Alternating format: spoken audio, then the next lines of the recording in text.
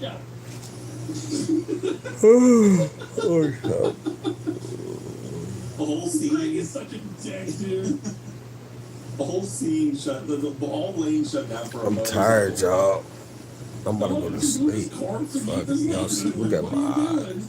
You pay taxes. short stream, nigga. I'm about to go to sleep. Okay. Shit ain't work out the way I planned it, dog. Nothing worked out the way I planned it. But nothing do. Nothing never works out the way you planned it, dog. So often I've noticed, like, It ain't work out the way I planned it. shut like all the road down, but you're looking at it and you're like, they're not supposed to. They're supposed to. Ain't nothing work out the way I planned it, dog. Like, But hey, that's life, dog. what you use. That's what life is about. You feel me? Nothing works out the way you plan it, for real. Where there'll be like a road shut down, and you're looking at what's going on, and you're like, Good game. Nothing works out the way you plan it, man. I planned the night to be good. I planned to have Tina on this motherfucker looking good, having fun. Shit, Tina came on this motherfucker looking like a monster, nigga. And then we got everybody talking shit about being mods and shit. Fuck that mod shit, nigga. Yeah. Talking about some mod. Let me be a mod. Let me be a mod. Let me be a mod. Let me be this. Let me be that. Are you okay? No, I ain't okay. Hell no, I ain't okay. Why would I be okay with the way the night turned out? My chat, y'all fucked up, man. Talk about am I okay? Everybody want to be mods and shit. What the fuck y'all want to be mods for? That don't make no sense. Talk about some mod. Everybody getting mad and shit. And he pulls out in front of a fire truck. It just didn't go the way I planned it for the night. Nothing went the way I planned it. That his ability to drive. I know, he cut the corner. He's going off his lane. Who's the maniac? Nothing went the way I planned it tonight. Nothing. I don't know. The way I planned everything to go, it didn't go the way I planned it. Well, no, he was driving down the road. Okay, I'm gonna right here. Oh, here we go. Yes. Wait, I gotta wait till he's set up.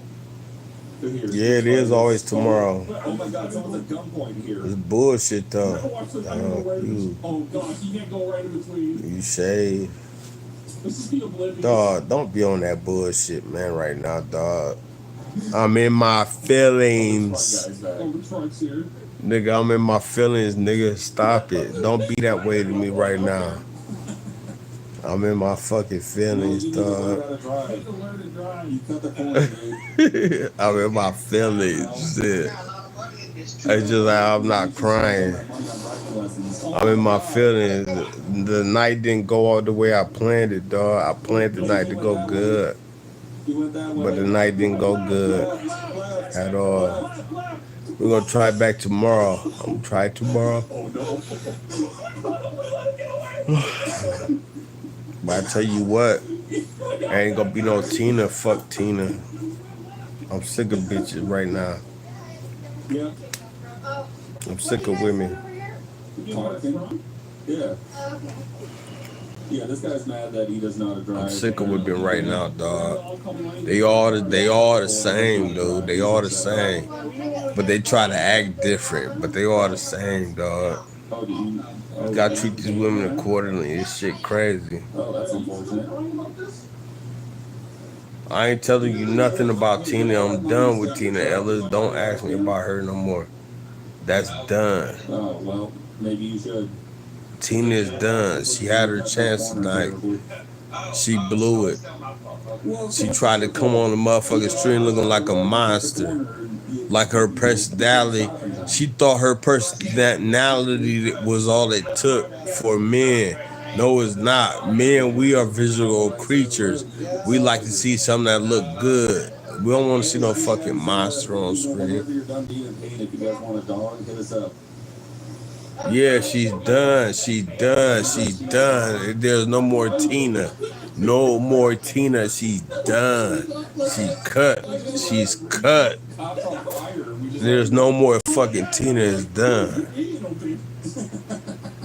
Nobody gonna see no fucking monster on stream. I told her to get herself together to be ready at 10 o'clock. Guess what she came looking like? She came looking like a motherfucking alien. She had on a long t-shirt, white t-shirt, hair all nappy, no makeup, nothing. She looked like a fucking zombie. You hear me? She didn't look good.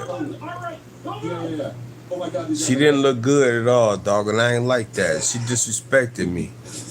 That's disrespectful. When you coming on my stream and I got a lot of niggas that want to see her, I say, hey, there's a lot of niggas on here who want to see you. They screaming your name and all this shit. You know what I'm saying? You gonna come in here looking like a motherfucking jack-o'-lantern, bitch? No, I'm good. We don't play that over here at Glitterland. You gotta come on this motherfucker look good. You gotta make good impression for Glitter Gang. What, you trying to get me canceled because of your look, bitch? You guys were just looking for a good place to park. That's what I was saying. Right here to the right in the alley. That's so funny. Listen.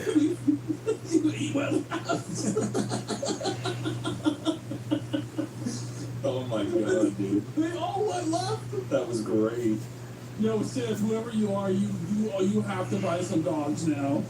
That guy's trying to. I'm pissed, I'm just pissed, dude. And then you got everybody in here fighting over being a mod and shit. You feel me? What is everybody fighting over being a mod for? I only need 2 people.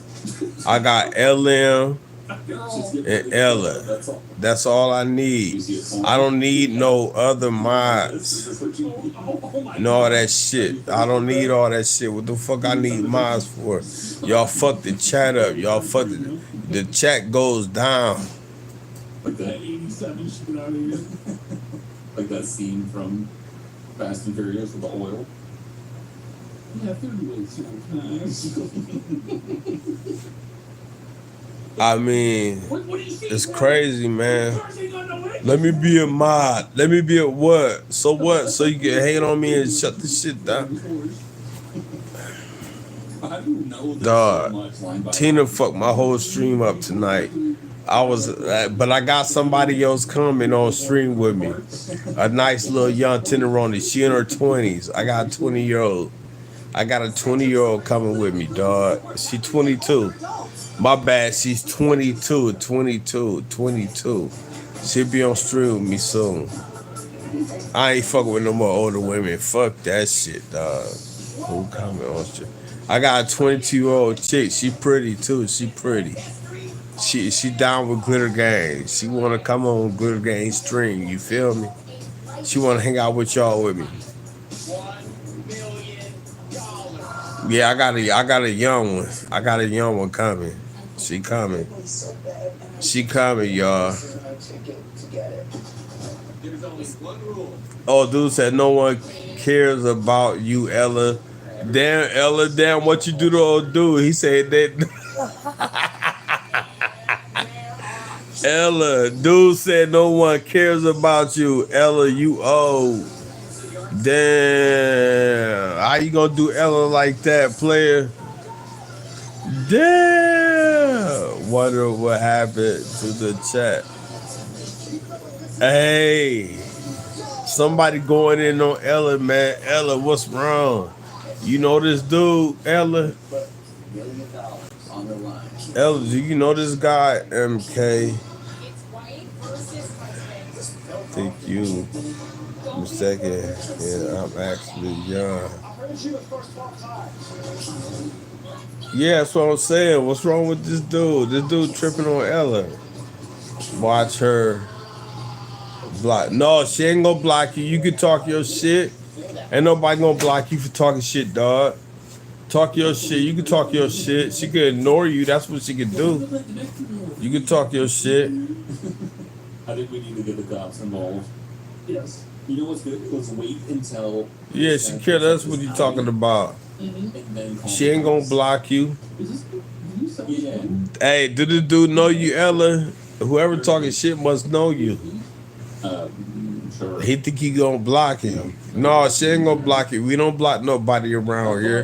That's why I got rid of all them damn mother. That's why I got rid of all them motherfucking mods. Yeah, so he comes up. Ain't nobody gonna block you. Look, now we got people in here. Anita can say that that's her. Now we got people in here. We got people in here now. Ain't nobody gonna block you, player. The cops show up, we'll be like, Okay.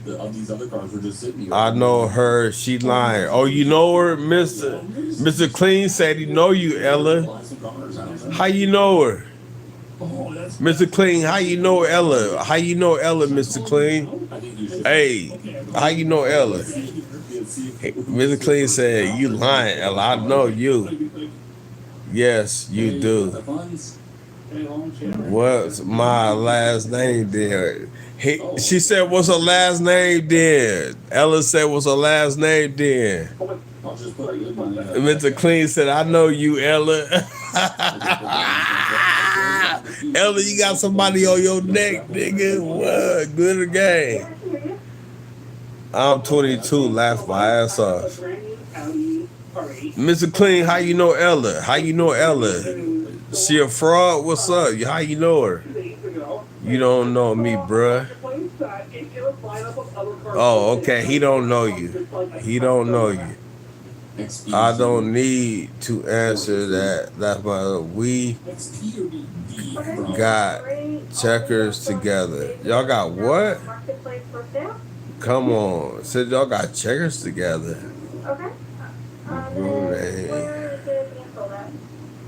He said y'all got checkers together. He said y'all got what the fuck that mean? Y'all got checkers together. I don't. Hey. This nigga crazy. LM, you see this? 483. You breaking my heart now. Mr. Clean said you breaking his heart, Ella. Ella, my nickname. 483. Ella getting exposed. Yeah, she getting exposed, y'all. Checkers and rallies.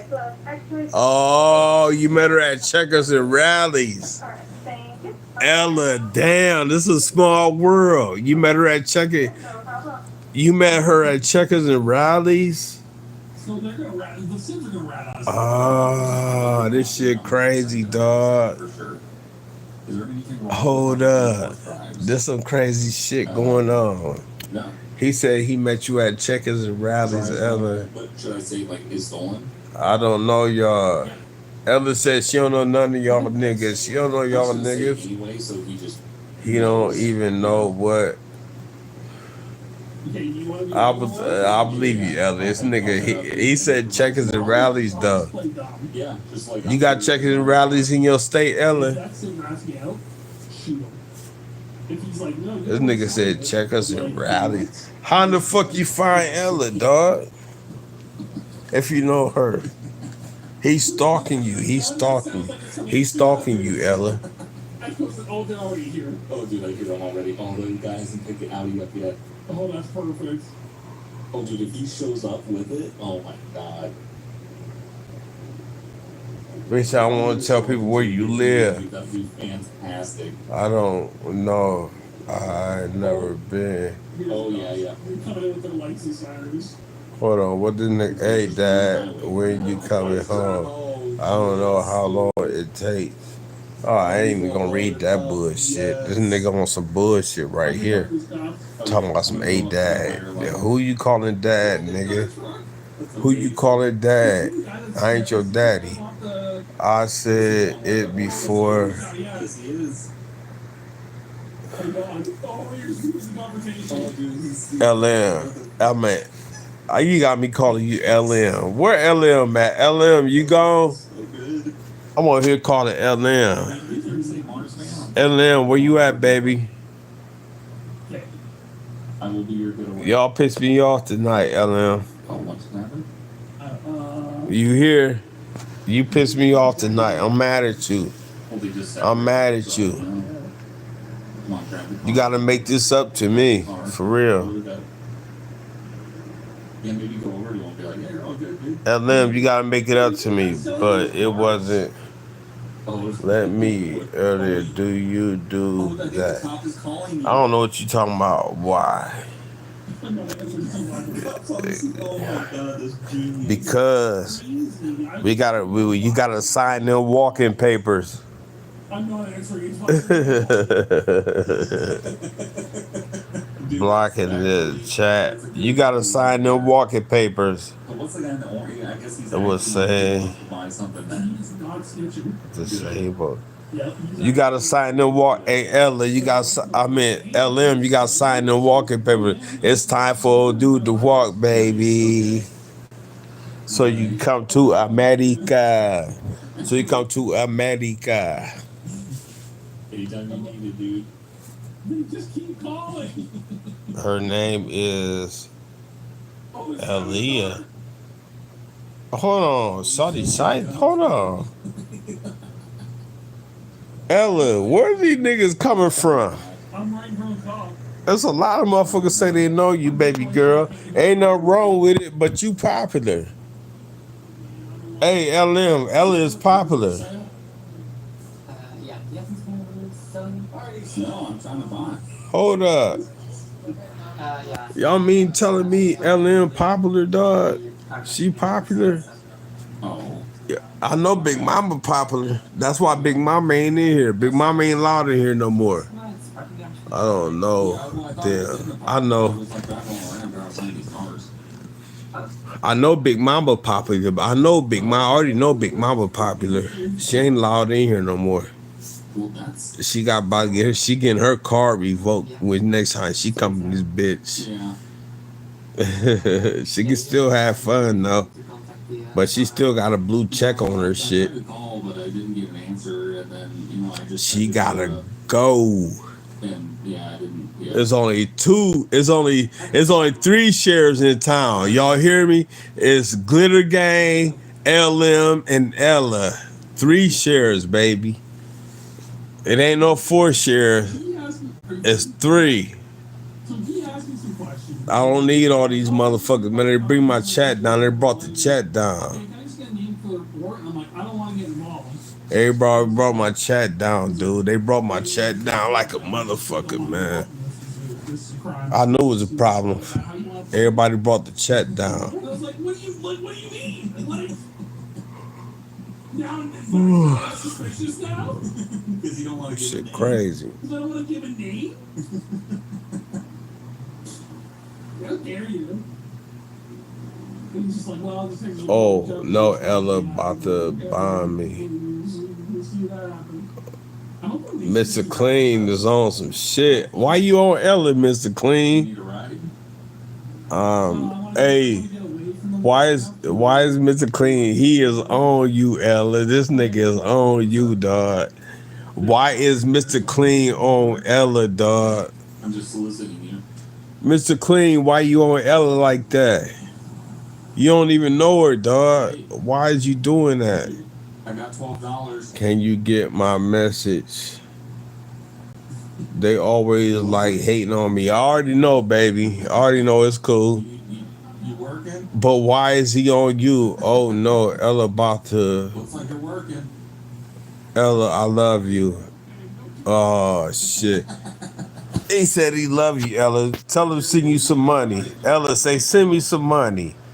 Nigga, you don't love me like that. Nigga, you don't love me. You don't love me, brother. You don't love me. Yeah, is that better or worse? Is that better? Hey, look, I'm fucked up, nigga. I'm about to go to sleep, dog. I'm done. I'm trying to get comfortable and shit. I'm done, dog. I'm just looking at y'all talk right now. This shit crazy. This shit is crazy.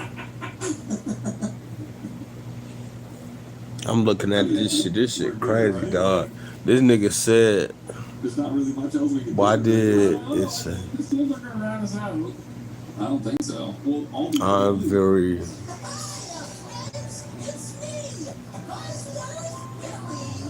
I ain't saying hi to nobody. Ain't nobody liking. I don't say hi no more. I don't say hi no more, cause when you come in this motherfucker, you gotta like up. I'm not saying hi no more. I'm done with saying hi.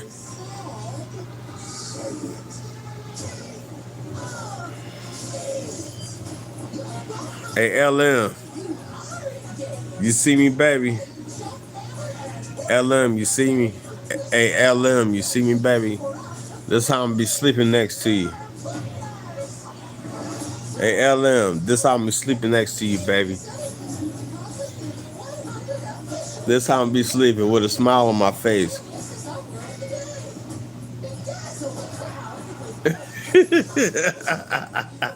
That's how I'm be sleeping next to you, baby. Snoring? No, I ain't gonna. I don't snore unless I'm drunk. Now, if I'm drunk, I snore. I snore if I'm drunk. But that's how I'm be with you. I'll be like this. ALM, what's up, baby?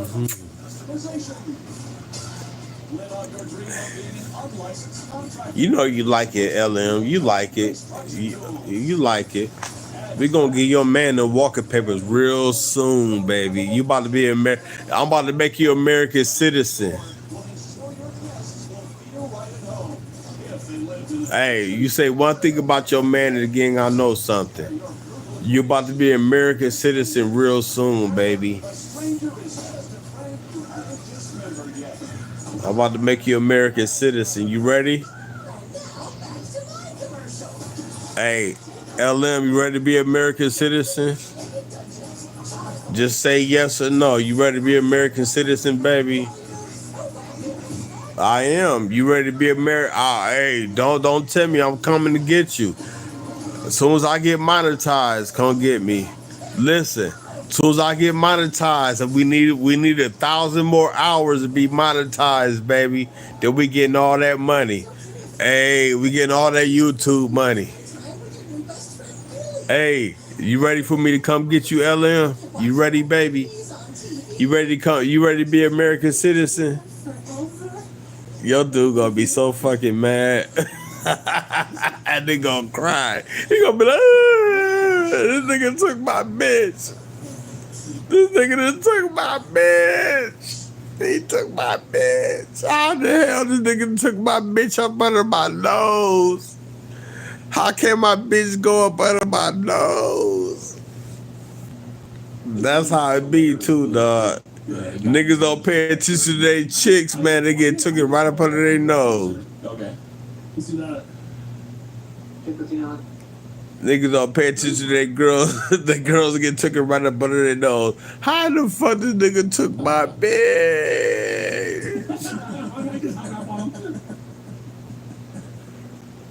Yeah, he unbothered right now until we get that nigga his walking papers. He get the walking papers, and he gonna understand when he get the walking papers, baby. Yeah, like you like that unbothered shit. Yeah, okay. You like that unbothered? You like that shit? Oh yeah. No, Okay. I wouldn't have said that. I would have just answered normally. I would just say, yeah, what's up? I would have been like, hey, are you the one selling the cars? I'm trying to buy. Hey, Right now. Ella, where you at? Ella, tell her we played that song in the club. LM what with us in the club? We're good, man. Was it Tuesday? Ella. We got like, I mean, We can't wait.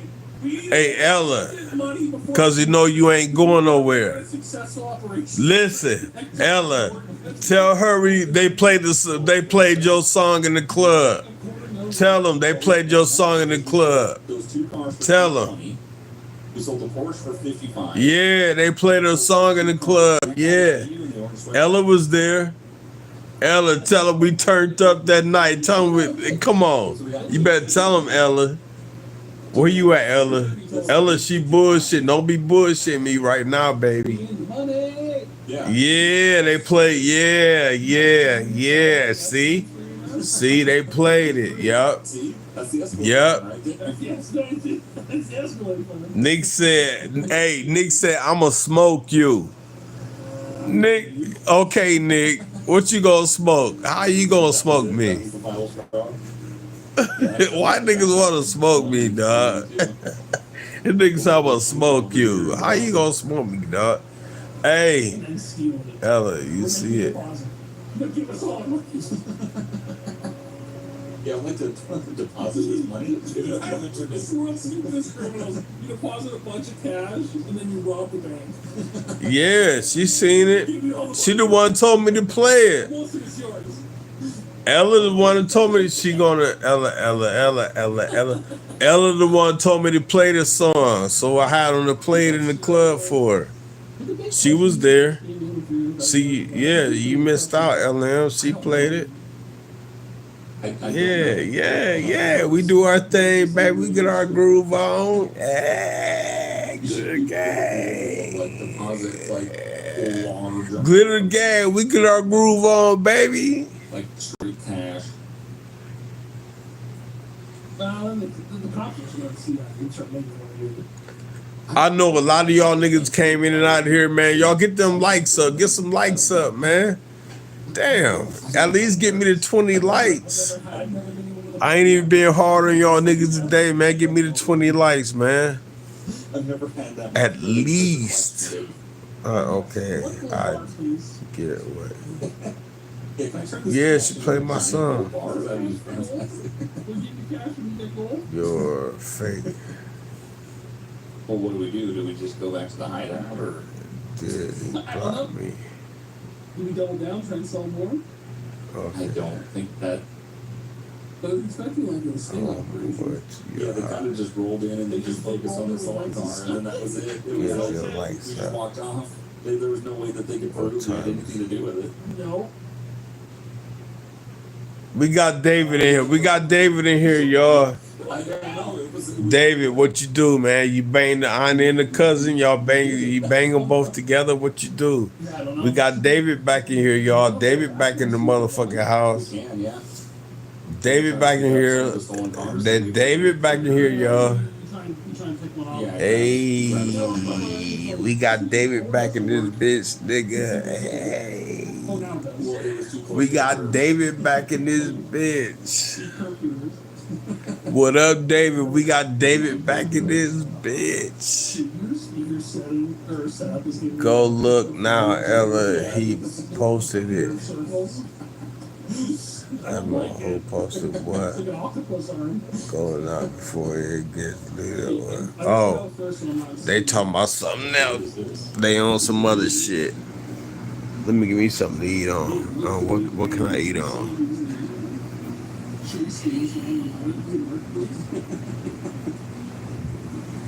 Let's steal it from here. Yeah, Tina was looking she looked busted. I can't fuck with Tina, dog. Let's swing by her. Tina think like every other woman think, man, y'all don't understand. Men, we are visual. We like to see. Hey, we attract through our eyes. Women attract through their ears. We like to see. We like to see. You know what I'm saying? I told her to look good when you come on this motherfucker.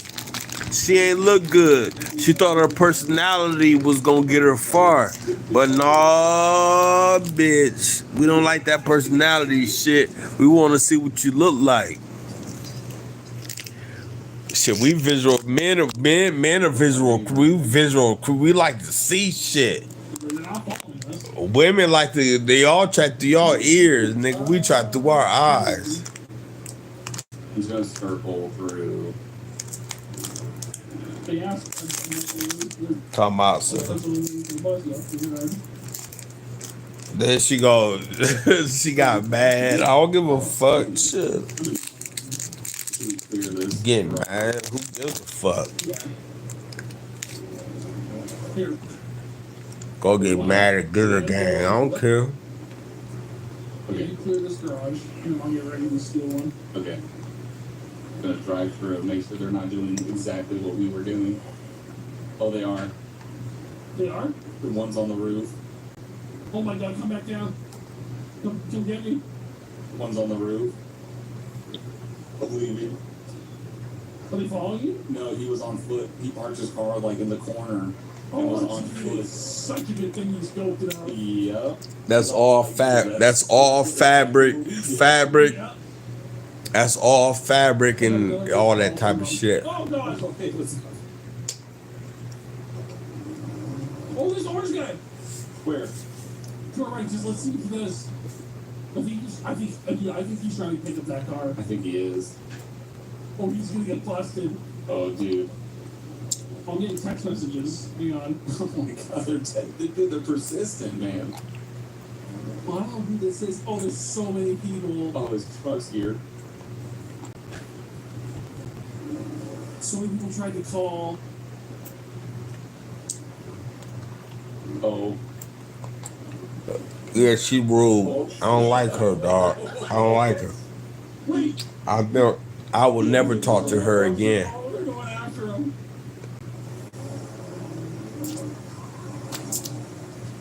Tina ain't had no reason to be mad at me.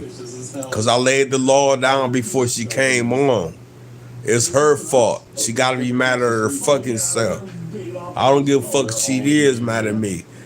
I laid the law down before she came on the stream. She gotta be mad at her fucking self. I'm just gonna drive. I don't give a fuck about Tina. Fuck her. Oh, I hear it now. Hey, you called me.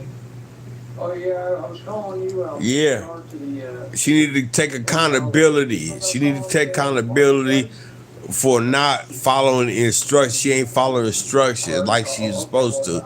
She thought I was that her personality was gonna be good enough, but it no. fine. I got some cash on me. Bitch, look good coming on the stream.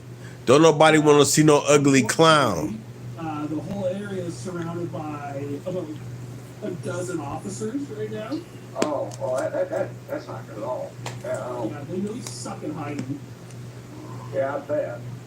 So they're out, like, they're pretty much out in plain view. What? Really? What is happening behind I us? don't know. I just hung up on. Yeah, something. We're being pulled over. They have nothing on us. Oh, they have nothing. They have nothing. Here, I'm just gonna pull over in this parking lot. Yeah. Yeah, they have nothing, dude. They have nothing. Unless what you. Oh, they ratted us out. Somebody ratted us out for sure. Oh god. Should we hear what they say first? Oh, I bet you they ratted us out. I don't know. Let's see, man. What else? You know Why what? else? The guy that just got pulled over might have. I don't think you pulled over. I think you got. That's what I would have done if I was in a supercar like that. They're all getting Yeah. I think we need to wait to hear what they say because we don't know if we've been ratted out or not. Yeah, the story is you picked me up in the bus stop. Yeah. He was also looking at those cars. Yeah, I You know saw what him he there. was And, interested? yeah, I And then said they asked you. they were Hey, David. What are you doing? David. You're buying cars. Okay. And, you know, David. where that is, and they're like, yeah. You seen her. Oh, that sucks. Did you see her attitude? Why you were back in the area? This is GetBanks.com. Join a community of patrons. David, did you see her attitude, dog? That's You see her attitude. We are growing and we need you. Beyond a great career, this is a one-of-a-kind ownership opportunity. That's right. Every employee at Alliance is a partial owner of the company. Yeah. Thank you, David. Yes, she was rude. Yeah. Don't be a part of something special. Apply now. Dog. Just click the link below. David. She was rude. And she thought her personality was going to be enough to get her by, but it wasn't.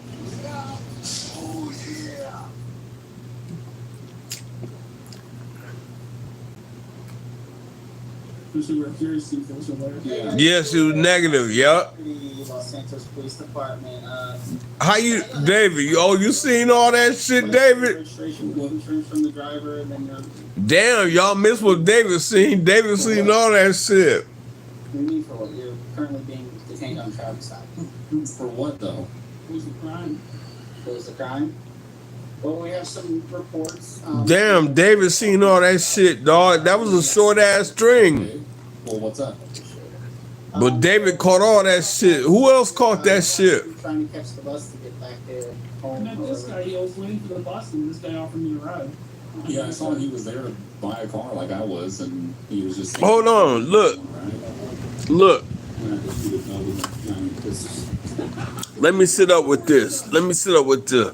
What? But this is what she looked like, dog. Okay, so This is what she looked like when I first met her, dog. involved in those stolen vehicles back there. Oh, we were trying to buy it. Yeah. Yeah, I When I wanted to first- buy one. I didn't know they were stolen when I wanted. Dog, when I first met her, this is what she looked like, dog. Trevor, can you go ahead and just Hold step on. out for us? You'd like to talk to you? Yeah, we're talking fine. You can just go ahead and step out of the vehicle. And Hold on. chat Or like I could that. just, I'd you know, rather fix my have shit, a nigga. conversation with you and your friend here separate. But when I first met her, dog, this is what she looked Well, like. I would rather have the conversation right here in this area. Okay, so See, women think their personality is enough, but they don't understand. We, us men, we are visual creatures. investigated here. Okay, or what? Wanting to buy a car? Well, no, we have I told her, I said, I told her to get ready for the camera. Get ready, look pretty, look sexy. This motherfucker come on with a motherfucking t-shirt, no makeup, hair wild, looking like shit. That's one of the cars. Oh. Hold on, let me show you. That is a nice car.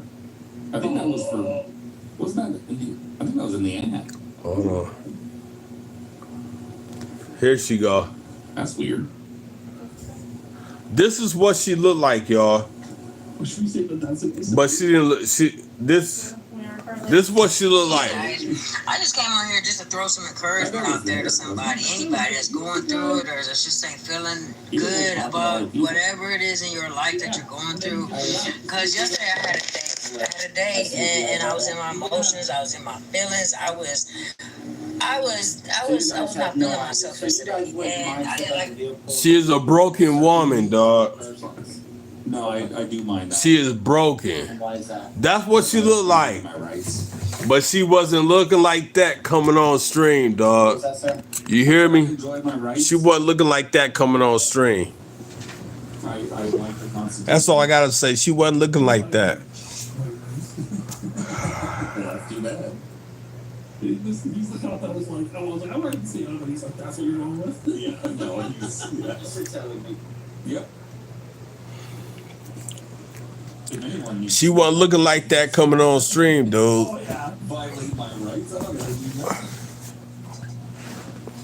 I mean, She wasn't. She wasn't looking like that. She wasn't looking like. She ain't look like that. If this was a real situation, I mean, you can't necessarily. I mean, you can ask us questions. It was her, but she wasn't looking like that, dog. In this context, we should be. She wasn't. There's no reason to actually detain us. She wasn't camera ready. She wasn't camera ready. You gotta be. Hey, Ella, you gotta be careful. If you look like, hey, Yeah. if you look good in your pictures, at least make yourself look good in person. Period. See, that's where y'all women got shit messed up at. Y'all think y'all personality is gonna catch a nigga. No, our looks. We gotta look at you, baby. You still gotta look good. That's what we're currently investigating. But you're investigating, but you're detaining me while you investigate. What evidence? We were just there buying a car. We Yeah, so we were got- at the wrong place at the wrong We've time. got multiple independent witnesses who are placing you gentlemen there as the sellers of those vehicles. That's the problem. I don't got no type. By separate Hey, bad bitches is the only thing that I like. the sellers of those cars. Okay. Oh yeah, y'all missed it. Y'all missed it.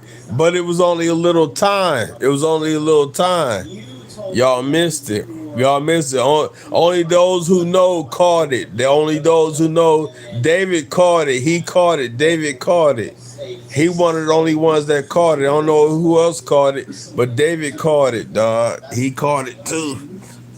I was looking at her. She got mad. She jumped off. Well, I was just. She jumped off. I was like, damn, baby. I'm like, what the fuck you looking like? Like, is that we've got multiple people identifying you guys as. I mean, as she wasn't who she was in the picture, dog. Period. There, and they're gonna tow the vehicles, and Hit up Honey. then we'll I know she want me to come over. Y'all want to see Honey again? Who want to see me go over Honey's house again? Y'all want me hit up Honey Dip? Hold up. Yes. Y'all want to see Honey Dip again? You're just giving this guy right, but Y'all want to see Honey Dip? Who want to see Honey Dip? Y'all ain't see Honey Dip. Y'all ain't see where I was gripping that ass last night. Yeah, because I was giving LM, hey, don't say it in front of LM. She gonna get mad. LM gonna get mad. LM jealous of Honey Dip. Y'all want to see Honey Dip? Honey Dip got some of that. That strong shit. Man, you here? Honey Dip got some of that strong shit. She got some of that strong dirt, nigga. Y'all know what I'm saying? Good of the gang is on chat with y'all tonight. Dude, I gotta Might just step another car from there. Yeah. Let me just get out. Oh, no, run. I'm not. Yeah, LL, she jealous of her. I hit him. Yes! You still jealous, baby. You like me, LM. LM like me. She gonna keep saying she got a man justify that she like me. Okay, LM. This is fine. Y'all know LM like me. I'm that nigga to her. Oh god. Damn, LM ain't holding back. No, she ain't holding back, Smokey. Is that your name, Smokey the Bear? Smokey the Bear, you know she ain't holding back. She hey, we're about to get her man his walking papers. He about to get his walking papers. Right, LM? LM, am I right? He gonna get his walking papers, right? LM, he gonna get his walking papers. He about to get his walking papers soon.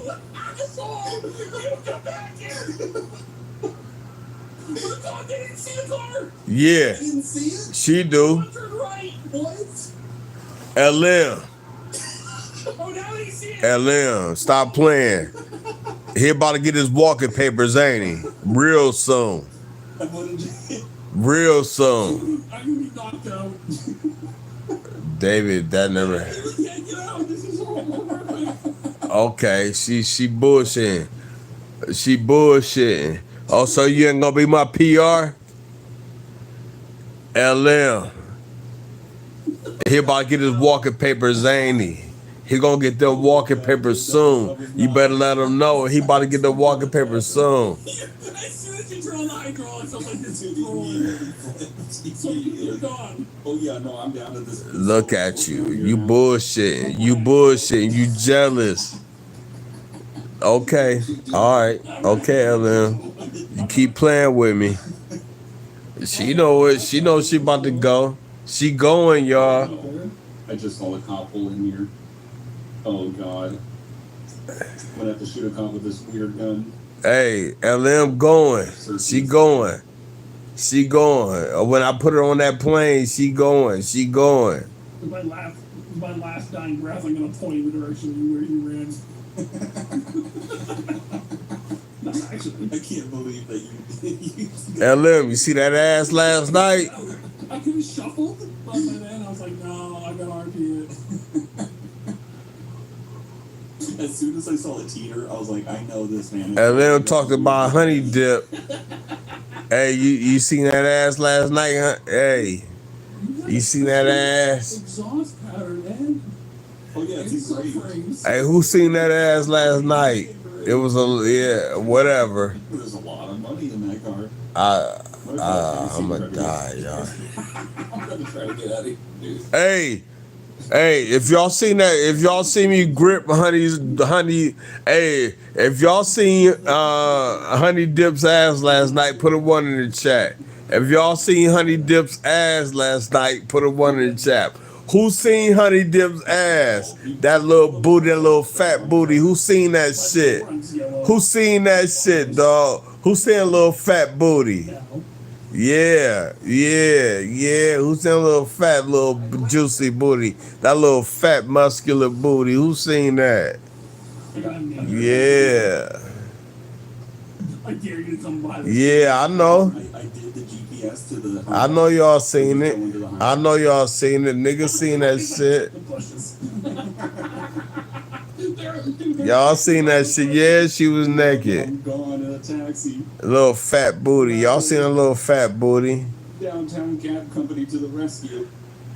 Oh, I think I'm good, man. Listen to LL. LL, she a hater. LL, why you such a hater? She gonna say her niggas her. LM is a hater. Oh my god. Look at LM, y'all. She love Glitter Gang. Who think LM love Glitter Gang? Put a one in the chat. Put a one in the chat if y'all think LM feeling a little good Glitter Gang. I did, yeah. Put a one in the chat if y'all think LM feeling the Glitter Gang. Well, we won't have to look if I know that. If y'all think LM like Glitter Gang, put a one in the chat. Put a one in the chat. Yeah, I know. I know. I know. Yeah. She like glitter. She got a heart for little Glitter Gang. He's going to jail. She gonna put it 2. Yeah, they know she do. Cause she a hater. She hating. 20 fingers. LM, you a hater. OCRP, everybody. Yeah. I mean, LM is a hater, dog. She a hater. Questioned by all the detectives. I'm happy for you. I'm happy for you in your relationship, But, LM. you know, I am happy for you in your relationship. Why don't you be happy for me? I mean, unless it's there. Really. Hey, everybody up in here, man. Hey, I ain't fuck with nobody about liking right now, dog. But I'm about to go to sleep though. I used the burner phone, so they can't trace my phone. Yeah. No, I think we don't have many successful. She said, "Nah, hating on old head." Okay, whatever. This one really worked out.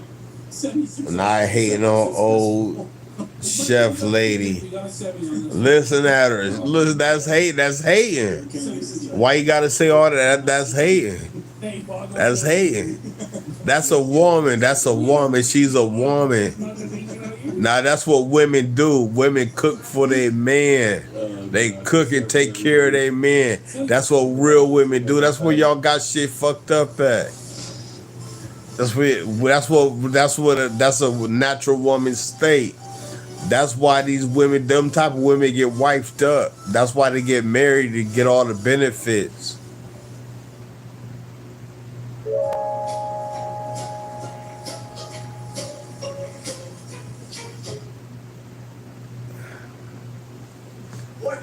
I'm just saying, women like that know how to take care of their men, they're the ones that get wifed up. They the ones that get the benefits.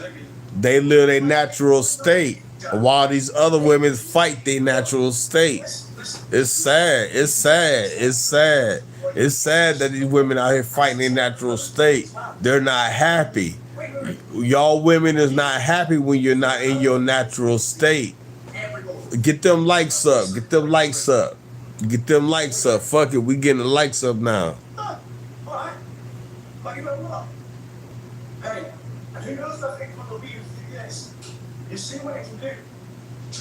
Yeah, LM got beef. She got beef. She better be lucky I'll put her. Hey, I got a young one coming though. I got a young 20. I think she's 22, 23. I got a young 23 coming on here. Y'all motherfuckers gonna shit on yourself. Couple SR24 premium 2 weeks before race wars. How do you know this so much line by line? Because we quote that to. Look at Ella. She on that bullshit. She talking that bullshit. Y'all see her? Y'all can't tell me y'all see LM talking that bullshit. Oh, there he is. Oh, they caught him. Oh my god, maybe we do lead him to the right. How? Damn it. Y'all can't see LM talking that bullshit. Yeah, we should probably sell some dogs. I'm gonna flip off all the cops I see. Can you do it out the window? Oh yeah. Oh, perfect. Here, let me take you back by that police car. That black one? Yeah. Is he still there? I don't know. Here we go. Make the left in front of him.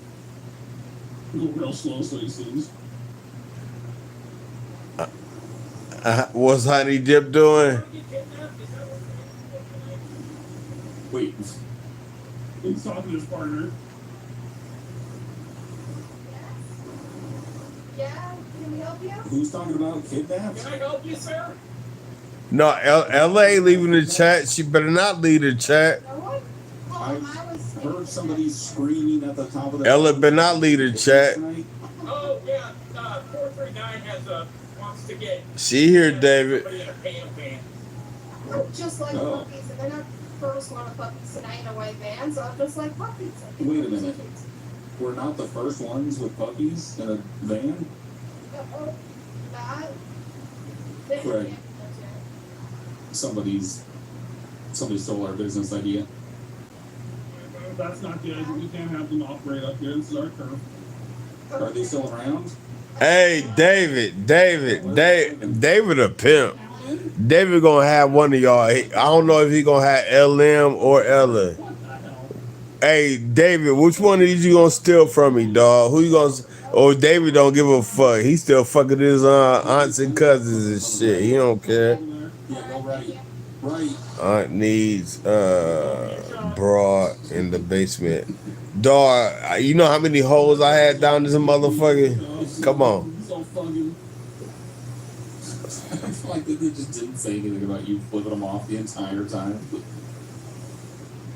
No, I saw the panel man. There was it was part of it. Oh my God, this nigga crazy. He said I prefer my aunt or honey dip. Oh, this nigga crazy, dog. This nigga is crazy. He said I prefer my aunt or honey dip. Oh, that's crazy. Dog, you crazy. Man, I ain't seen Dave. Yeah, he crazy as fuck. He went crazy right there. Alright, let's just find out what's going on. He went crazy. I like, He's just running off. Hurry up. damn, David, dog, you crazy, dog. This nigga crazy as hell. This nigga is crazy. This nigga said I like my aunt or honey dip. Wow. He ran over my other car.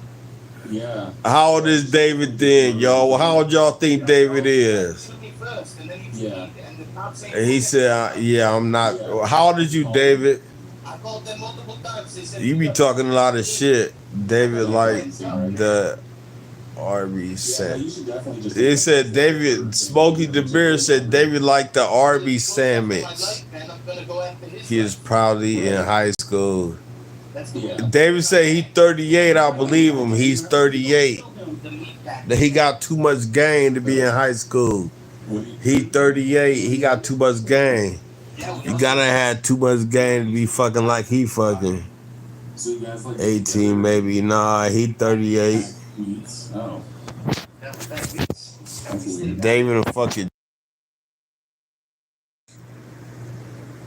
He said he waiting for his people to pass so he can get glitter gang some of that money. Hey, David said he wait for his people to pass so he can get glitter gang some of that paper. What up, David? Tell him, David, bring me into your video. I'm gonna have to bring you to the video stream, player. We're gonna do it tomorrow. Bring you to your video stream. I'll show you my. Yeah, see that guy. I'm gonna have to bring you to the video stream. How can I bring you in there now, David? Can I bring you in now? How do I bring you in now? Do you see a link? You should kill this guy. Is there a link down there I can bring you in? Even though I was that guy in the first place. Yeah, I mean, you can justify all you want. Got rear-ended by a cop. Yeah, no, dude, listen. Everyone in front. I'll bring you in, David. Is there a link down there where I can bring you in? I'll bring you in, player. Come on, let's go. Let's get it. I got you. Let's go. Listen, man. That's not true. I know. Is it a link? If it's a link down there, I'll bring him in. You guys, you're just riding I around. thought I put a link down there. Nah, I'm good. Dogs. Old bitches. With 4 That nigga say he good on old bitches.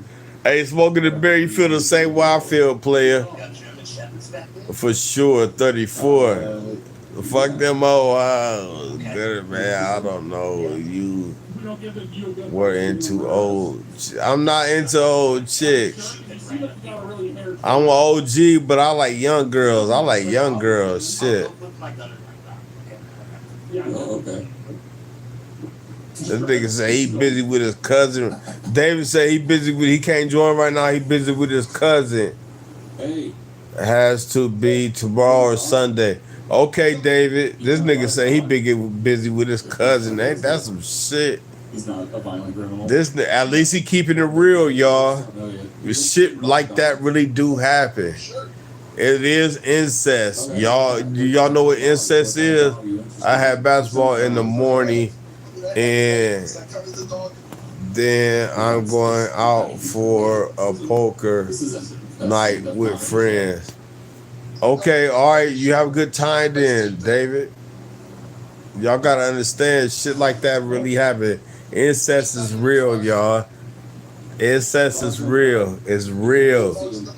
It's real. Why do you think it's like retarded people and all that type of stuff? It's real. Retarded kids and stuff. It's real. Incest is real. Young said he likes young girls. No wonder he wanted to get on Roblox. Oh, yeah. 18 and up, you good. But I don't like 18 years old. I'm going to try to do 23 and up. 23 and up, I'm good. But 18 and up, you grown enough. But 23 up, you good. Craig, how much we selling them for? The young girls love me. The girl I'm gonna bring on stream, she's 22. She said she want to be famous. I'm gonna make her famous. Okay. I'm gonna make her famous. She said she want to be famous, so I'm gonna make her famous. She want to be famous with.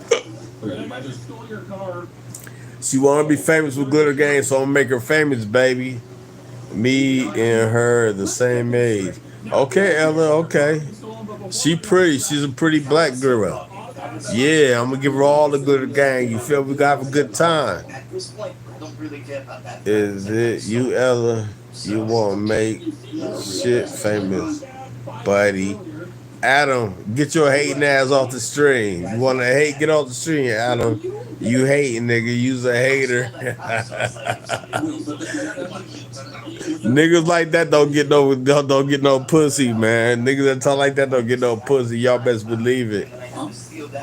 Why? I'm starting to lean to his side now. I'm kind of. No, honey dip ain't shit. That's too old. No, that's too old, dog. LM, you hating. LM is hating, y'all. She's showing her true love for Glitter Gang. LM is showing her true love for Glitter Gang. Look at her. Look at LM. She's showing her. Look at her. Y'all know Ella feeling me, dog. Ella is feeling me like a motherfucker. She hating. If y'all think LM feeling Glitter Gang, put a one in the chat. Put a one in the chat. Put a one in the chat. We're put a one in the chat. LM feeling Glitter Gang. Put a one in the chat. Me and LM, we about to get her man his walking paper soon. He about to get his walking paper soon. Look, she gonna put it. Look at her. Look at her.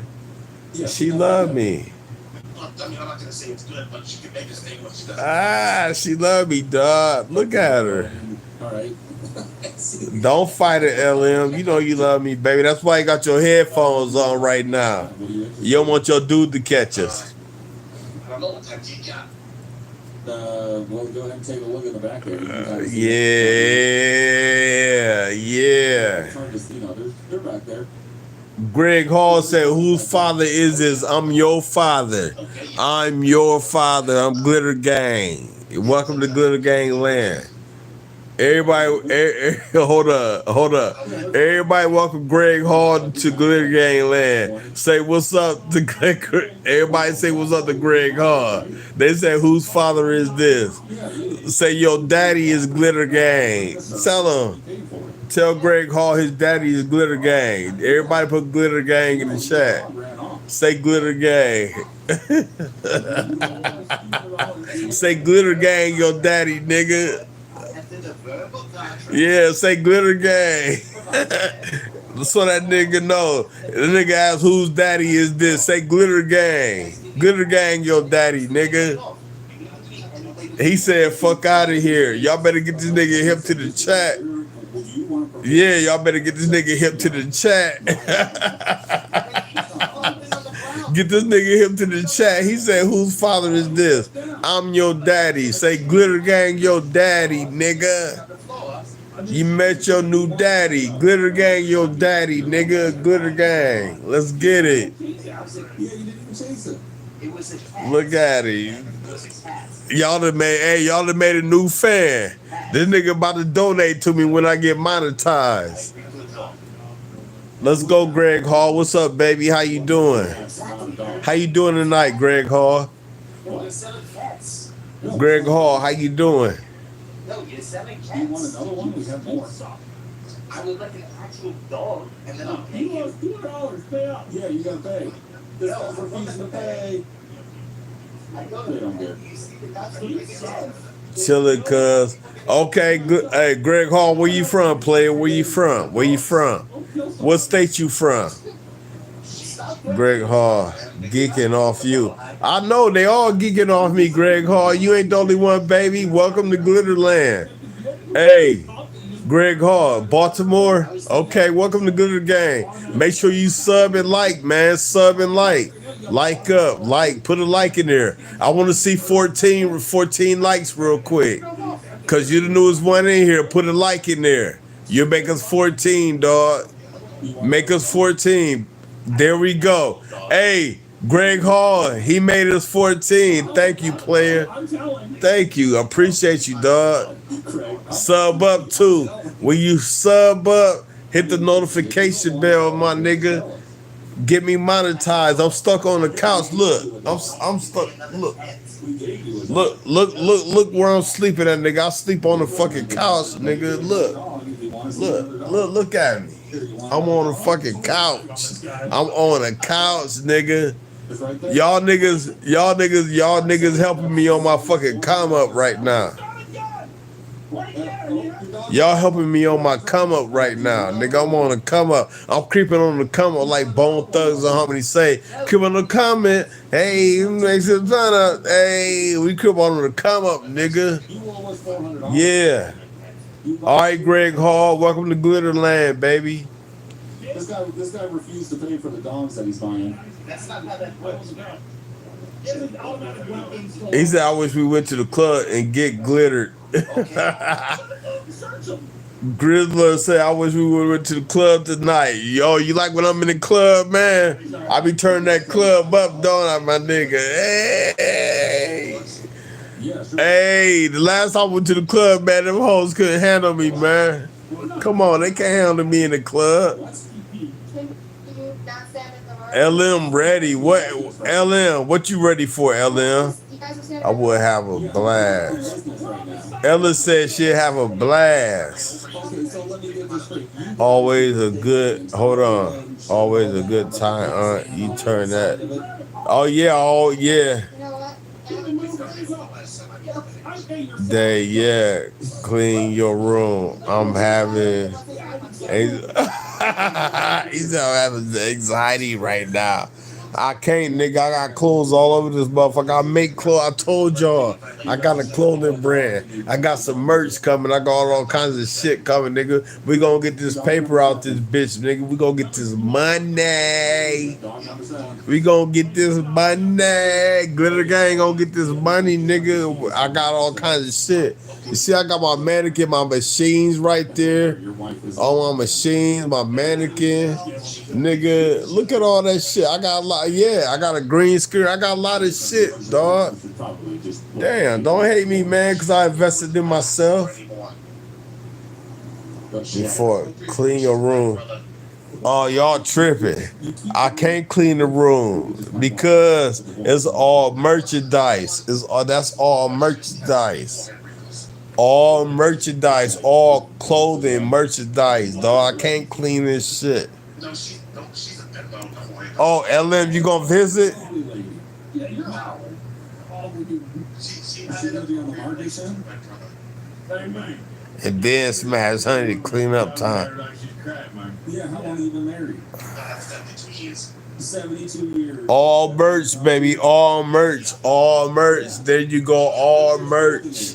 They don't understand, dog. Dog, they ain't the half of it, dog. They ain't the half of it, nigga. Okay, you know what? I don't think we should sell this guy a dog. I ain't cleaning shit up. You don't get a dog. I ain't cleaning. That's all money. I ain't cleaning shit up. No, you probably treat that dog terribly, just like your wife. What y'all think this is? I'm not cleaning nothing up. That's all merch. I don't think you do. We're refusing service. Do you want a dog, sir? I would love a dog. Okay, $200 cash up front. Hell yeah. I'll get Scooter dog. Hey, Okay. get them likes up, man. Y'all tripping now. Everybody starting to trip. So I'm gonna start the trip now. Get them likes up. Get them likes up.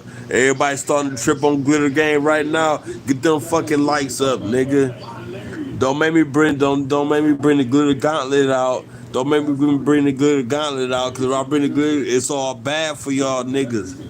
You know what I'm saying? Y'all don't talk about my motherfucking workshop, nigga. Y'all don't talk about my workshop. Think y'all gonna get away with it? And no sleeping. LM, you talking so much shit.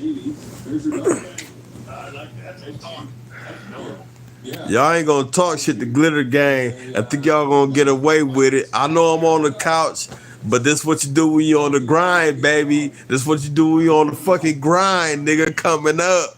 You feel me? I'm eating, nigga. I'm trying to eat out this bitch. Okay. Yo, you look like you pink eye. I ain't got no pink eye. Okay. Yeah, let me get you another. I would never though think better than us. Okay. Well, Smokey the Bear said Ella thinks she better than us. Why you say that? Why you say that, Smokey Bear?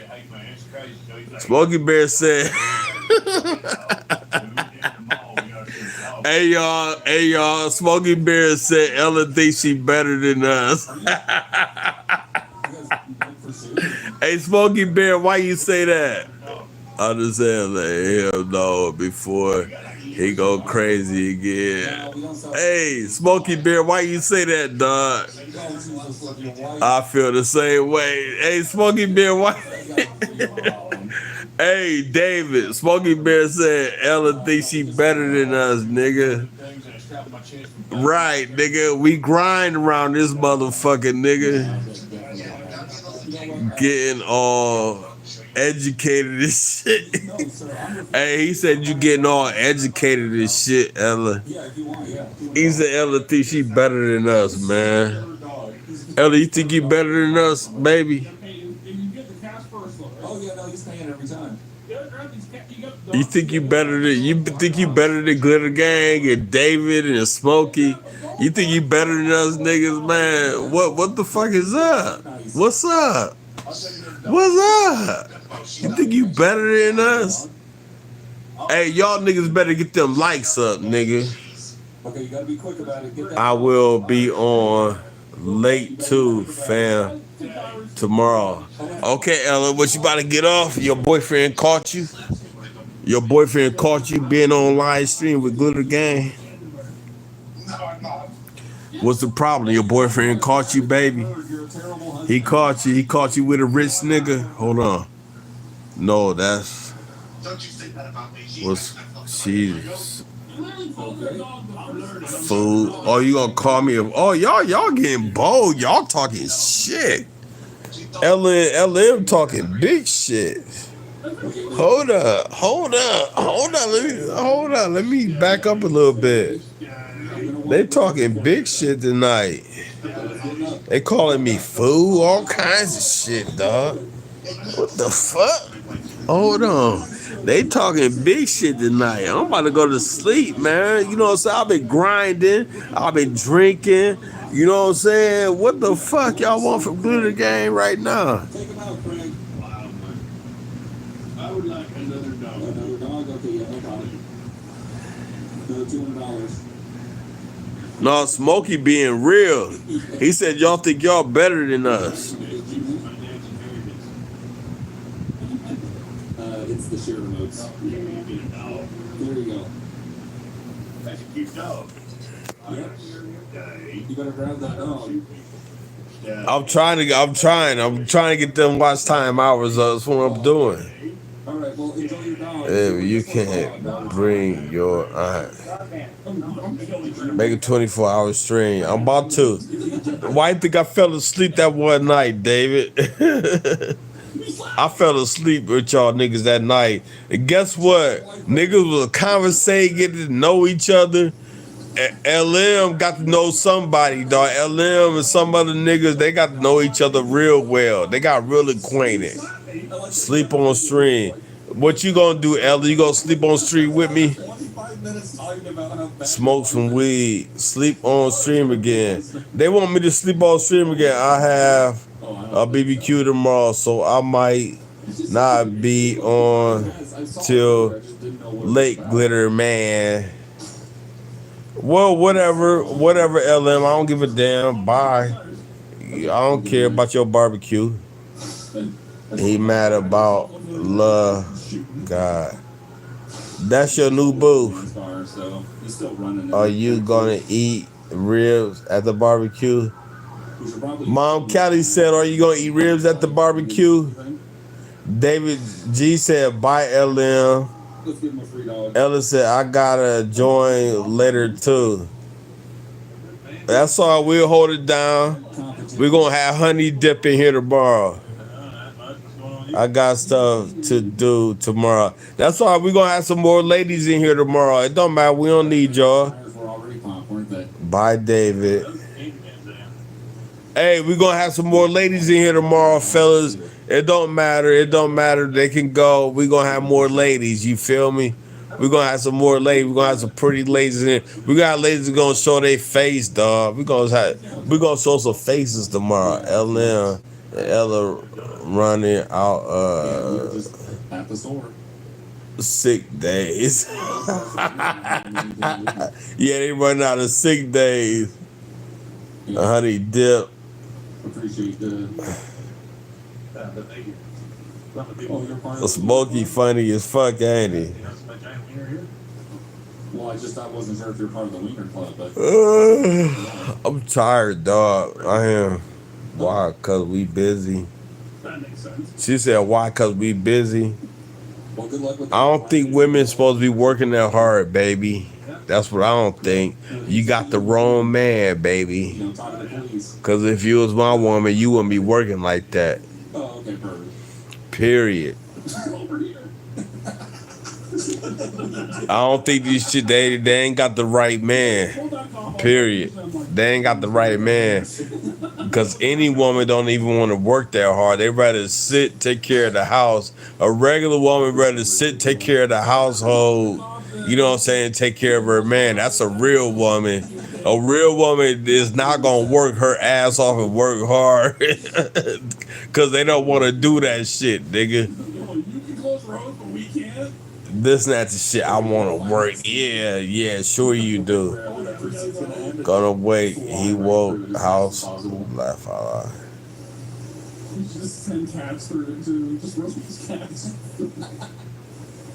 What time are we meeting up? To the scene, it's just cats. I can do both. I don't blame that guy for shooting them. Hey, y'all, get them likes up to 25 at least. We got 25 people in here and only 18 likes, dog. This shit crazy. Y'all niggas, man, y'all better be lucky I'm tired, man. Cause I bring Glitter Man out. We bring the Glitter Gauntlet out, dog. This little 18, we got 27 people in here. This little 18 likes, man. Y'all tripping. Y'all come in here and like, man. At least like the motherfucking stream. I ain't asking for no money. Like the stream. Sub up, like the stream. Come on, man. Y'all niggas gonna make it hard for Glitter Gang, man. For real. Like the stream. Damn, I'm about to shut this shit down. We all about to go to sleep. We all about to go to bed. Y'all ain't gonna find no live stream than this right now, man. America, for real. Y'all ain't gonna find a live stream than this in America, dog. Like up, dog. Oh my God. Come on. Shit, what is the problem with everybody, man? Damn, we got like 30 people in this bitch. 30 people that came up in here. Get them streams up to 30. Shit, at least. Shit, damn. I don't ask for much. It was 30 now, dropped down to 25. The stream, it fluctuates, man. Cause y'all niggas ain't liking. Y'all ain't liking. Damn, we got new people coming in here and shit, man. Where y'all from? Where everybody from? I'm from Ohio. Where y'all from? Let me shout y'all out. Let me shout everybody out. Everybody put in the chat where y'all from. Where y'all from? Let me see where y'all from. These new people coming in. We got Michigan in the house. We got Michigan. We got Michigan. Okay, where's everybody from? Let me see. We got California. Okay, we got Cali. We got Cali in the house. I'm still looking. Y'all niggas playing. We got Oakland. Don't. Oh, I was gonna say Shanghai. What the fuck is that? Sri Lanka. OMG, Sri Lanka. That's the first. We got Nigeria. We got Canada. Sri Lanka. We got Wuhan. Oh, ain't that where they got the? Hold up, y'all. This nigga said Wuhan, China. That's where the motherfucking COVID came from, they said. Wuhan, China, dog. We got True Lock, California, Nigeria. Then the niggas coming from Wuhan, China. What? Wuhan, China, that shit crazy. North Carolina, dog, what up? North Carolina, raise up, take your shirt off, spin it around your head like a helicopter. Hold on, who else we got in this bitch? Hold on, we got Cali still. Somebody said I need help. What the fuck you need help for, my nigga? Hold on, please help me. No, go to a psychiatrist. They can help you better. The Glitter Gang can. We can't help you over here. We don't deal with that depressed shit. We stay on 10 over here in Glitter Gang land, baby. We don't deal with depressed shit. We don't do that. I need help shit. Florida. We got the sunny state, the sunshine state in the motherfucking house. What's up, Florida? Nice driving. Thank you. That old man's back there. I can call you your real name if you want. Just stop. I'm gonna just punch him. Come on, You're gonna man. assault this All right. man. Oh yeah, I'm gonna assault this old man. He slapped me. Is he rolling up? Oh, he's flipping us off. My lip was jumping and shit, dog. The door on him. We're gonna do this. Yeah. That's Craig opening the door. Exactly. Watch out, motorcycle man. I'm getting a baseball. No. No, I'm getting a baseball bat. I'm tired, y'all. We got a lot of people in here tonight, but everybody tripping.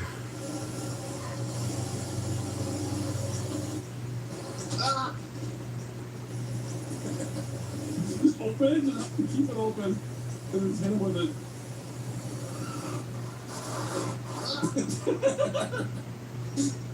He's getting out. Go meet him. Treat your wife better. Treat your wife better. That's for your wife. Also, have her call me. Treat her post-divorce. I don't really care. Yeah, treat her better. 72 years of marriage. Come on. Do better. Senior abuse, dude. This is my favorite type of abuse. Get them likes up. Get them likes up. Damn, all y'all coming. Man, we got a lot of people in here tonight. Damn, 29, 30. It goes up to 30. It goes down to 25. What's up? Y'all get them likes up. Get some likes up. Get some likes. Like. Y'all sub. Hold on. Let me see how many people subbing. Let me see how many people subbing to the channel right now. Y'all tripping. We got 30 people in here, dog. We got a lot of people in here tonight. We got 30 people in here. We got 31 people in here. We got a lot of people in here. Ain't nobody liking up. Man, let me stop talking, dog. Let me see. I gotta see what the fuck going on right now. Y'all tripping. What the fuck y'all in the chat for? Y'all ain't liking. We gotta like, dog. Let's like up. Take a blinker What? right fast. What the hell? Oh, is this what you Take a what? What? Let me see. What's the problem? Oh, we getting some subs. We getting subs, y'all. We getting subs, though.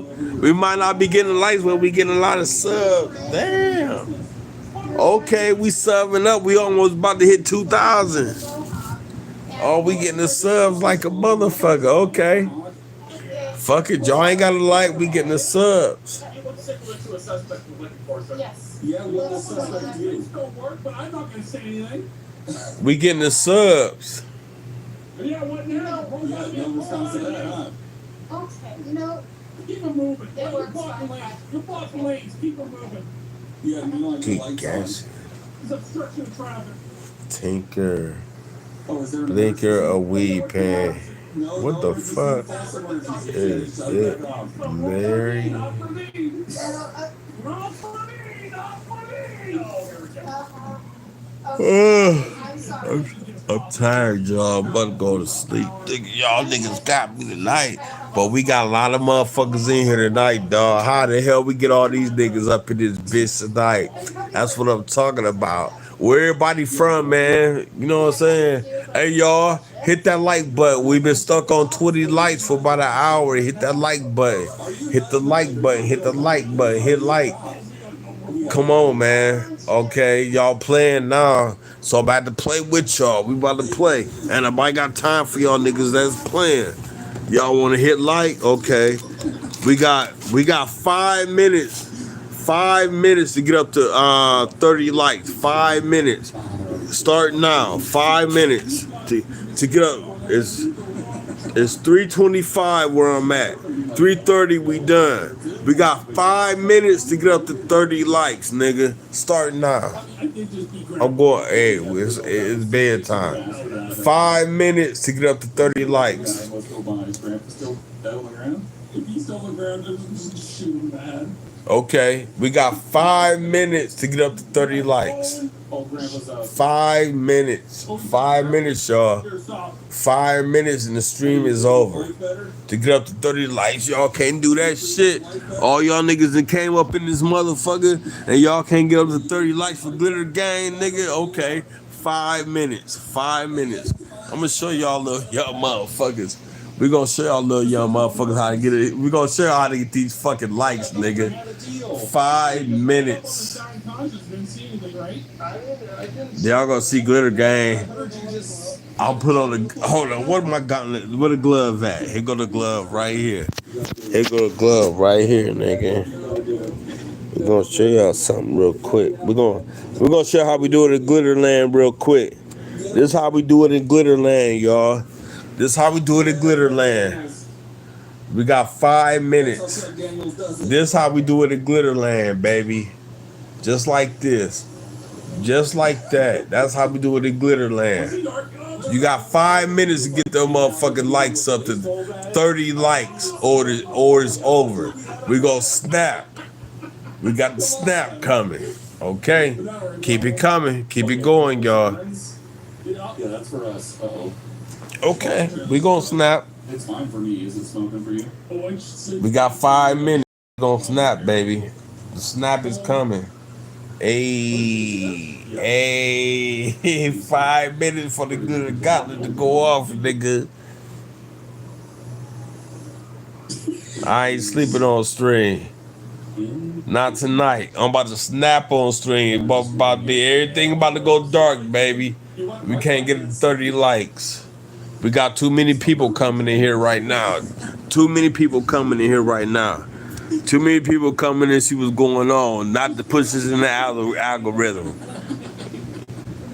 What time is it? 28. Let me see.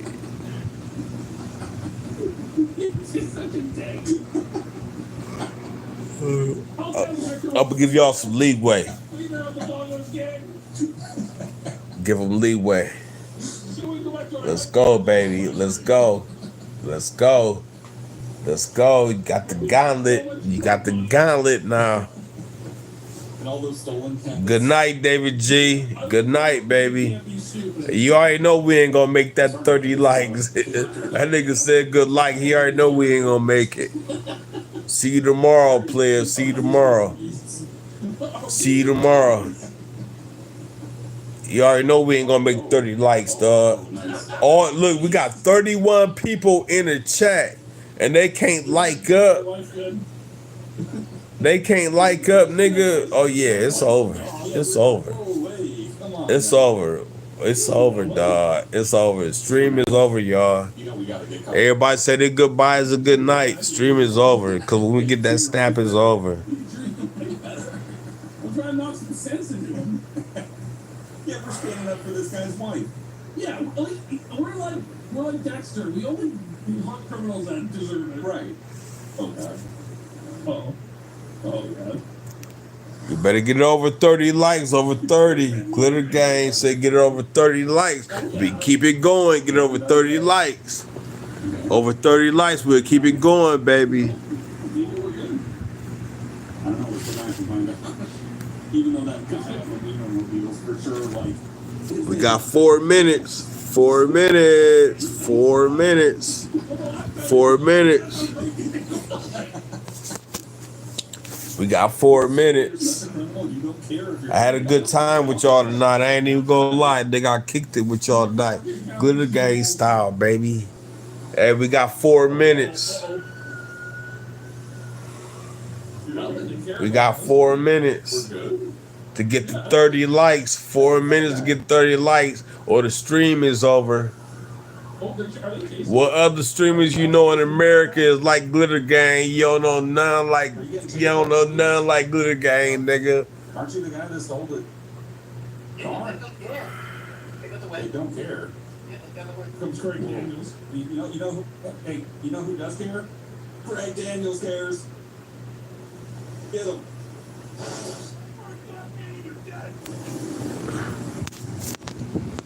Yeah, treat your wife better. I wrote your name like that, like, get married, you know. Yeah, treat that, don't say sorry to the truck guy. Turn into vigilantes, dude. You're just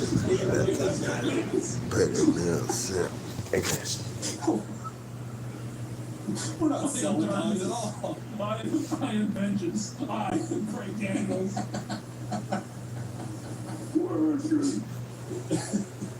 Listen, LM. Oh, yeah, you know, instantly he's got no weapons. He's also a he's got guns.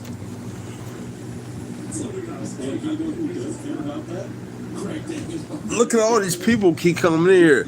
Listen, y'all can't get the likes up. Get them likes up. Get them likes up. Y'all can't get the likes up, man. Come on. We've been on here for an hour, dog. Y'all can't get the likes up.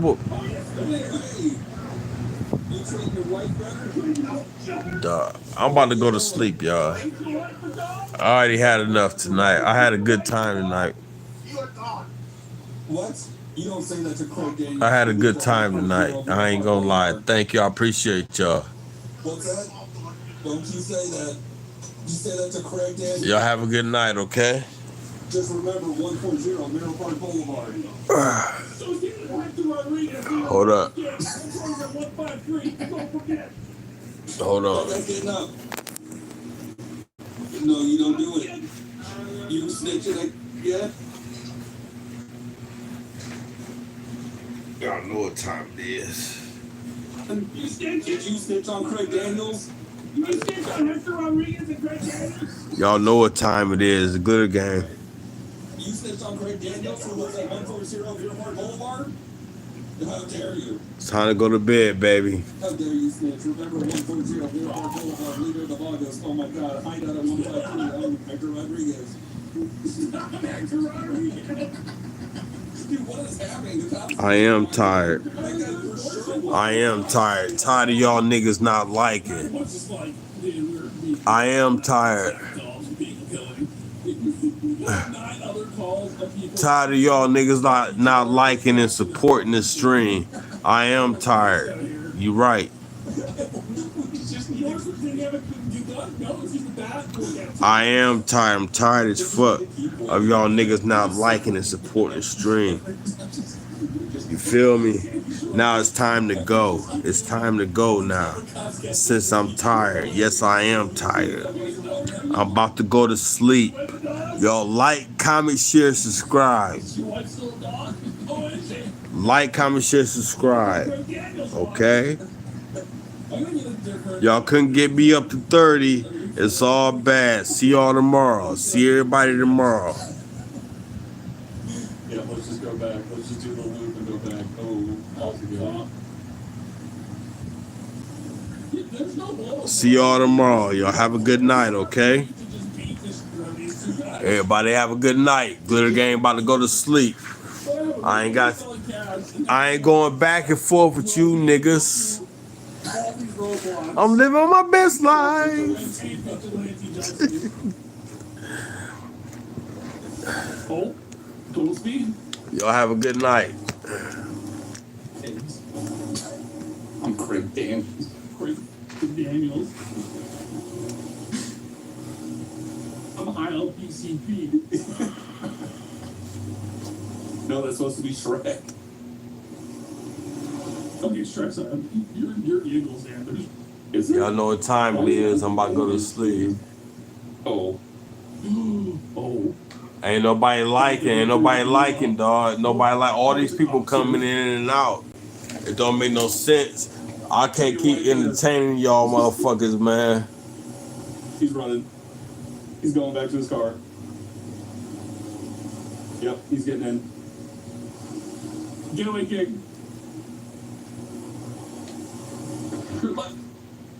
Ugh, I'm tired as fuck, dude. I can't stay up with y'all niggas all night. I got shit to do in the morning.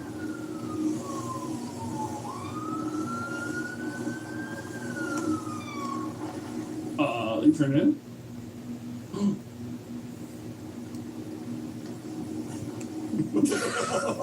Alright, go back. It's almost 4 in the fucking morning fucking with y'all. We're free to beat him up in front of the EMS. It's almost 4 in the fucking morning, dog. Go.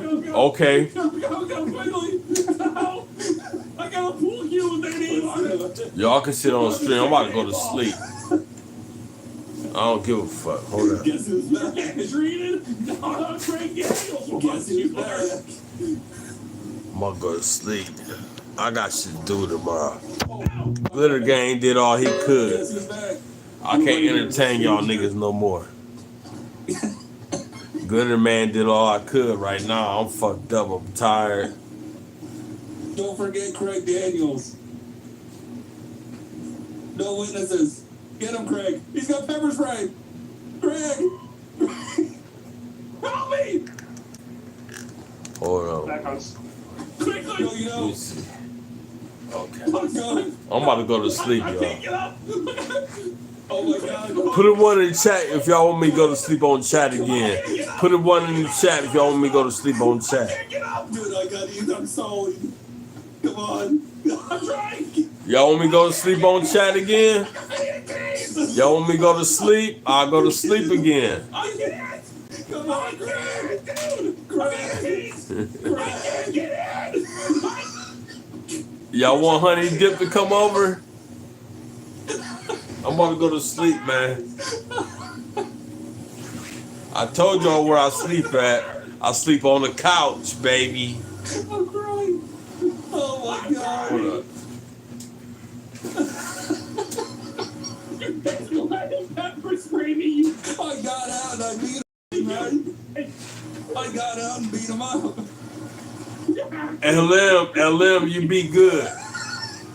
I didn't know he was gonna pull pepper spray. Oh, dude.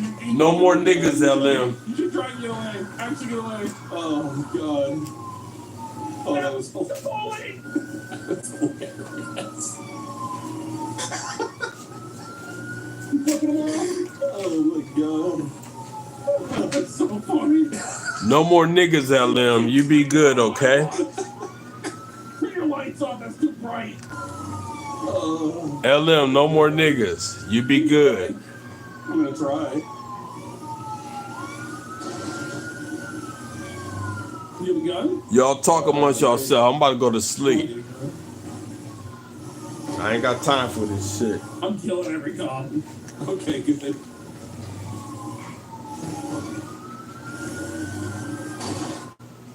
Ow! I'm trying to- Hey, put a one in the chat if y'all don't want me to cut the stream off. Oh god, oh god. Y'all gotta put a one in the chat if y'all want me to turn the stream off, because I'm about to turn it off. Oh Jesus. Oh god.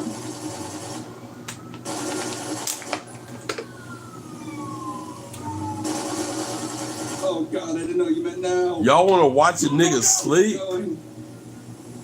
Good night, LM. These niggas crazy. Why y'all wanna watch me sleep? Idiots. Yes! Nobody! The Greg Daniels! I think we're good. These niggas wanna watch me sleep. Hold up. I think we're good. Y'all niggas wanna watch. I can't believe this shit. The fire truck. Nigga, No, we're good. I'm about We're to good on 13. be stuck. 153. I just want to I think hear there's a your cop behind us. TV. Greg Daniels. Oh, Yep. I'll light them up. Don't worry. Y'all crazy, man. I ain't gonna watch another nigga go to sleep, dog. Problem shooting every single cop. I ain't gonna watch somebody else go to There we sleep go. There we go. There we go. There we so go. we We're can good. hear how you feel about us I think. and your. Brother. Come on, man. Don't say that. I feel good about y'all, man.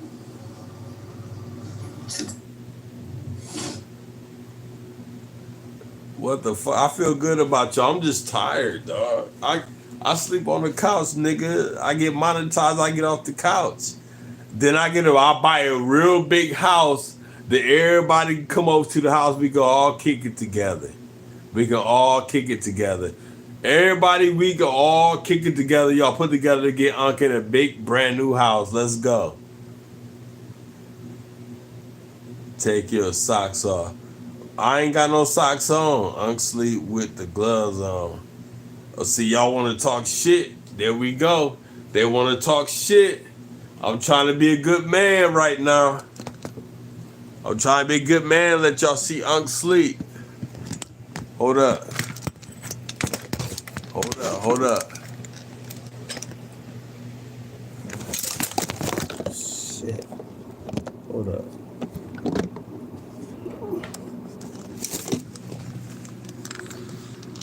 What the fuck? What did I drop?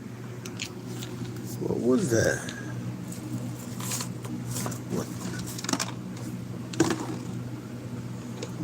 What the fuck was it? Man. Hold up. God. Hold up, man.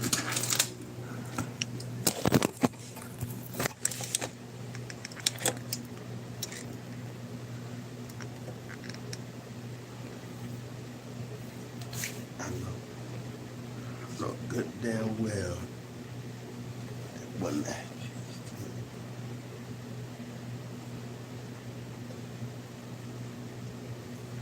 Couldn't have been.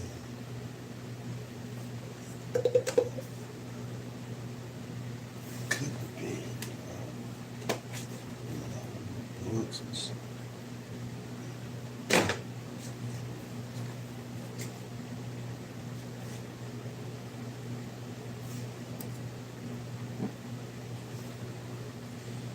I don't know what that was, dog.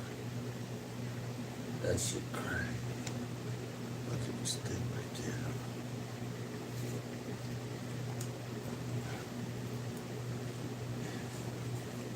Y'all niggas really gonna watch Unc sleep. Y'all niggas really gonna watch me sleep, dog? Come on, man. This ain't making no sense, y'all. Hey, we gotta do better than this. We gotta do better than this, man. Hey, we gotta do better than this.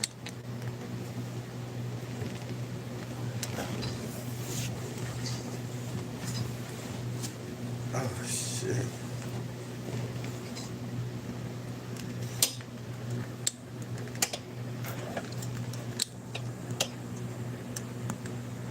Hey, y'all, we gotta do better than this, for real.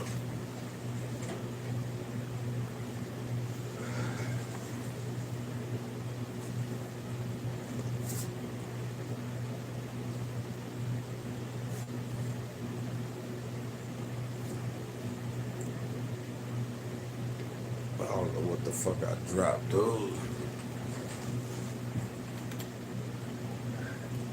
Hey, y'all, we gotta do better than this, for real. Are you sleeping with... Hey, y'all, we gotta do better than this. We can't do this all the time. We can't do this all the time, y'all. It's not an all the time thing. We can't do this all the time, man. We can't. This is not an all the time thing, dog. I got glitter still on. You see that? Glitter gang. We can't do this all the time, y'all. We can't do this all the time. Y'all hear me? This is not an all time thing, dog.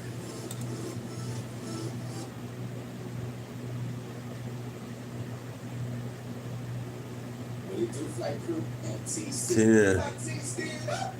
Hey man, I got one of my thugs that I've known before YouTube and everything, and I've never. I don't give a damn what Tina give you. I don't fuck with Tina no more. Hold on, I gotta pray first. I gotta pray. And everything, it's about to get top 10. You know what I'm saying? Want to be the fuck up, man. You know what I'm saying? I'm up here feeling special, bro. So we about to, you know what I'm saying? Pull up on my dog. He's like 99.7, so it's about like that's like 5 or 6 more kids or whatever.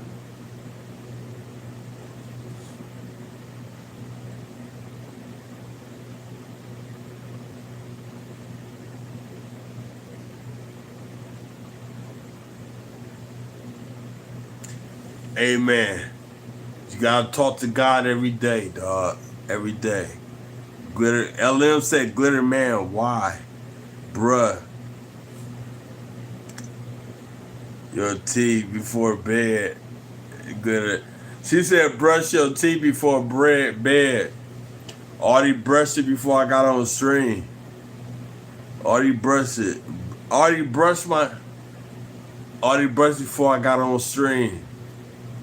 I ain't gotta brush it again. I ain't gotta follow your rule. I got my own rules, baby.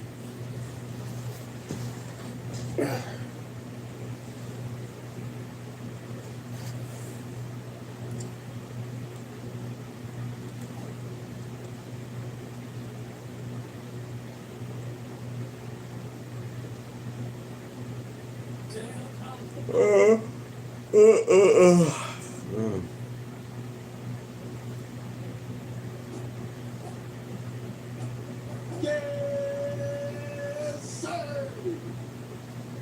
We're on this college football 26-year-old time. Come on. Passing you what? It's about times. You already know what type of ground this ball gives you, and we see from a little different. Oh, that motherfucker pizza good, nigga. I ain't gonna even lie, dog.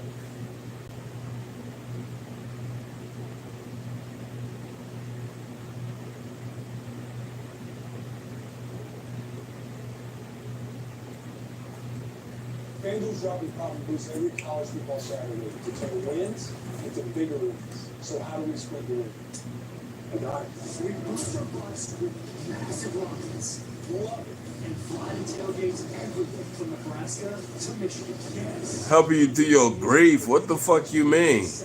I thought you was happy. What you got grief for? A happy woman don't got grief. The fuck you got grief for? I told you, LM, we about to give your man his walking papers. You should be having no grief right now. You shouldn't have no grief right now, LM. We gonna get that nigga his walking papers soon. You hear me? Okay, a loss. It don't matter. We still go. Listen, I understand, but we still go get that nigga his walking papers, okay? We still go get that nigga his walking papers. He gonna get his walking papers soon. You hear me, baby? I'm coming for you. You about to be an American soon. But I don't talk about it. You about to be an American soon, baby, okay? You gonna be in America with me, okay? You about to get your green card. Chill out. What's good? What's good? LM about to get her green card, y'all. You gonna get your green card, baby. We're gonna leave your man behind. It's gonna be me and you. Love God. Oh, you hey, you done fucked up, LM. You fucked up right there. You fucked up.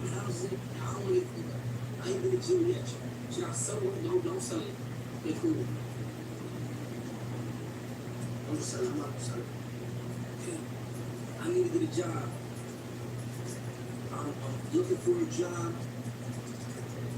They say chicken wings currently hot, Jack. Chicken wings. Chicken wings currently hot. Is that? What is it? Oh, let me just get a little bit car. Okay, yeah, you're right. I'm not gonna sell my car. Chad, if you down bad, would you sell your PS5 or not? Just give me a question. You're not sure.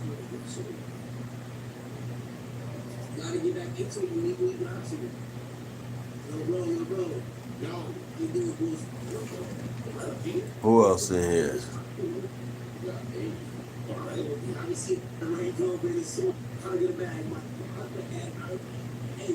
What's good, beautiful? I see you getting that aunt. Why you calling her beautiful? Man, y'all tripping, dog. Y'all tripping. Y'all niggas tripping. Talking about some goes good, beautiful. Okay, you can have her, love God. That's your girl now. That's your girl now, love God. You can have her. I'm not gonna give her a green card. You can give her the green card, okay? You can give her the green card. She can have the green card with you.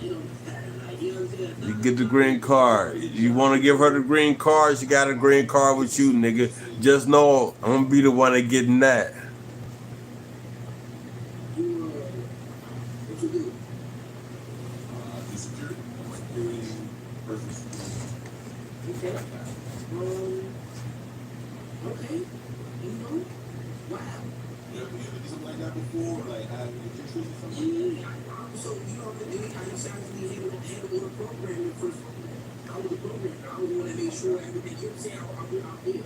Managing people is a skill that we need.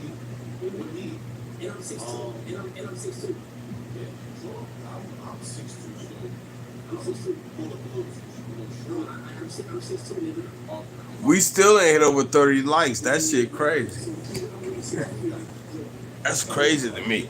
We still ain't hit over 30 likes. That's crazy. I asked for 30 likes. I asked for 30 likes like an hour ago. We still ain't hit over. Y'all look, man. Y'all better be lucky. Y'all better be lucky I ain't on that bullshit tonight. We should have been over 30 likes, nigga. A long time ago. I'm done.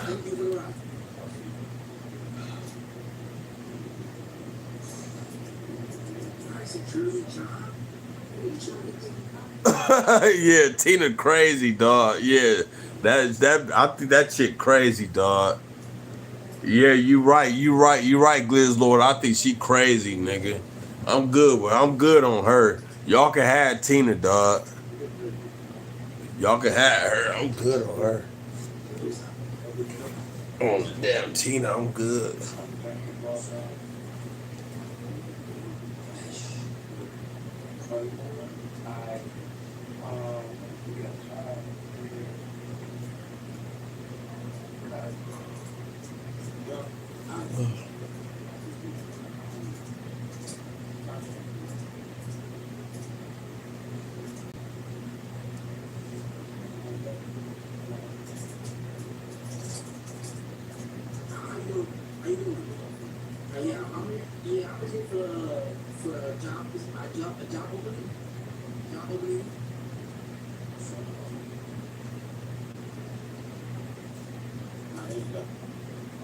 I'm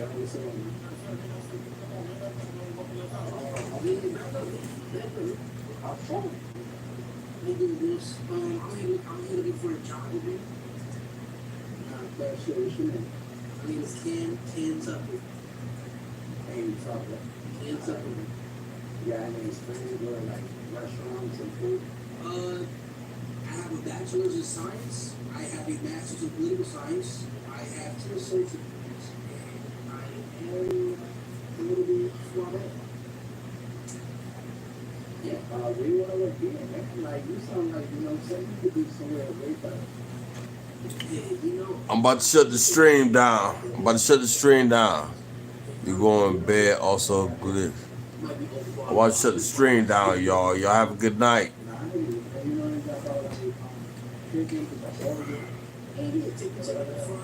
Put the fries, you know, like it.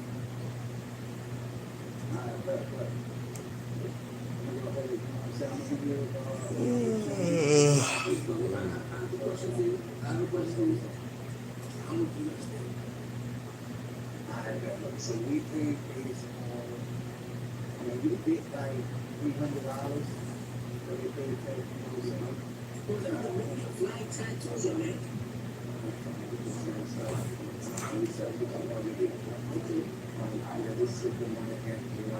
It's American power flags.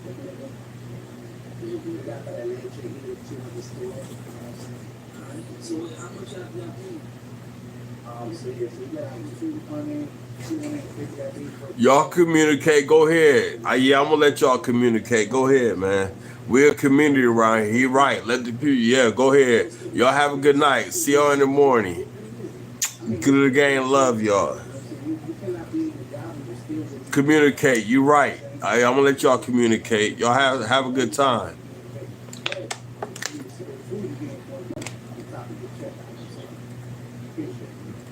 So, how much is a meal?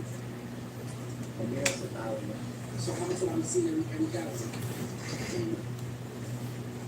See, like, when they $200 something like that, plus on top of your pay. Like I said, you know what I'm saying? Okay, what's it again? We got a little bonus for sure. Okay, okay, I'm glad you gave me the information. Check out this tour of Louise. You know you don't have to come all the way to the front so you can just get your so much. Okay, I'll show you this there. This is all just online.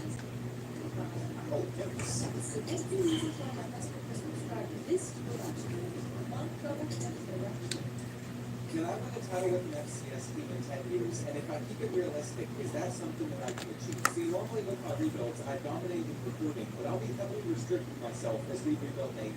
I just moved them up to the FBS level in the MAC conference, and I'll only be allowed to recruit 1- and 2-star players besides 3 wild cards every year that can be any rating. I'm probably setting myself up for failure today, especially since Maine is located far away from everything. But we're about to find out if I can win it all with an FCS school in 10 years. It didn't take me very long to figure out that recruiting 1-star quarterbacks is an awful idea. This kid has 61 throw power. Then I found Taylor Hopper, a receiver that was a bust as a 1-star. I don't know how he's that bad, but he is just 78 speed, so I think we're going to be removing all 1-stars from our board. Then mainly focus on getting 2-stars, but I haven't even showed you all the roster that we're working with because most of these guys are just going to transfer out at the end of the year. See, I could sit here and take you through this quarterback room that has nobody I'm excited about, but every single one of these players is already meeting a deal breaker. And I'm pretty sure this is the realistic roster that Maine has during the season. So Carter Peavy is a senior quarterback. He's a 1-star recruit as a 72. We're going to see what he can do this season. But like I was saying, there's not many exciting players on this roster. If there is anybody exciting, they're most likely going to transfer out, which is why most of my focus is going to go towards recruiting. The biggest issue with Maine, though, is because it's located so far in the Northeast, proximity to home isn't going to be as effective as it normally is. That is the deal breaker I tend to target, but even even on someone like Max Wayne, a 2-star speedster with 86 speed, his proximity to home is a C grade, so he's going to leave us by the time he gets good. Outside of all these 2-stars I'm just going to put 25 hours into, though, let's talk about the 3 players, the wild cards I can go after every season that are rated above a 1 or 2 star, and the first one is a 4-star gem. Desmond Searcy's taken a huge chunk of our NIL budget, mainly because he comes in with a shifty ability and 95 speed. He's from Massachusetts, which is pretty close to Maine. I don't know if we'll actually be able to land him or not. Then we have Addison Webb. He's a speedster archetype from Georgia, so he's a perfect fit for the Bulldogs, being as fast as he is. We're probably not going to sign him, but I have to at least try and get him. And finally, we have Donnie Bliss, a 4-star quarterback from Virginia that we're just going to send the house on and also try to land. If I'm going to find any success in 10 years of rebuilding an FCS school, it's going to be going after those wildcard players, because I can just assume we're going to lose this first game against Temple. I'm going to simulate. But maybe not. Maybe this team does have a little bit of hope, because we just beat them by 5 points. I think a lot of our success there might have to go to our head coach in this video, Alexander Bean, a former FIU stud that went on to the NFL and also found success. He's going to start out with the motivator archetype, but later on we're going to go down the tactician pathway. I'm just hoping that as a motivator, we can level up a little bit quicker. I still can't believe this team was able to get a win in our first game. We're about to play one of our rivals, Boston College, on the road. See if we can pull this off. As their 20 overalls higher, I'm not expecting much, but we have to give it a shot. In all the years where the Black Bears have been an FCS program, they have not been playing tough teams like this. They've also not had that much success. But this team found a way to take down Temple. On one of our first drives, we're going to have to roll out and hit our slant on 3rd down,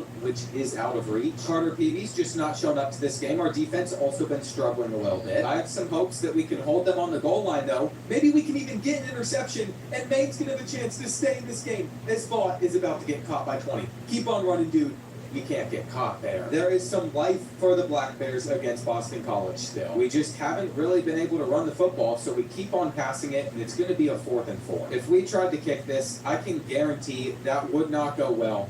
We're short. And I'll tell you what, using these 85 speed receivers in this game has not been enjoyable. We ended up only scoring 3 points. That's going to be something that we're going to have to focus on in recruiting, finding guys that can come in and immediately make a bigger impact. It is really challenging, though, when you're looking at 2 stars and you can only scout so many of them. Like, we have no idea how fast Theon Matlock is. He's an elusive route runner. All we know is that we're running away with the battle. And to my surprise, for Donnie Bliss, the 4-star quarterback, for Addison Webb, the 5-star speedster from Georgia, the perfect fit for the Bulldogs, and then even on Desmond Searcy, we're in first place. Now, we're not going to be able to hard sell, which means eventually we're probably going to lose out on Searcy. But we are about to spend our entire NIL budget on those 3 players, while the rest of our roster is filled up with 2 stars. And looking at some of these school grades, I don't know when we're going to be able to hard sell. We might go all 10 years in this rebuild without being able to, but we're going to try and take Maine to a championship in that time frame. UConn is another one of the Black Bears' rivals. As you can see from our record, we're sitting at 1-2, so we weren't able to beat them, and I can just see that all of these guys are probably going to try and leave. Fortunately for us, though, I leave the transfer settings to default, which means only up to 20 players can transfer every year, so they're not all going to be gone at the end of season 1. That'll give us a little bit more time to build up a recruiting class. I'm about to have to start taking 25 hours off of some of these players to put 50 on others, because there should not be this much competition for a 2-star, but there is. I can guarantee if we lose any of those battles, I'm going to be upset, because this is something that we should be able to beat other schools out for. Now, after a couple of weeks, Desmond Searcy, all of a sudden is competition. It's like Penn State, Boston College realized this kid's insane. We cannot let him go to Maine, so we're going to have to schedule him for a visit in week 6 against Western Michigan. That first conference game has become a must-win game for us, but so is this one against an FCS school. See, we are here at our home stadium in front of our home fans, a lot of them hoping that we can at least win a few games this year, and that's why we've got to be able to close out an easier one. After giving up that first down, they're going to have a new set of downs where they can't get a first here. But we really do need to get them off of the field on this 3rd down,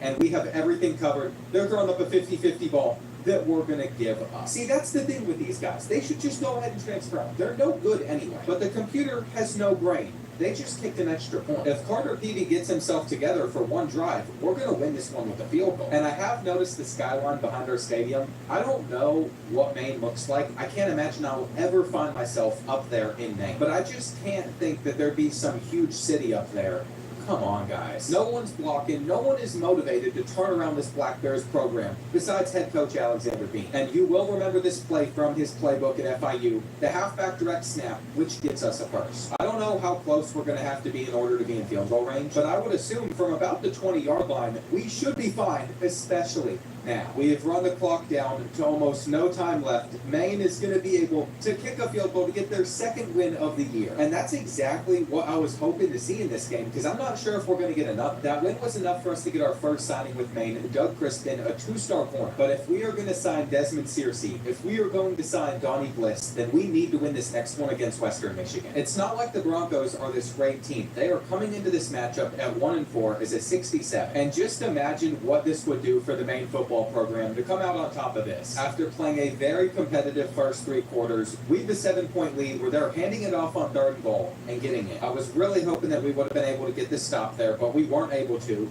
We can't make this catch either. Putting this game in the hands of our defense, we've been able to get them to a 3rd down where we gave up the corner route. They split our coverage perfectly. And guess what? They ended up scoring a touchdown, but that doesn't mean that this one's over because we still have a few minutes left to respond. If we are able to reach the end zone one more time in this game, I will be going for the 2-point conversion. Though running RPOs and such might not be the quickest way for us to get down the field, except it's got us to the 22. One of Alexander Bean's favorite plays whenever he played for FIU was this tight end one with the RPO. We're now going to be at the 1, and we have been able to take the game clock down to about 28 seconds left before handing this off. What do we have drawn up for the 2-point conversion play, though? This is the most important one. We're throwing the RPO either way. Typically, it tended to get open. It didn't right there, and they have scooped up the onside kick. We might still have all of our timeouts left, but I think that's going to do it, especially if they're already running for like 9 yards. I just wasn't expecting them to keep it there, and that is going to be the game.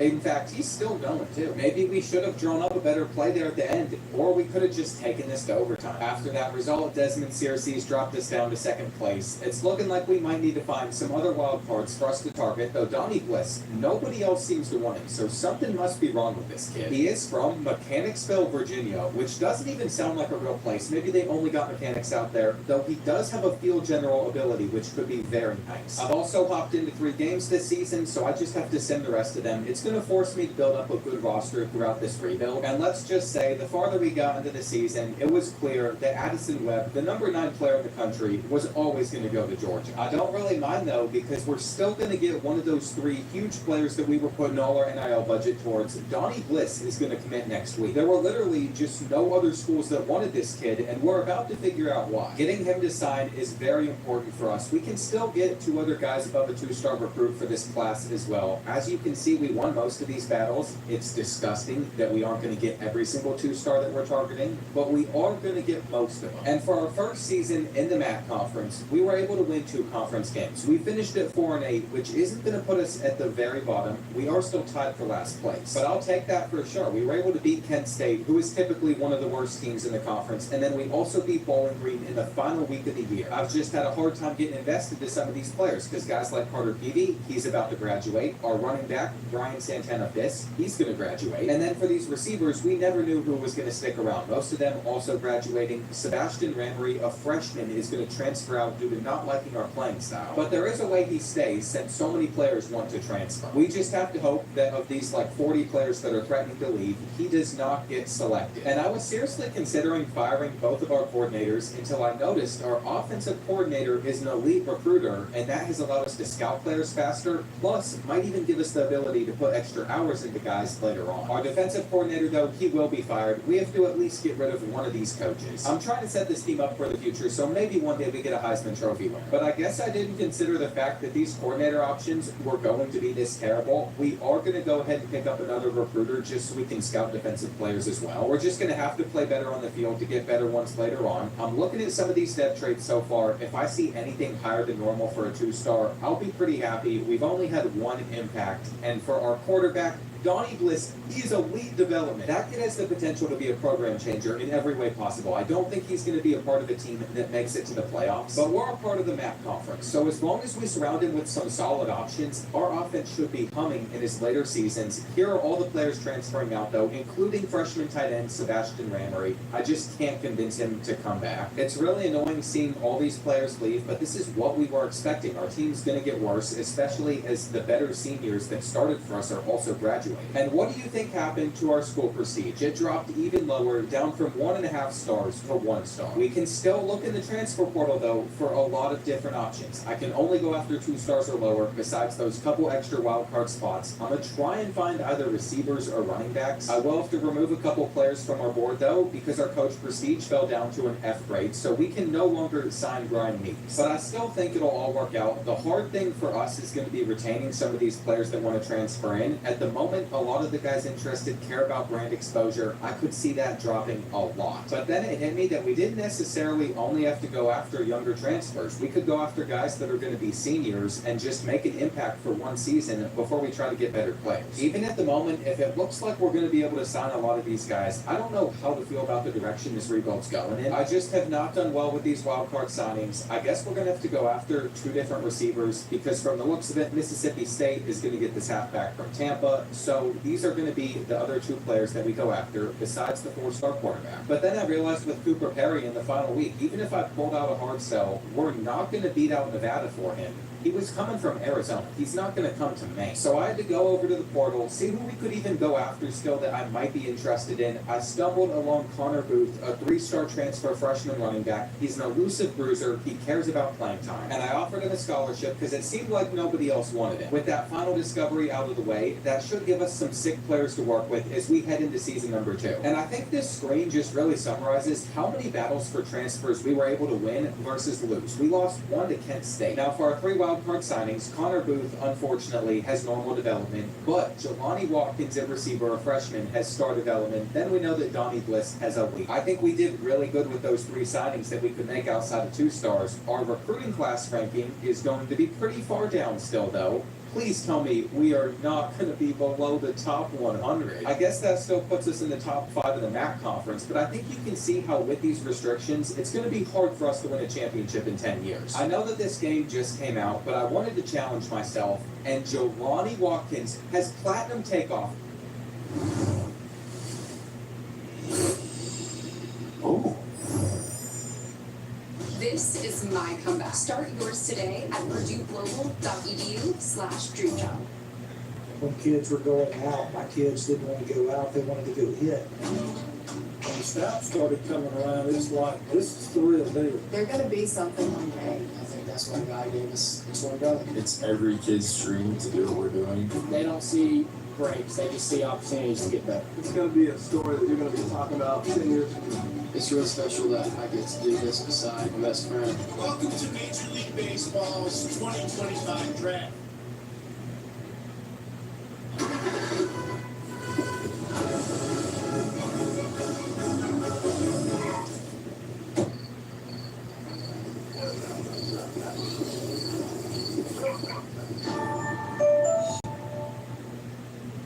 Gold Shifty, he has 3 more years with us. Assuming he just stays caring about playing time, he's not going to leave. So we're going to be able to upgrade his route running, his catching, and he had over 50 skill points to spend. So we should be able to max out his speed at 99. This is actually insane. We just made one of the best signings that we possibly could have with our wild card signing here. Connor Booth with his 83 speed is definitely a lot less fun. I can't believe I didn't spend skill points on trying to upgrade it because it stayed at 83. For the rest of these guys, I'm just going to auto progress. Once we get into some of the later seasons, I'll definitely do this manually so we can get the highest overalls, but it's still really early. And I thought after signing a class of 32 players, I would have to encourage some players to transfer, but we are right under the roster size limit. You know, I'm pretty happy with the fact that our team overall actually went up a few overalls compared to last season. Donnie Bliss is going to be the star, though, that leads the way. With field general as an ability, his accuracy can get extremely high. We could even max out his quickness. I really just have to be able to build a good roster around him in this limited time frame. So for our out 3 wildcard players. This time, I'm going to look at 3 4-stars and hope for the best. So what I've done is I've focused at the running back and receiver position again. You might think I'm crazy for it, especially since Manu is a contact seeker with 85 speed, but that could be our future running back at receiver. We have 2 guys that aren't the fastest in the world, but they're 4-stars. No matter what, those players, if we somehow sign them with our limited NIL budget, will be way better than any of these other guys that we can go after as 2-stars. I mean, Avery Jones has 88 speed as a 2-star running back. That's incredible. I think he'll be one of the fastest 2-stars we can find because guys like Jazeer Smalls only have 80 speed. And I am very curious to see how our freshman quarterback does in his debut. I highly doubt Donnie Bliss is going to lead us to an upset over Rutgers, but can you imagine what the reaction would be if he did? There would be something for Maine football fans to root for, and so far, we've actually played really well. Though he fumbled in the end zone. We could have taken a 14-7 lead there, and instead they poked it loose. It is not the end of the world, though. With 5 minutes left in this game, we have still been able to stay in it. We're going to give Booth this snap on 3rd down, allow him to hit this hole so we can get the first. And trust me, I've been trying to look for Jelani Watkins deep. He's not going to be there on this play. That's out of reach. Johnny has let us down. That could have been such a huge moment for this team. Now we're going to try and fit it into that window, which just led to an interception. If you've been watching me for a while, I mean, this is about what you should be expecting. But even if our offense has not been good here in the second half, we're not going to give up yet, and I think we're going to be able to get a hand on that football. This is a very winnable game still. We're going to roll out and probably just scramble for as much as we can with 78 speed. I would love to avoid overtime by scoring a touchdown, but at the very least, we need a field goal. Guess what, though? They've decided to be aggressive on 3rd and 1, so we're going to take a shot to Jelani Watkins. We know that he is takeoff. We know that he is fast. But he just dropped the football. Now we have to go for it. On 4th down, he's open. He's able to run and not go all the way. But that's fine. We had to move the chains there, and we're going to get this one out extremely quick over to Booth, who gets us to the 25. Connor Booth is dealing with wear and tear damage. I mean, he is already down like -3 speed. There's a reason that on 20 carries, he's only been able to get 50 yards on the ground, and we should have gotten that out faster. I think what I'm going to do is set us up for a 4th and short. We are actually going to get all of it here. And look at the clock. We're taking it down because we do not want to give Rutgers much time. Jelani Watkins is unfortunately not that tall, so we are just going to have to try and fit it into that window. There's no throwing the ball up to our fastest receiver. We are going to have a touchdown on this play, though. Just hang on, and we do. This crowd just fell dead silent. And it's understandable why. With a couple stops, Maine has beat Rutgers in our 2nd year being an FBS program. I'm starting to think that we should be able to pick up more than just 4 wins this year. And I can't believe that after a couple weeks, we already made a sign. It also seems like we have a decent chance at signing Nathan Tyree because it's going to be either us or Tulane that comes out on top of this one. They're also trying to get this receiver from us. And I've just been simulating through the season since we're so early on in this rebuild still, but Donnie Bliss is not slowing down. He has been able to carry us to a win over every single team besides Boston College. And I have high expectations that we're going to go on the road and we're going to beat the Eagles. I haven't worked on scheduling guys on visits yet, especially for the 4-stars. We just have barely been able to get to their top 5s, but I still want to play. And unfortunately, what we ran into was a very sloppy first half with lots of overthrows, lots of turnovers. They've scored on every single offensive drive. And even worse, Jelani Watkins has been injured, so we haven't had our best and fastest receiver. The entire game just fell apart from the start, which is not good. Normally, Eastern Michigan is one of the worst teams in the MAC conference. But at the end of the day, no matter what we do, at the end of this season, we're still going to lose 20 players to the transfer portal because there's so many guys that still want to leave. So I'm not sure it mattered whether or not we won there. I also have been trying to sway on both of these 4-star receivers to get that hard sell to work for us, just because I don't like the other option that we have. The current hard sell both of these guys want includes proximity to home, which is a D+, since they're both from Mississippi, which is why we need to get that changed. No one else is going after this running back, though, which means he's ours. Even though we've already made a couple other signings, I think the rest of this 2-star class is going to be pretty disappointing. And I just decided it'd be better to keep on simulating. With Nathan Tyree, we were never able to sway him on a new hard sell, but we were able to for the other 4-star receiver, so I think we're going to be able to get Kuti. I put both of them on a week 9 visit against Kent State. We're headed into it. We're sitting at 4-3. That actually puts us 5th place in the MAC conference. I don't think we're going to get to the conference championship game, but if we win out, we could. Here's the thing, though. We're still going to be missing Jelani Watkins for 3 weeks because of a dislocated hip. And so that might make it a little bit harder to take down the Golden Flashes, who are the same overall as us. What I like to see in games like this, though, is a strong start, because you get off to a strong start, you should be good. And I'd say we will if Connor Booth can just help us get into the end zone here as he goes to the 2. Best case scenario, I think we just go with the RPO and then hit the bubble immediately. We're going to be able to celebrate our way in. And I love where the Black Bears currently are as a program. My opinion on that might change, though, depending on how we close this one out. We currently have them on a 2nd and 10, where they're about to pick up a lot more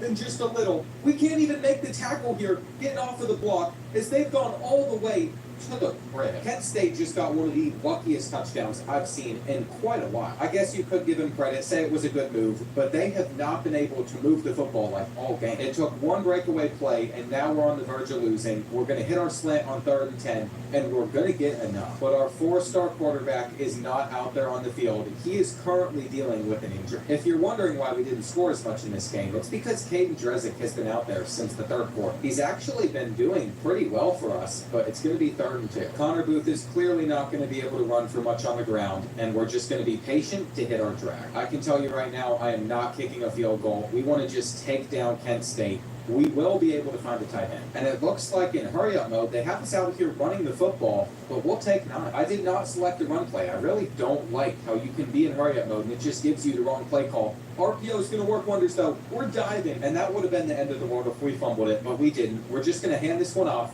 and end the game. I knew I was doing the right thing whenever we picked him up in the transfer portal. Connor Booth isn't the fastest, but he has been clutch for us. It just really stinks that Donnie Bliss is going to miss the rest of the regular season with a broken toe, because I think we could have made it to a bowl game. We're going to have to simulate the rest of our matchups. You can also see our playing style grade has given us a deal breaker on a new 4-star receiver that I was personally trying to target. But I'm going to try something. I know we're using a backup quarterback. We're still going over to the beer and shoot. We could either select that or air raid, and it's going to boost our passing stats for these next 4 games. By the time the battle opened back up for Ralph Augustine, though, I think it's going to be too late. At least nobody wants Manu still, and then Lorenzo Cootie. It seems like we could be able to close this one out, though it might go to a recruiting battle. And you're probably wondering, how are we doing in sim? Well, we're currently sitting at 5-5. We still have 2 more chances to potentially make it to a bowl. But with a shocking win over Toledo, we're not going to need any other chances.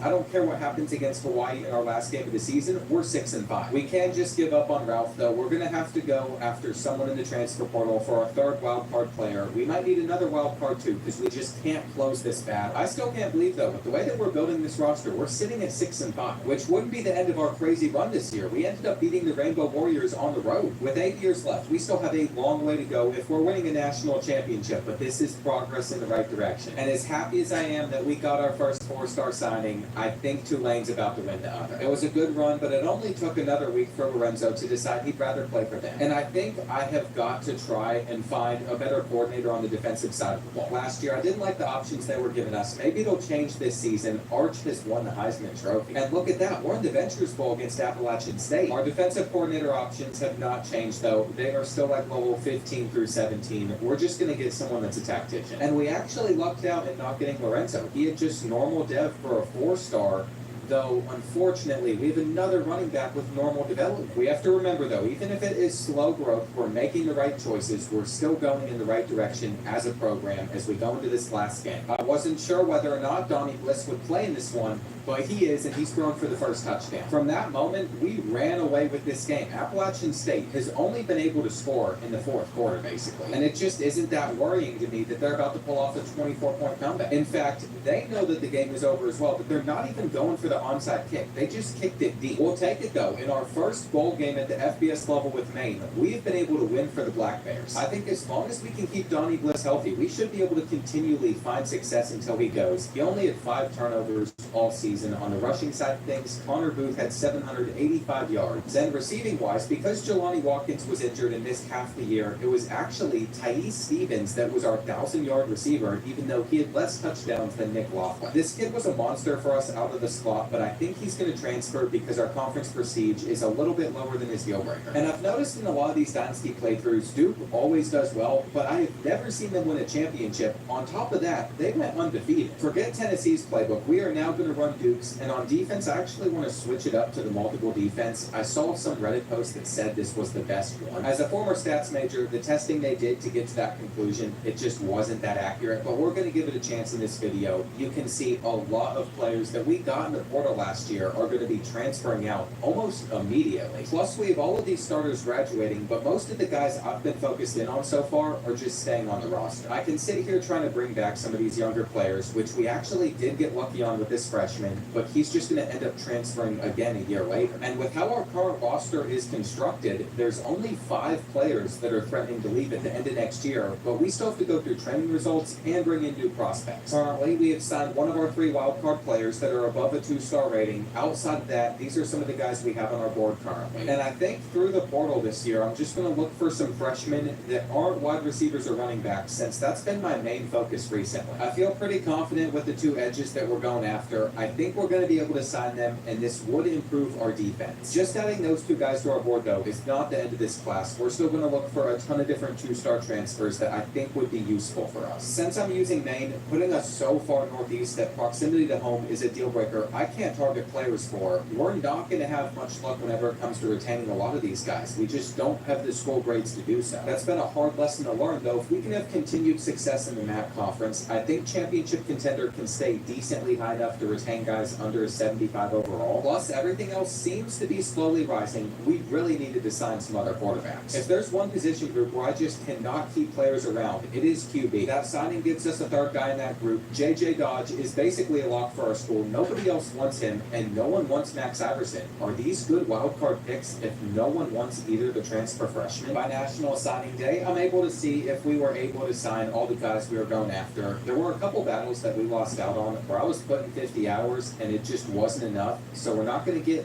any corners from the transfer portal, but we did get both of the edges. One of them, Max Iverson, having star dev, the other one with impact. And I can't stress enough how important dev traits are. I mean, that's going to decide if our guys can ever progress to being good enough to win a championship. Top 105 class is not great. I mean, once again, if you look around the MAC conference, it's going to be a top 5 class inside our conference, which still is not good enough to guarantee a conference championship every year, but it should at least mean that we have some more winning seasons ahead. If I see a receiver with like 83 speed, I am going to move him over to tight end. I just don't think he'll be useful for us at receiver. I'm also happy to say that JJ Dodge and Max Iverson are 76 and 78 overall, so they're going to start. And someone has upgraded their dev trait. It's D-Vaught. We actually got another one as well. It's going to be T. Stevens. I wish you could see more about who those players are, because now I have to find them. One of them's a senior receiver who's up to a 76. That's so dumb. He was a 1,000-yard receiver. Of course, Ty Stevens is moving up on with his dev trait. The other guy, though, was our starting strong safety at a 74. Now, because I accidentally left on auto progression, we did not get to manually progress Donnie Bliss this year. We're going to see our running back, Connor Booth, only go up 1 overall. And Jelani Watkins is now an 86. I'm expecting him to be the best player on this roster. There's a lot of guys that have gotten better, though. It's not even a question. This is the best team that we've had at Maine so far. We're up to a 68 overall, though you're going to see 10 players that might leave. It seems like we should be able to get back to 8 wins this season, especially with our schedule looking like this. I mean, we're playing basically the same teams every year. Nobody highly ranked on there, that's for sure. And what I'll do is I'll sit here redshirting guys that I think we can redshirt and not lose to the portal. When it comes to the players I'm going to target, I have to go after this 5-star edge just because he's a gem. I'm actually going to pass on this right tackle just because I don't think we get him, and then we're going after 2 receivers. The first one's a 6'4 speedster from Pennsylvania. You know why we have to target him, though Penn State will probably get him. And then there's Matt Cantu, which no one from New Jersey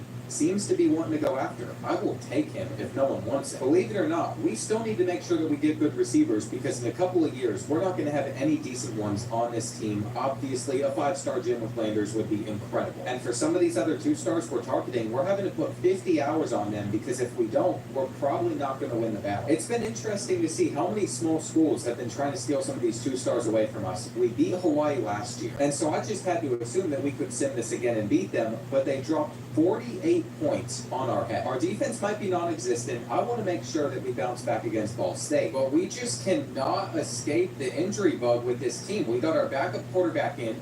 We had to throw up a jump ball in this situation. We got lucky. But I can't believe we're missing our starter again. Donnie Bliss sprained his Achilles, so it's not like he's going to be out for the rest of the year. It's only a quarter. It just means we're going to have some problems whenever it comes to closing out this game. Connor Booth had literally nowhere to go there. They're about to be on the 3rd and 13. And I'm User and Vaught, the senior safety that had his depth chart improved. I didn't really get to make a play with him there, but our fans can rejoice because we have been gifted an opportunity to come back. And if we cut this up, it looked like there could have been a lane there for us.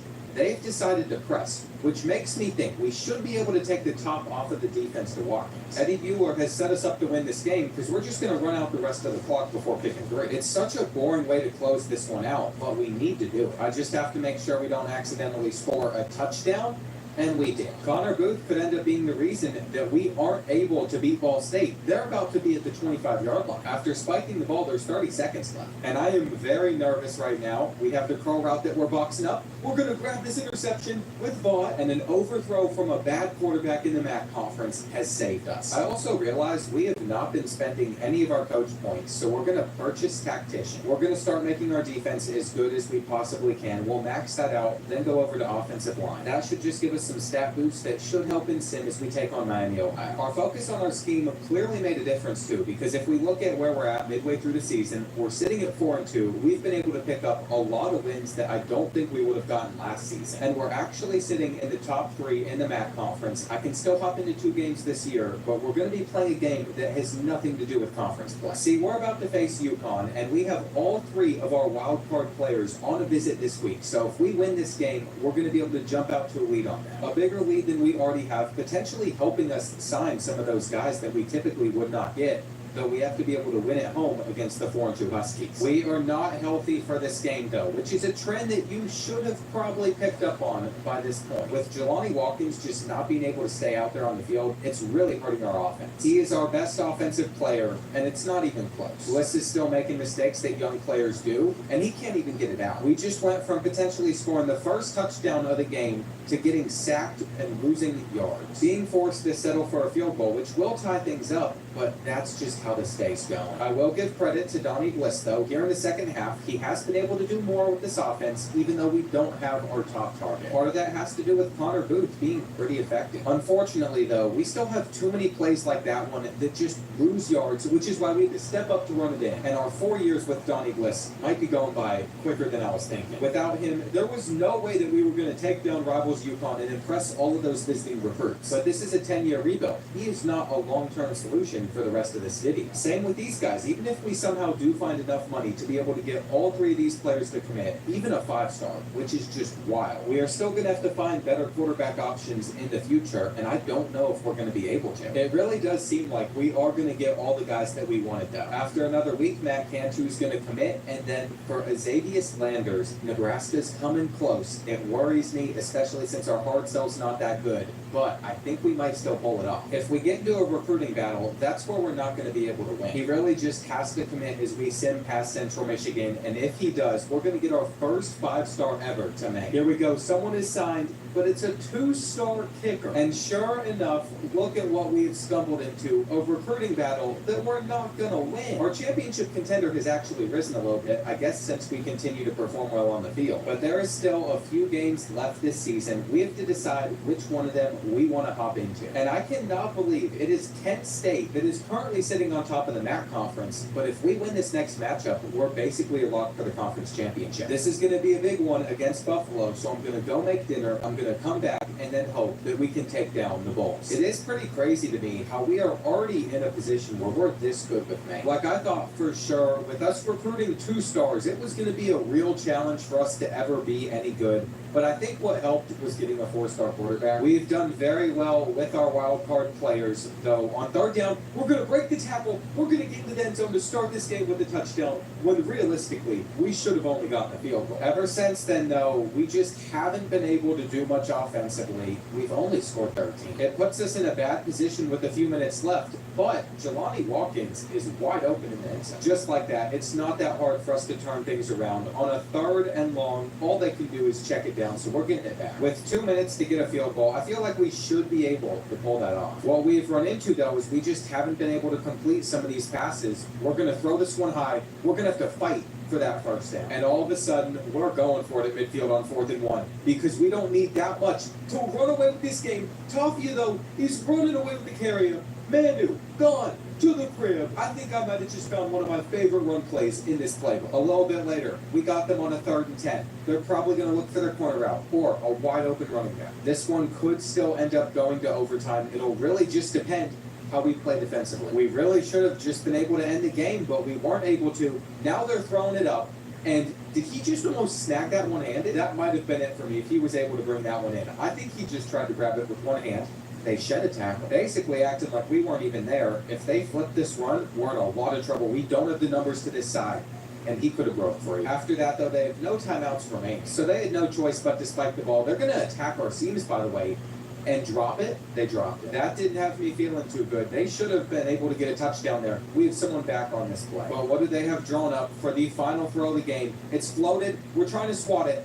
And thankfully, we're the one that caught it. That was a close call, though. Anybody could have come down with that football. We are lucky to get another win. I think it's important we ignore only completing 38% of our passes last week. I'm hoping we close out the season 10-2. More importantly, though, we were able to bring in 5-star Azavius Landers. I can't believe he chose our school. If he's a 5-star gem, there's like a 90% chance he's going to have elite development. We have been able to sign our 3 wildcard players already, so during the transfer portal, we're only going to be able to go after other 2-stars. We also picked up a loss against rivals Boston College, but we end the season at Eastern Michigan. Like expected, we got the conference championship pop-up. We're playing against Kent State. We were able to go 9-3 this season. We just survived against the Eagles, but it was enough to put us in the right spot. Between these two programs, I don't think anybody could have predicted that they would be the ones meeting in the MAC championship. And I find it interesting. It only took one season with our defensive coordinator for us to have to hire another one. I think a lot of that has to do with the fact that we went down the tactician route this year, and we have basically just maxed out our stat boost on that side of the ball. We're going to start to work on the offensive line. Now that we're a tactician coach build, every single time we pick up a win, we get some extra XP bonuses, so we are heavily incentivized to make sure that we don't ever fall off and we continue to win every year. It's kind of crazy to set the expectation I'm about to, but if we win this MAC championship, I expect us to win another 6 or 7 in this rebuild. It just makes sense considering we're going to always be in the MAC conference. I'm really hoping Maine can run it for the rest of this video.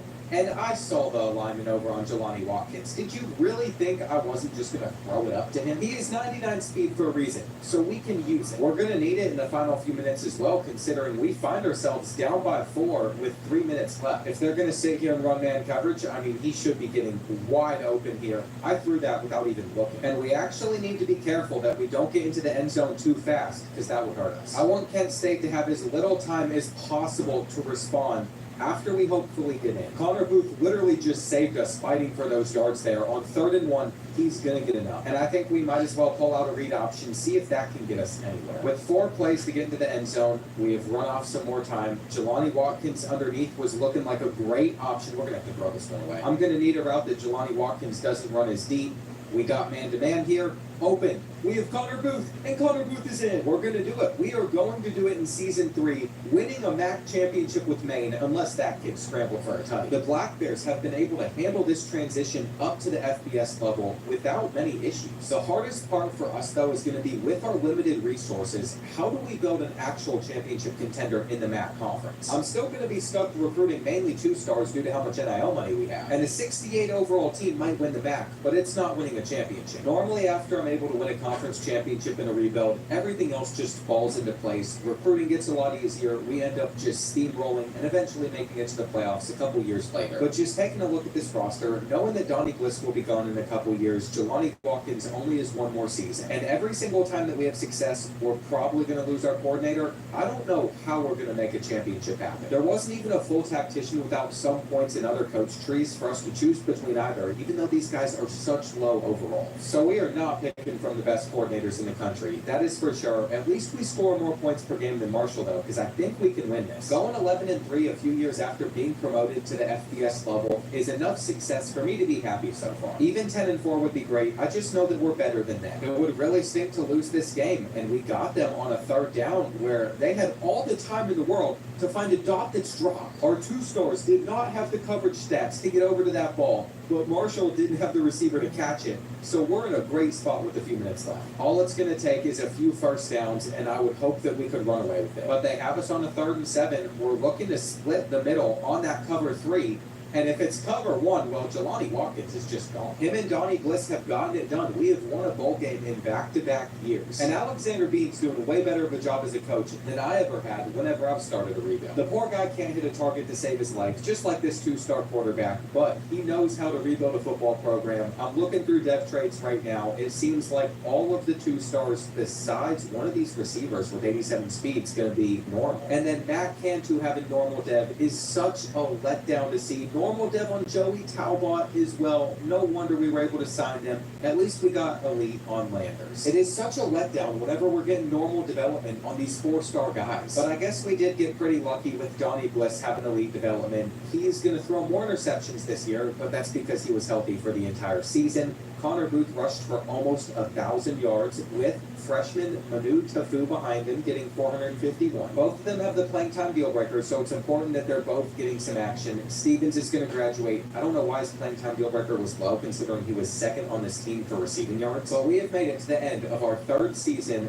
where Miami won it all. We still have 7 seasons to get Maine a national championship. The Black Bears are going to retain a couple of the guys that threatened to transfer, but not the left guard for the 2nd year in a row. I couldn't convince him to stay again. Then if we look at some of these guys that are graduating, obviously Tyee Stevens is a big one that we just talked about. An 83 overall center is going to hurt us too. And considering the fact that we've already signed our 3 players outside of 2-star prospects, the transfer portal is not as exciting this time. We have been able to get up to a 2-star prestige program, which is going to give us a little bit more hours to work with in recruiting. And if we can just maintain a decent championship contender grade, we might be able to start recruiting players that care about it. I also like that there are now transfers that start in the open stage, so we don't have to only go after players that are interested in our program right off the rip. I've been able to build out a full board of 35 players, and honestly, if we end up making all of these signings, then we might end up having too many guys on our team, but I'm going to do it anyway. Worst case scenario, we just encourage some players to transfer that don't end up having as much potential. And it turns out we were able to sign a full class of 35 players. The real hard part about getting all these 2-stars, though, is basically all of them have normal development, so they're not going to progress that much. We signed the 84th best class. It's the first time we've been inside the top 100. It is still not good enough to be the best class in our conference, but we came pretty close. Considering we just signed 5-star Azavis Landers, we are going to have to move JJ Dodge over to defensive tackle. We have to allow him to always be starting. Movements like that to keep this team balanced are incredibly important. I cannot believe how many corners I ended up signing. We definitely overdid things a little bit. We have gotten a dev trait upgrade. One of our strong safeties, Enrique Hammond, is now up to impact development, but all he can do is upgrade his quickness anyway, so it didn't help much. Dealing with players' skill caps are another really hard thing about getting some of the 2-stars, while other 2-stars have basically unlimited ones. Just because of who he's behind, Mako Grant probably won't ever see the field for us, but he is the fastest running back in this room. By the way, Donnie Bliss is a junior now. I've gotten him up to an 84 overall with 91 speed without touching his accuracy too much, just because I didn't want him to transfer at the end of the year. His abilities are never going to be that great, which means I'd upgrade his awareness too. But we should get 2 more seasons out of him, while with Jelani Watkins, all we can upgrade is his power, because he's maxed out in every other stat and his abilities. This is pointless. I did a few other manual upgrades, like getting Edge Max Iverson up to an 89 overall. Besides that, though, we're just going to auto-progress still. That's going to get some other players, like Linton, up to an 85. And just scrolling down the list of players that could potentially transfer, going into this next year, there's 10 at risk. I also have to convince 9 guys to leave our team. That wasn't too hard to do. I just got rid of a lot of seniors that weren't going to play anyway. Headed into this season, we have a 67 overall team with another schedule that doesn't have a single ranked program on it. But we only have 14 seniors graduating, so I might need to start taking more seriously the guys that we're recruiting. Every year, we're going to have less and less team needs. To my surprise, there's a couple players that are starting with interest in our school as 4-stars. I don't know what's up with that, but one of the quarterbacks I was going to a target, a 5-star, turned out to be a bust, so he is not going to be one of the 3 players we go after. And I think my priorities here could be any of these 5 players. There's a couple receivers, like always. Kendricks has 92 speed, but Donnie Vernon has 95 speed. He's just from Michigan, so I don't think that we're going to get him. There's also this 5-star tight end with 88 speed. All of them seem great, but more importantly, I have to find some of the 2-stars that we're still going to go after. And in order for me to choose them this time, their deal breaker has to be good, and I would also love to find an impact development trait. If we can just find some of these guys that are gyms, that'll guarantee that they're going to have that impact development trait, then we know that they're going to actually progress decently. It turns out, though, that's pretty rare on 2-stars. You're not just going to find it scouting all the time. In fact, you're more likely to find a bust. I'm starting to think it might be a better idea to just go after 2-star transfers in the off-season. We're going to be targeting 2 5-stars and then Dante Kendricks, the 4-star receiver, because nobody else wants him at the moment. That means I am giving up on 95 speed Jim, Donnie Vernon. I just know that Michigan, Penn State, Ohio State, we're probably not going to be able to out-recruit them with Maine. And if it doesn't work out, we can always find some other prospects later on. We're going to start the season by playing against UConn. By doing this, I'm really just trying to guarantee that we end up starting the year 1-0. We're trying to settle for a field goal. I want us to have good momentum going into the rest of the season, and we're only down by 1. We might be able to beat them over the top, though, with our tight end as well. I moved a receiver over there with 90 speed for a reason. And this is an interesting play. I have multiple reads I can make. We're just going to go out to our running back, who is going to get obliterated. Donnie Bliss set up Connor Booth for failure. I do not love the fact that UConn's already driven down the field, though. We'll see if they can get the 2-point conversion or not. It seems like everything's boxed. All we're going to have to do is get into field goal range, and we'll be fine. From here, we're going to take our check down. We're going to get like 10 yards. And they will not press Jelani Watkins, which makes a lot of sense. I mean, I wouldn't press him either, knowing that he has 99 speed. I just keep getting hopeful that they'll eventually forget, and we went through him here, but it's only getting us 5. On 3rd down, I'm not going to be afraid of the check down, though. If it's man-to-man coverage, we're going to throw it straight out.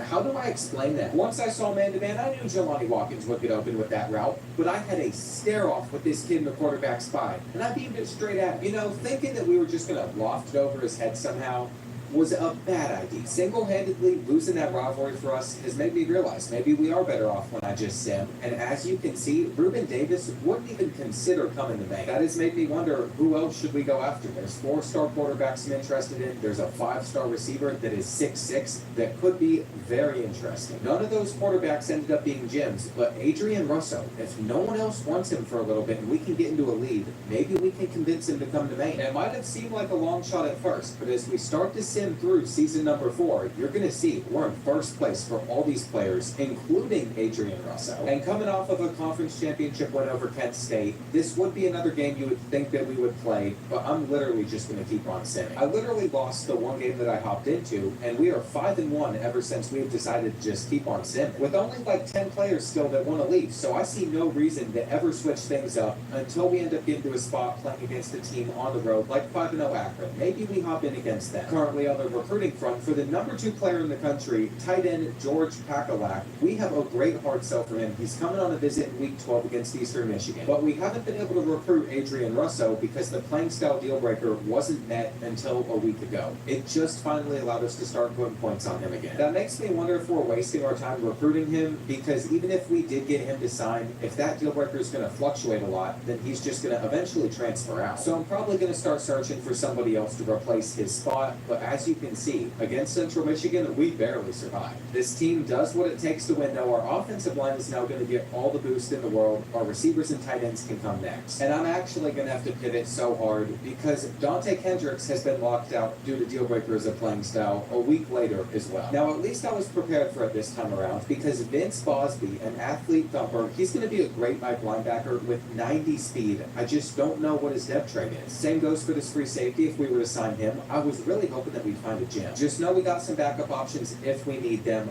Look at this game, though. We're going on the road at 7-0 Akron with a chance to be on top of our conference. They currently have the best record, but we could hand them a loss. Ball State's also undefeated in conference play. And I'm just trying to get back to the MAC championship so we can continue to win that. Like I said, now that we have figured out we can win it once, we should continue to get better every year to where we never lose it again. And I know the last game against UConn was interesting. It came down to the last second. But this one is not that. Akron finds themselves on a 4th and long where we're just going to get the interception. We're already up by 14. and we could make this score look even worse. Just from playing them, I'm really surprised that they've been able to go undefeated. They looked awful in the second half, and I can't believe that two of the guys I was willing to sign have ended up having these deal breakers. I don't think we can recruit either one of them. Just in case we don't end up winning one of these two battles, I'm not going to remove both players from our board yet, but I think we might be signing some wild card players in the transfer portal like we did in the first couple seasons. I'd also love if we could get our brand exposure to rise, because that is something we've been recruiting players on, and if they're getting to 80 plus overalls, they're just going to transfer every time. Coming off of a win that put us inside the top 25, what is going to allow us to raise brand exposure is going to be playing in games of the week, national TV games, stuff like the playoffs as well. We're actually doing really well for our MAC school, but again, the only way to get that higher is for us to make it to the playoffs. So that's going to be our next goal. Though Boise State's undefeated, they're going to be the 5th highest rated conference champion to get in. It won't really matter how we close out the season, whether we're beating Toledo, whether we're beating Western Michigan. We need Boise State to lose, and Jelani Watkins might have just had his best game yet. I really like what I'm seeing. I think we can simulate these final 2 games and then just play the conference championship. Considering we have the tiebreaker over Akron, we've already locked ourselves into it. And unfortunately, our bonuses for beating the Eagles in this next game isn't going to have a large enough effect to get the 5-star tight end to choose our school. We are in a recruiting battle versus Penn State for him. And the one pop-up that isn't going to help us that much is Dante Kendricks finally committed. What really shocked me, though, was Eastern Michigan beat us in overtime, so no wonder the 5-star tight end just doesn't want anything to do with me. I wouldn't want anything to do with us either, but at least we're still going to be in the MAC championship. I guess I should have hopped into one of these 2 games because we ended up losing both of them, finishing 9-3. George committed to Penn State, while we have a guy that's probably just going to end up leaving our school in the transfer portal after a season or 2. For either one of these other 4 stars, we'll see if we can get them. I don't know what their depth traits are, but they probably would help out our defense. I think our hard sells might just be enough to get them as well, and we were in a 3-way tie for the conference championship, so I'm glad that Ball State was the odd team out. We could have ended up missing out on this game, and it's not just been the easiest win of all time for us. We just were able to get things close. If we can get the 2-point conversion near the end of the 3rd quarter, things are going to be tied up at 14-all. But we missed that pass, and Akron is at a very long drive down the field where they better not test that user. Assuming they hit this kick, they've scored more on us than they did the first time we played. It's been their defense that's done such a good job shutting us down, though, which is why I cannot believe that they're pressing on this 3rd and long. I mean, Jelani Watkins is that fast. Even 99 speed and platinum takeoff doesn't guarantee that you're going to be able to catch that, though, on Heisman difficulty. On 3rd down, we had a hit stick, and instead of knocking it loose, we just knocked him free. Here on 3rd and 8, we're at least going to get them off the field. But as time winds down in this game, things are not looking good. This is the one game that I was hoping we could basically guarantee that we could win every season. Thankfully, freshman receiver is going to be gone to the crib. Cantu comes away with it. Matt Cantu might have normal development, but maybe that can change after this year. On the 2-point conversion, they played it. We've burned all of our timeouts trying to get them off of the field as well. We just can't get a stop. I mean, we definitely have the numbers here to stop the run. The question is going to be, are we able to? They're actually going to throw it against us, and we're just not covering there. We got really lucky with an injury timeout. We're able to get a sack, and I would think that they're just going to run it after that, but they continue to throw. We ended up getting another injury timeout there, which means on 3rd and goal, they just handed off. And less time ran off the clock than what would have because of all these injury timeouts. But we still have to clutch up with 1:14. The last time we spread the defense out like this, we were able to get a massive play. This time around, our running back, I was hoping that he was going to break free there. He ended up going into a blocking assignment, though, so I couldn't just wait on the check down to be there. And look at their defense. They're giving us issues. They got safety help over top here. Never mind. They don't have safety help over top. We're going to run under it with Jelani Watkins. The senior makes the play, but he gets in. That was not the right move there because now we have a 2-point conversion where this has not worked for most of the rebuild. It did right there, though, and are they going to be able to get in the field goal range? I sure hope not. We're going to tackle them in bounds. I think we did an excellent job there. We want them to keep going underneath. That is extremely good for us. On 4th down, their out route's not there. They have someone over the middle of the field. This is going to be one of the more risky things I've done, but I set in a heavy blitz they complete the pass. And they're just going to spike the ball to be able to send this go team. If they didn't block their running back, I think that blitz gets them out of field goal range. They were smart, though, and neither of us have any timeouts left. What is this throw? We're going to continue to hope that Watkins can just somehow get wide open deep, and we can block to get this throw off.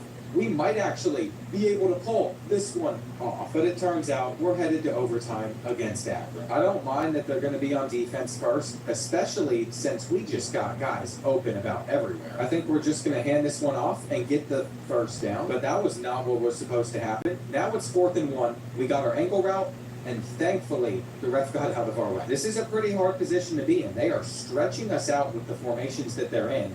They're going to try and scramble here. I saw this coming, unfortunately. And it is so hard to stop a good offense whenever they're running veer and shoot, which is why they were able to score another touchdown immediately after the first. Luckily for us, though, they did not get the 2-point conversion, which means we get a 2-point conversion after scoring. We can just end this. Now, I don't know if we'll actually pull that off because we've been struggling with 2-point conversions in this game so far. We can't get off of him. But we'll see what we draw up on 2nd and goal. He's wide open. I think this play might actually be it. If they don't have a counter to it, we have a drag and we have an angle route. We wait to see which one of the two's open, and we're in. We're in 2 years in a row. Maine has run the MAC Conference. This season's win was far from pretty, but we got that trophy coming home. And it is so frustrating that we had to lose those 2 games to end the regular season because we could potentially be a playoff team instead of playing in the Bahamas Bowl. I mean, I'm thankful we made it to a bowl game, but we would have gotten in with 1 loss over 2-loss USF. And I hate to break the news to you all, but we ended up signing another receiver with normal development. It almost makes me want to just remove him from our board, especially since we lost out on the 5-star tight end. It also seems like we might not get either one of these 4-stars. We could be better off just looking for some of our wildcard players in the transfer portal. It's definitely a weird spot to be in. Middle Tennessee averages 7 less points per game than us, so we should be able to beat the 60 overall Blue Raiders. We also get to play this one in the Bahamas. And looking at some of our other stats, I don't know how we were ever struggling with playing style. We clearly throw the ball a lot. I guess it wasn't enough for some of those 4 and 5 stars still. Jelani Watkins, by the way, just gone. Whenever we need him to perform, he doesn't show up. But then plays like that where the game's on the line, he sure does. And we could end it right here. Minute left, 4th and 7. Middle Tennessee has got to pick up the first down, which they did. They're getting closer and closer to being able to pull this one off, and I left it open. They still have to get this 2-point conversion, though, where I don't like we're stuck on a defensive lineman. It didn't matter. I want you all to watch this back, though. Look how badly our defensive tackle just got manhandled. He should have stepped up and run that one in. I have never felt more helpless than I just did right there with one of our 2-star players. But look at all the success we are able to have with only a few players that aren't 2-stars. I'm really hoping that for Donnie Bliss's senior season, he can just get rid of the interception issue. I don't want to see double-digit interceptions next time around. Connor Booth is also graduating. He ended up finishing out with a 1,000-yard season. Then we have to say goodbye to Jelani Watkins, though Matt Cantu's just going to step up and fill that role immediately. We saw him shine out in the conference championship. Depending on who transfers out, we might be able to make it to the playoffs next year. I can say that because with some more coach points to spend, all of our stat boosts are going to continue getting better. We can finally hone in on boosting some of our quarterback stats once we get more coach points. But unfortunately, one of the only 2-stars that we have ever gotten that has star development, Clarence Roche, is going to transfer out due to our brand exposure. For a 2-star to have basically no skill caps, it is so rare. He had so much potential, and I am afraid that with a very low persuasion chance, this kid is not coming back. You're also going to notice these quarterbacks end up leaving so quick due to playing time. Buddy, you're a 57 overall, and you are a 2-star. What made you think that you were going to get playing time over a 4-star with elite development? I guess we were able to convince them to stay. It's just going to be really hard to maintain success year after year. I know our team prestige is up to 2.5 stars, but we still haven't put a player into the NFL. And if we take a look at the transfers that are interested in coming to our school this year, all of a sudden, I might have to actually remove some of those 4-stars from our board. The problem with getting someone that's a junior is he's going to come in as a senior, but Matthew Alton has 96 speed and platinum takeoff, so he would be incredible. And then I found Desmond Searcy. Is this the player that I was trying to recruit a couple seasons ago? He is 99 speed now, so someone upgraded him and then handed him to us if we can out-recruit Navy and Penn State. There's another running back with 99 speed too. I mean, I just can't believe what I am seeing right now. I feel like we have got to take these guys off of our board immediately. I did leave Jaden Gotten, though, just in case we didn't end up getting some of the 4-star transfers. We would still have that option to sign him. I think we can get Desmond Searcy. The problem is I've run the numbers. This is the only thing this hard sell could be, and it's not good. I think we're basically locked to get Alex Brothers, though, because we got super lucky that his full hard sell has popped up. For Julius Lyles, another 99 speed running back. That's not going to do the trick. For Matthew Otten, the 96 speed receiver, I think Pitt will get him. We're really just going to have to wait another week to find out. Clyde Bowser, though, is a pocket passer quarterback that has 90 throw power, decent accuracy. I would love to sign this 2-star and get him to stick around for a season. He's one of the best transfers as a 2-star I've found. Going into this final week of recruiting, we are going to jump up to first place on Matthew Otten. We are also still in first place on Desmond, so I think we're going to be able to get him and Alex Brothers, which means now I have to decide, do we want Matthew this year, and do we want to just completely take Dante Kendricks off of our board, knowing that he's normal development? I don't know what to do. It's hard because he already has 92 speed. He will develop very nicely with normal development. This is a future play to keep him around, but his deal breaker wasn't the best. I can just only have 3 players every season using our NIL budget here at Maine that are not 2-stars. So we're going to remove the 4-star receiver transfer. We're going to get rid of the free safety. We're going to get rid of Lyles. I think I ended up making the right decision. Alex Brothers has committed. I want to see the commitment from the 4-star running back, though. It never popped up. There it is. Desmond Searcy committed. It's not just going to be other 2-stars. We might not have gotten him the first time we went after him, but the second time we did, Desmond Searcy with elite development, 99 speed is going to be a monster for us. Alex Brothers has normal dev, though one of the 2-star quarterbacks we recruited has impact. Unfortunately, it seems like Clyde Bowser has normal. We did get star dev on another linebacker after ours transferred out, Micah Peck. This might be the best recruiting class I've put together so far. It's going to come in ranked 89. I'm just so excited that we can now use the transfer portal to get some of the best players in the country. We don't have to only rely on high school. Wherever this player came from, though, with 80 speed at receiver, he's immediately going to become a tight end for us, where he's an 81 overall. That felt like such a good move since we didn't have many tight ends this year. The physical route runner pipeline to that might really pay off. Matt Cantu is also a physical route runner, but we're not going to move his position. I've also discovered a little bit of a neat trick. So I recruited Cliff out of the transfer portal. He is an 82 overall. He was just a 2-star, but he's going to make for an incredible kicker for us once I move him over. But I will say, this is the first time that I've done an online Cloud Dynasty instead of an offline one, and some of the load times this year are so much longer than they were last year. It just feels slower and clunkier. I don't know what's up with that. This is what we needed, though. We needed Cantu to upgrade his dev trait so we can actually progress faster. What's crazy is with 29 skill points to spend, Matt Cantu might become our best receiver as an 80 overall. Though I just discovered this kid, Chancey Bales, with impact development on our team. He's got 39 skill points to spend, and I'm interested to see what we can get him to from a 57. To be our 4th best receiver already, that shows that we definitely need to improve on this front. Dan Batch, not sure where this kid came from, but he went up to an 82 overall. I think he was just a random transfer I was able to pick up. Though considering he's listed as a 1-star prospect, I feel like he could also be a walk-on. I just don't remember picking him up. Looking at our tight end, though, this year, Shamir is going to be an absolute monster as an 85 overall. He just cannot block. And now I have to figure out what I want to do with Desmond Searcy. I think we're going to go for his shifty ability first. We just got to change the direction up a little bit and see how high we're able to take this.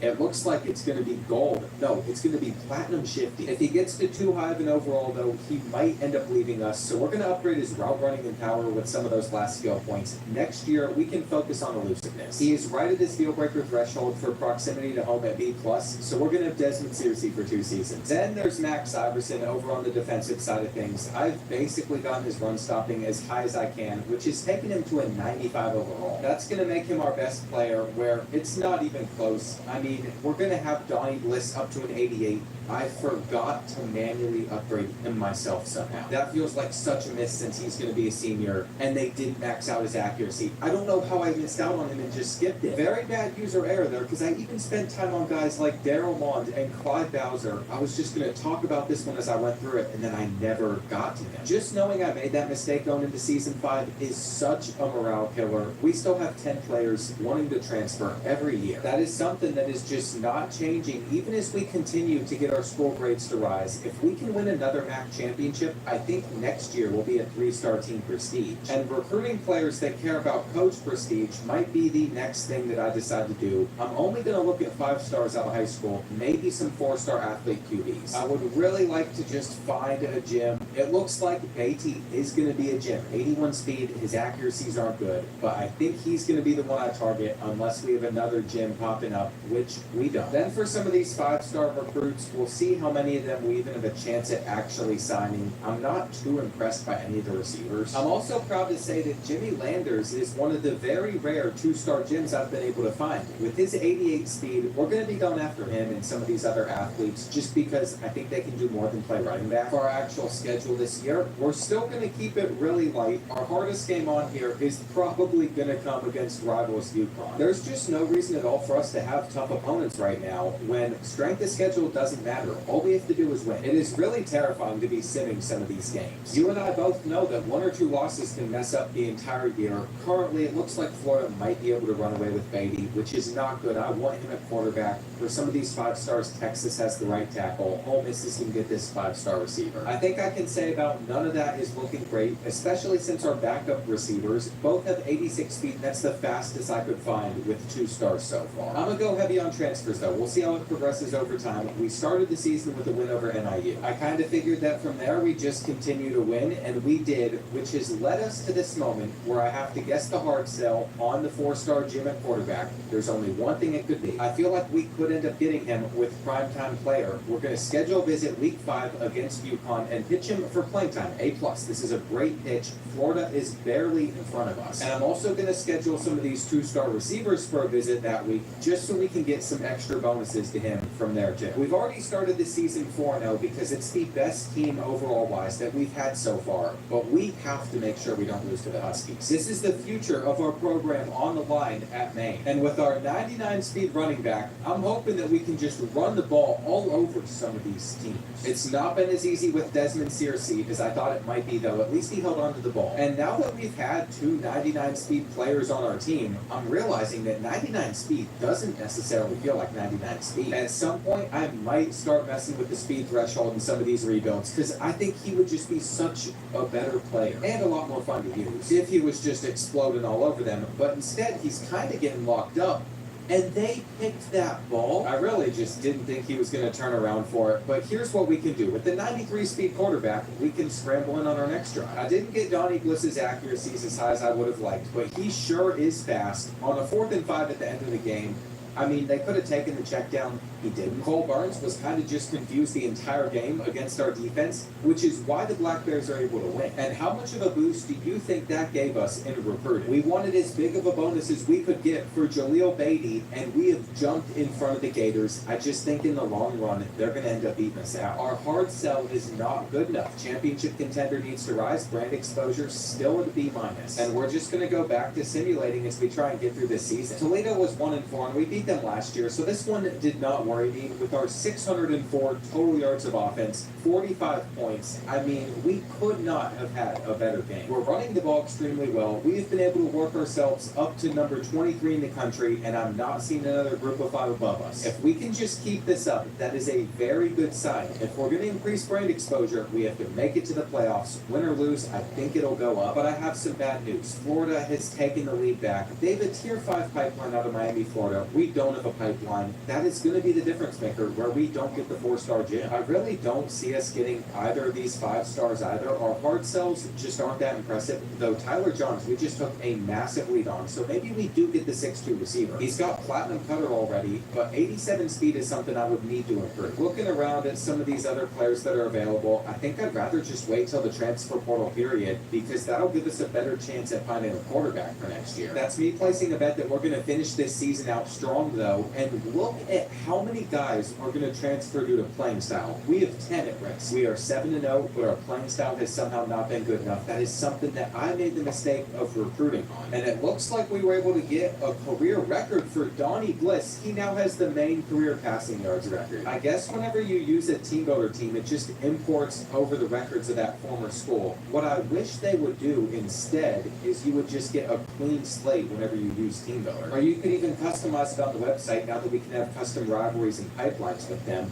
Look at these last 4 matchups that we're facing, though. We have a 7-2 and a 6-3 opponent I will be facing off against. Miami's 1-7. It just feels like another game we should be able to sing. And that is when 5-star Tyler Johns has committed to Maine. Somehow, though, we lost that game. We're sitting at 8-1. We lost to a 1-7 team. I don't care about any other records. This is why we have to build up our roster to be so much better than everyone else. One bad game from our defense where they give up 40 points, all of a sudden we're just inside the top 25. In fact, we're not even guaranteed to make it to the MAC championship. And guess what? Tulane is ranked above us, so is Boise State, so we probably won't get a playoff spot. It's just such a frustrating loss. Beatty did end up committing to Florida. We have also started to fall behind to Texas on Burfict, so we're going to have 2 players, our wild cards, that we'll be able to pick up in the portal. I really didn't sign that many other 2-stars. I can't believe this kid still hasn't committed. But I'm just frustrated. The fact that we lost to Miami, Ohio stings. I know it's college football. I know upsets happen, but we are clearly the best team in our conference. Some of our struggles literally come back to us not having a fully accurate quarterback this season. But still, look at what we've been able to do in this game. We're up 21-3. And if Desmond Searcy didn't break his ribs, then maybe we would have won last week. We're missing Alex Brothers as well, the #1 cornerback that we had on our roster. He transferred in last year just to get injured. But that's just our luck. 2 of the 3 wildcard players I've recruited last season to help this team are injured. What really stinks is with 2 games left in the year, I still cannot guarantee that we're going to be back in our conference championship. Even if we beat Buffalo here, there's a chance that we lose in Sim next week and then we don't make it. Now, this is the best team that we have ever had, so I just wasn't going to drop this game to the Bulls. I mean, we're even dusting them with 89 speed receivers. We absolutely obliterated them with our offense. But I just want us to be healthy. Manu stepped up nicely for us at the running back position, but going into this final week, we're missing one of our best rushers, Landers, the former 5-star. We're missing our best corner. We're still missing Searcy. And there's a lot on the line because, as far as I'm concerned, we could still be in contention for a playoff spot. Now, it makes me feel good to see this pop up showing we made it to the conference championship. I thought that meant that we were going to end up beating Central Michigan, but it doesn't. We lost by 10. Never mind, we're still not good enough to be a playoff team, but we should be good enough to have our best record ever. We are going to be fully healthy to end this season. And I wish it would use an intro whenever we loaded into some of these games. I don't care if it be super generic. It'd just be a nice thing to have.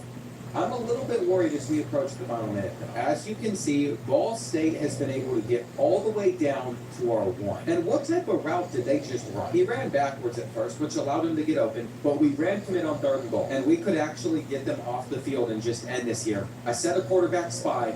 We're all over the run. You know, it was looking like we were going to have to drive down the field and have a game-winning drive. But instead, we're just going to end it right here with a huge run from Bliss.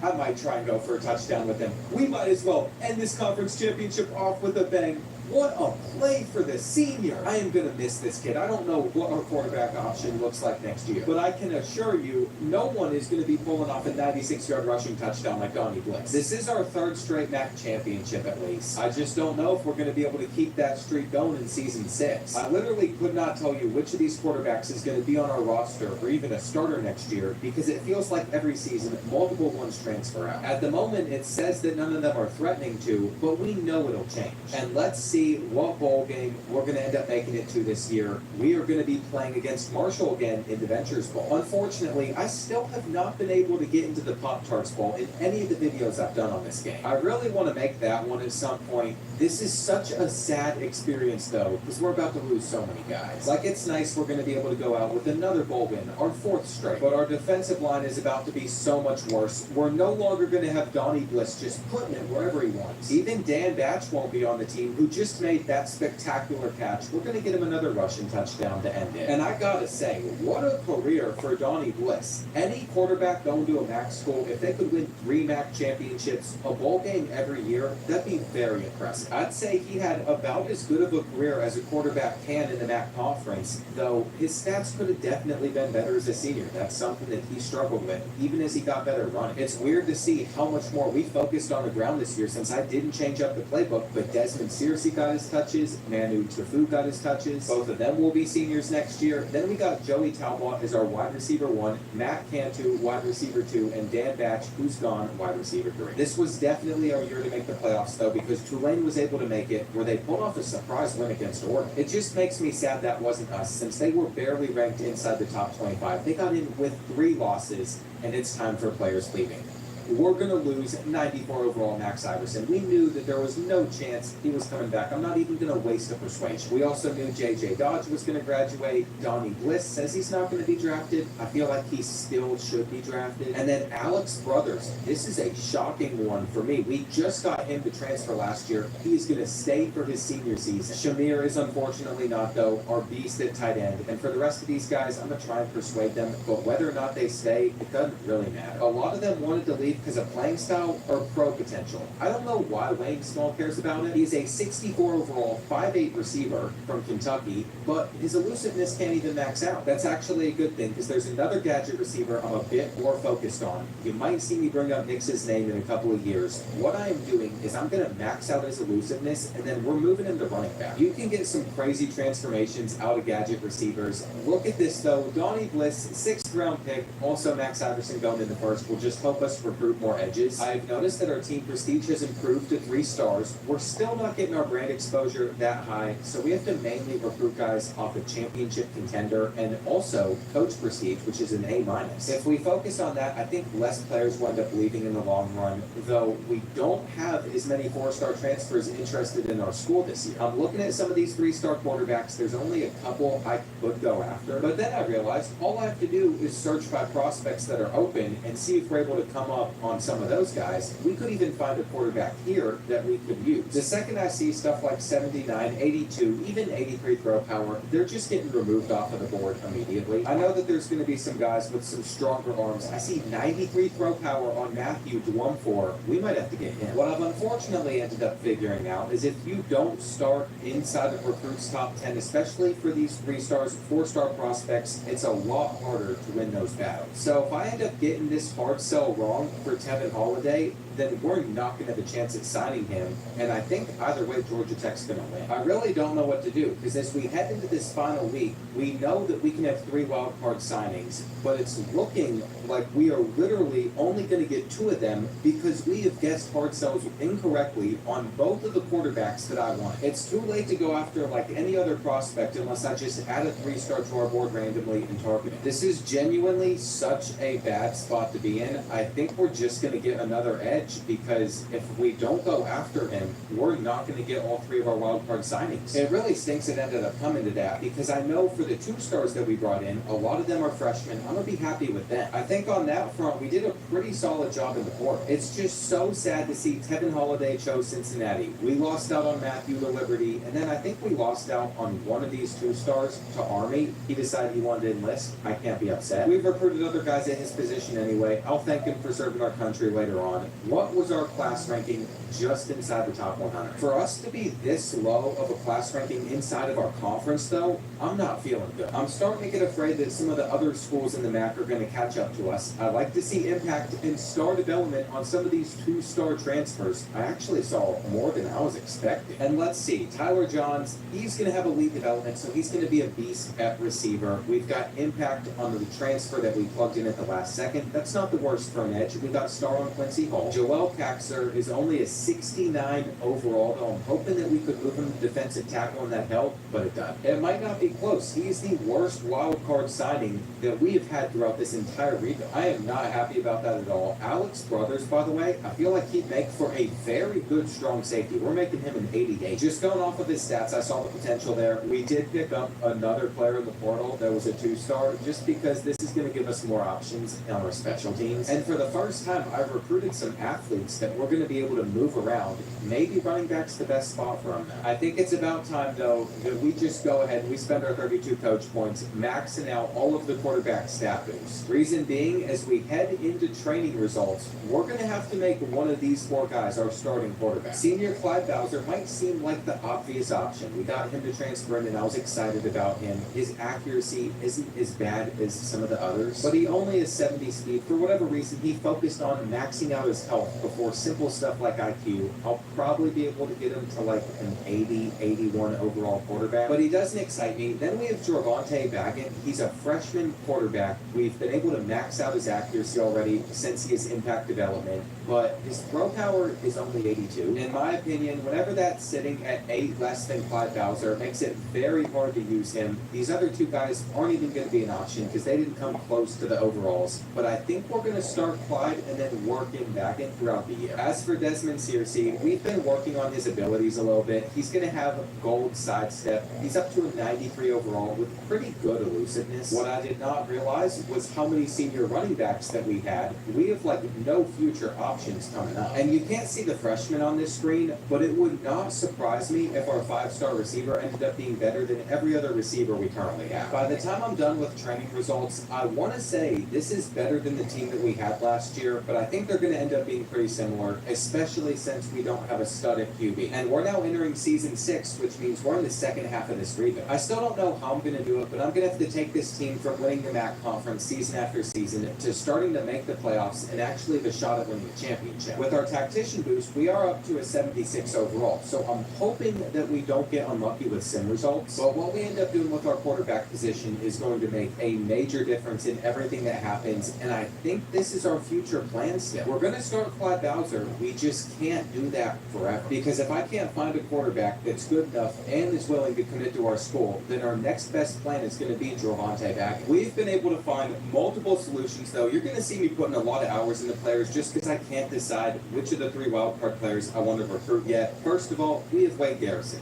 He is decent. We don't know if he's going to be a gem or not. Or at least we don't know what his depth chart's going to look like. With Terry Edmondson, we know that he will be at least impact. Then we have Devin Baker, Jim as well, 4-star quarterback, 93 throw power. He's probably my favorite one. The issue, though, is because he's from Michigan and Michigan State wants him, I don't think we're going to be able to beat them out due to the pipeline. So look at Gregory Carlson. This is a 2-star quarterback, and he is 93 throw power, 86 short accuracy.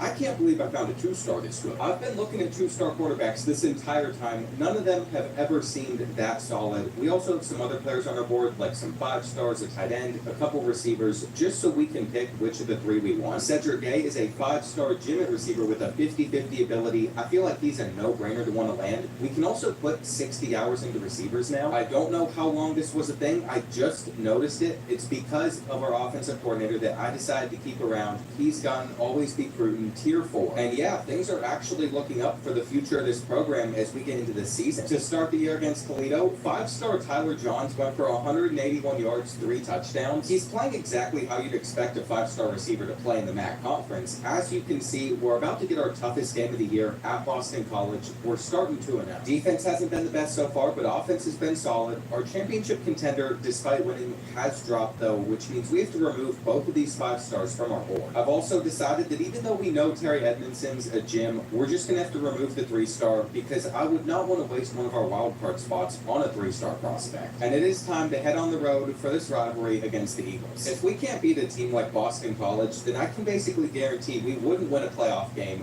They have fans in the stands that are very clearly on something. And we have a new era at quarterback, but we're not going to lean on the senior. We're going to hand the ball off a lot more. I think everybody is going to be trying to stop Desmond Searcy here, which is why we're able to successfully hit him with an RPO. And I have been impressed at our ability to control this game. On a 4th and 7, they got so confused they didn't even get it out. It really has been our defense that has just won this one for us, and we're going to run out the clock. We need one more first down, and they ran man-to-man coverage. We got guys that can just dust them. So there we go. We're starting the season 3-0. If we're going to land 4-star gym at quarterback Devin Baker, though, we are going to have to get that playing time grade up by removing some other quarterbacks from our board. It's bringing him down. We could be getting much bigger bonuses. I just wouldn't expect Gregory Carlson to be that quarterback that's holding us back. I think we could always get Wade Garrison. Let's see. Did that change his grade? No, it's still B-.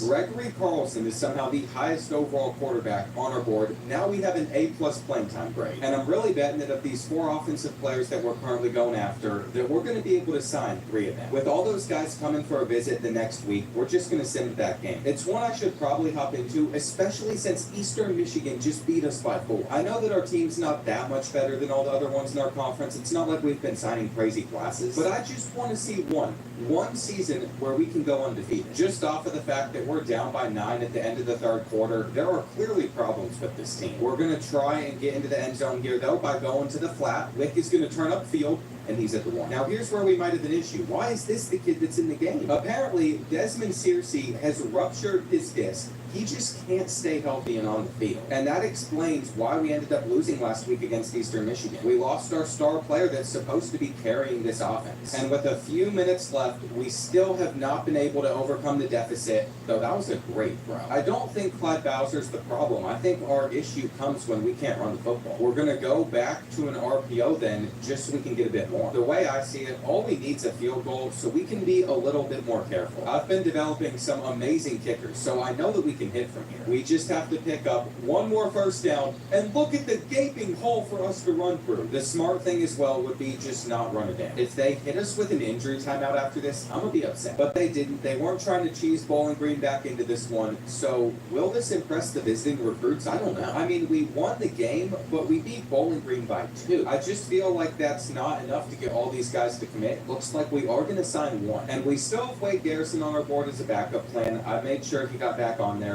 Devin Baker, though, we've taken a lead on. We just have to close it out. This is where we have to then make a tough decision. If we keep on putting points into Jaden Reed, then we're going to sign the tight end. That would take away a spot for us to get both Cedric Gay and Devin Baker. We can only sign 3 wildcard players a year, so we're going to remove ours from Garrison, and we are going to take Jaden Reed off of our board just because I don't know what his dev trade is. He could come in with normal dev, and that would not be beneficial. I'm also keeping a close eye on Gregory Carlson. It seems like Akron's not putting hours into him, so we should be able to jump back into this battle after we try and get a 4-star QB. But worst case scenario happened on Cedric Gay. He had a visit in Missouri the next week who has the pipeline. He's from Missouri, and we're not going to get this prospect. I've also noticed Akron's creeping up on Gregory Carlson. We might need to put him back on our board. With the color of the progress bar, I couldn't tell if they were putting hours into him or not. This is gonna hurt our playing time grade whenever we're hard set. And I guess we're already hopping into our 3rd game this season because the Zips are 6-0. I don't love that after this we're just gonna have to simulate through the rest of the year. But without our star running back, if I didn't hop into this game, I can basically guarantee that we would have lost. Now we might still lose with 2 minutes left. We're down by 7, but I thought we had Wales D. And we got Wick on an awful halfback angle route. We'll see if this ends up working out anyway. We're going to get a wide open Kendricks running under the football, and he is gone. The challenging part, though, is getting Akron off of the field. We've gotten them to a 3rd down where they just threw it straight at Kendricks. I am sure glad that he did not transfer out this past year because he still is one of our best players, and look at that hole. Now, Akron does not know how to handle us right now. They are dropping everybody back, which makes absolutely 0 sense. It's like in last year's game, they just press in this situation and make it way too easy to pick it up, but it's also pretty easy to pick it up if they're that far back. All we needed was a field goal, and we're going to be able to get it. So as we let the clock run down to win another game this season,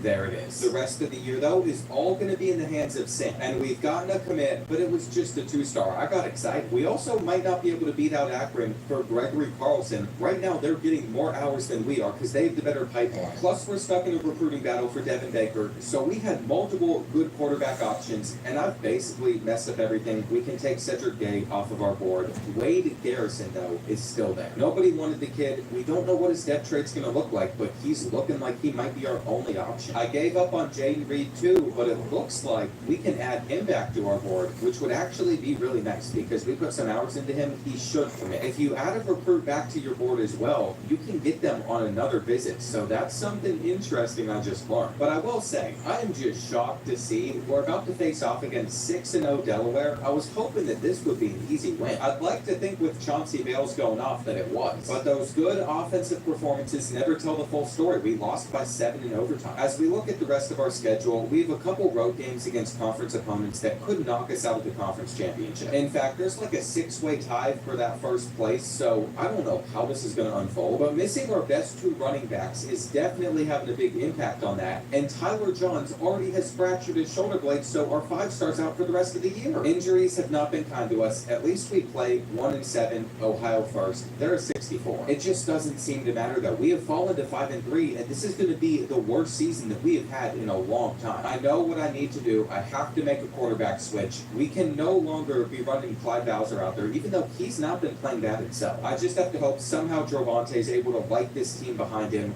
We'll see what happens. I think it's important that we run with Clemson's air raid as well, just because we can't run the football. And I really can't tell whether or not we're going to be able to get Devin Baker. As for Gregory Carlson, we are literally going to lose him to Akron. I am such an idiot for taking him off the board just so we could try and hopefully sign the 4-star that doesn't even want us. I've taken him off of our board again, hoping it helps our hearts out, but our championship contender's been dropping. It just isn't looking good for us the rest of this year. I'm so disappointed. Turns out Devin Baker decided on Michigan State, so we are literally going to have to just go after Wade Garrison, not knowing what this kid's depth chart is. I mean, nobody wants him, but the last time nobody wanted a quarterback, it worked out well for us, so we'll see how it pays out. You're going to see some of these other 2-stars on our board. No one I'm that excited about. Like, I don't even think Rick Hippenhammer should be here. This kid is 75 speed. Just get off. Same thing, 69 speed on a tight end. I was excited for a second. Now that kid's gone. I'll go after transfers instead. It looks like we did end up winning the last week against Army. And it's official. We have signed our 3 wildcard players. But I just can't be excited. We drop another game, and we could very well lose against both Buffalo and Western Michigan, Chip. I knew at some point we probably have a season that sets us back. The hard part about this is a lot of the guys I've been recruiting have been off the championship contender. Now they're going to want to transfer. But fortunately, we picked up a win against Buffalo. We are up to a C grade there, so there's 7 guys threatening to leave because of it. Playing time-wise, a couple other guys want to leave. That doesn't worry me. What really matters is whether or not we take down the 7-4 Broncos. At least we have the home field advantage. We are 9 overalls better. But here's the thing. Desmond Searcy immediately got injured. He tore his groin, so he's out for another 20 weeks. He's not out there for us right now, which has hurt this entire season. And I'm pretty sure that if we were to compare our roster to Western Michigan's, then they look pretty similar. Never mind, they don't. It has also come to my attention that we're in a 5-way tie for second place. Not sure what the tiebreaker is, but this could get interesting. So it says we're 3rd place in the MAC conference at 8-4 after Sim in the week. I guess that means we're not going to get in, unfortunately. What is this, though? We have a career record for Matt Cantu with receptions at UMaine. That's right, no, especially since he's only been here a few seasons, but it's Miami, Ohio that gets in the conference championship over us. We obliterated Western Michigan. If we didn't deal with injuries, we would have been able to potentially win 4 straight MAC championships. And it was Hawaii's receiver that won the Heisman Trophy. I guess we're still going to make it to a bowl game. We could win our 5th straight bowl. We got Micah Pay winning the Chuck Bednarik Award. That was not what I was expecting. He also takes home the Nagurski. And on top of that, he's going to take the Dick as well. He got a 3-peat. Looks like we're going to have our shot at revenge against Delaware too. But the season stats I'm interested in are not Clyde Bowser. I mean, he just didn't get us enough wins. It's not going to be on the rushing side either, since Desmond Searcy couldn't stay healthy. Receiving wise, who really cares that much? No one did anything too crazy. It is this. What was the sacks that we were dealing with Micah Pay? He's a linebacker, so I guess most of his effectiveness came from tackles. 4 interceptions are nice too. I'm expecting to see a bunch of forced fumbles or touchdowns though, because I can't believe he won all 3 of those awards without it. I wasn't expecting him to get sacks, but I have only ever been able to win awards whenever we've had someone just go crazy with the sack numbers. So I was wondering if he was in a formation weird. Turns out he wasn't, and look at how well we've played against Delaware so far. We're just running up the score while they can barely score themselves. I mean, now we know why. We have one of the best defensive players in the country on our side. I just can't believe that after going 8-4, he was able to get the 3-peat still. I guess Maine is just well respected now, because typically if we're not ranked, we're not going to be in the run. There is one more important thing we have to look at before we go on to the offseason now. It's these dev traits. So Clint Baggs, our speedster receiver with 93 speeds, got elite dev. That's incredible. We got impact on Jade Reed, which I can work with. And we have impact on Wade Garrison. I can work with that too. Those 3 players in season 10 are going to be the front of our offense that can hopefully get us to a national championship. I mean, we only have 4 more chances to take it home with an FCS score. I set myself a 10-year limit. I think the hardest part for us now is going to be trying to convince some of these guys to come back too. Max Sermons, our starting free safety, has decided to stay, even though he was not happy. It was extremely low. That was like the last thing I was expecting, but we have now gotten 3 successes in a row. I'm wondering if our championship contender grade is bugged out or something, and these guys are staying because of it. Or maybe they're willing to consider that since they need like a B- and we have a C+, that it's close enough. though that would not explain it for some of the higher overalls. Are we going to be able to get everyone to come back? No, we're not. With some of our remaining persuasions, we have not had luck besides on a 58 overall freshman tight end. He cares about playing time, so he'll probably be in the portal next year as well. I just can't believe every single player with the championship contender deal breaker returned. I feel like something was not adding up there. You can see some of these seniors graduating. There's going to be some names that are missed, mainly Alex Brothers at strong safety and then Desmond Searcy at halfback. Our strong safety didn't get drafted though, and Desmond Searcy was all about potential. I feel like he drained more from this program than he gave to us because he was either injured or he didn't commit here originally. We also can't go after any other good players in the portal since we've already signed our 3 wild cards for the season. I'm happy with the guys that we already got though. I am going to try and find a couple good 2-star junior transfers. Like for all I know, Nicholson could come in and be a solid starting running back. That's a position that we're going to be struggling with next year because I didn't recruit other guys to back up what we had. Maybe we get someone like CJ Deere who's a freshman and can develop. We'll just see how it ends up turning out. We have some more guys in the portal just like every other season. We're not getting as many as I normally would just because we actually signed a lot of 2-star freshmen. And the best part about going after 2-star transfers is there's typically not that much competition. With every single one of the players on our board choosing our school, we are up to a class of 25, but every single 2-star this year, besides one, had normal development. That's just not a great sign for the future that we're trying to build towards. We had the 92nd best class. We haven't even been able to crack the top 75, and we won't. The only chance we even have at it is if we get super lucky and we're able to sign 3 5-stars. I don't see it happening though. And what did I tell you all about Deshaun Nix? I've been training this guy to be a running back. I wish he could get another year as a gadget receiver because I could make him an even higher overall, but I think we need to move him over now. He is just going to be miles better than Dalton Coffey and CJ Deere, 2 players that we signed in the portal to potentially start for us. And as I look at one athlete, Dwayne Thorne, who I think could be a good running back too, it's just going to take him years to get to that level. What I'm starting to think is I should have gone down the motivator pathway instead of the tactician, because as much as that can help us, if we go down the motivator one, some of these 2-stars would have progressed a lot quicker. Like I'm finally getting our quarterback to tier 3, so we're going to have better progression at that position. But that just might end up being the big mistake that I make. I've also noticed with Deshaun Nix, when he was a gadget receiver, we couldn't increase his speed. Now that he's a gadget running back, we are able to increase his speed,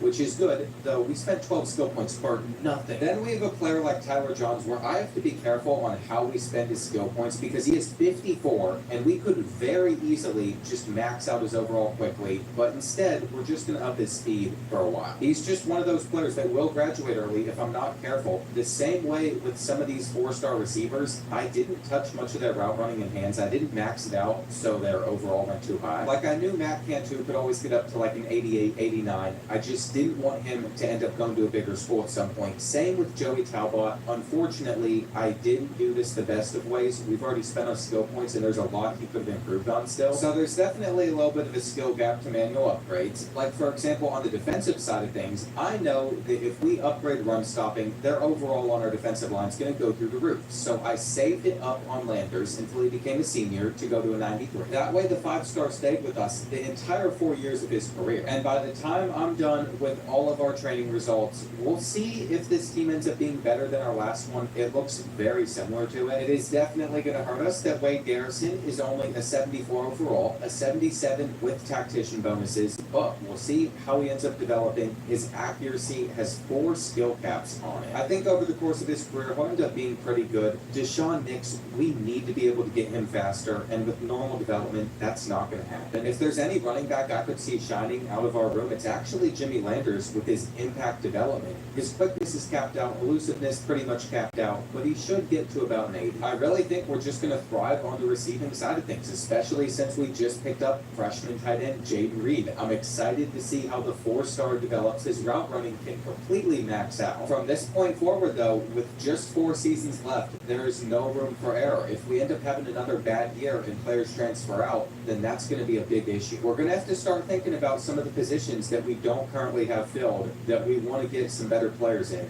That's what I'm going to be scouting for. And thankfully, we've been able to put some players on our defensive line into the NFL, because when it comes to a 5-star gym like Mitch Osgood, I think it gives us a decent chance. Maybe I was a little bit too optimistic though. It took literally 1 week for us to get locked out of 2 of those 5-stars. We just have to take them off of our board. I'm gonna tell you something, man. There's a lot of crazy people in this whole documentary. America's team, playing for the Cowboys is different, man. We just had that swagger. We did it our way, baby. The race.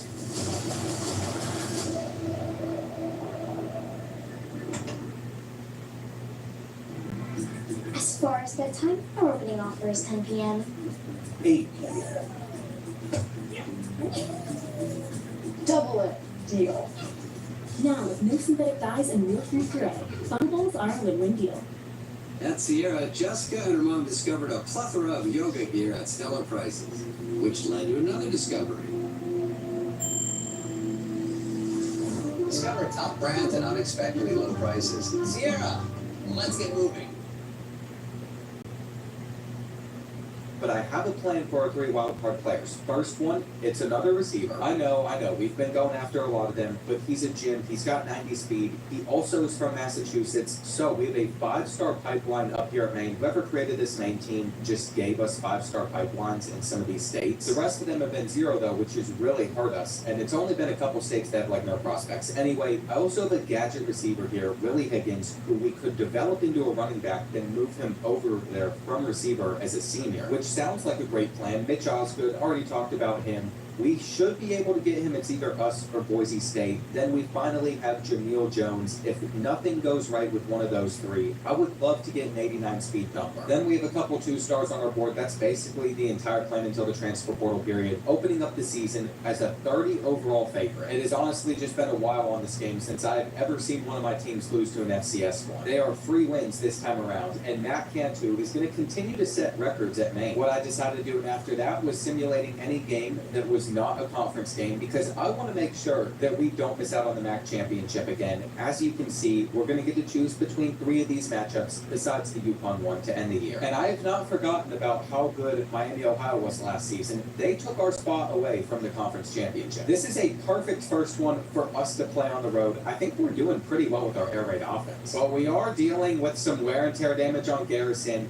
He is slinging it with 4 minutes left on a 4th down, finding Johns in the end zone, the 5-star. I had yet to see him in a game. I was not expecting him to look like this. But I guess he's just a smaller receiver. Wade Garrison has clutched up, and now on defense, we have to be able to do the same. Here's the issue, though. Amani Gooch caught 4 passes in a row. I'm not making that up. That is the kid's name, and it has gotten them all the way down to the red zone, where they're going to shed that first tackle, but we're fine. This is a very big 3rd and goal. They try and throw the slant.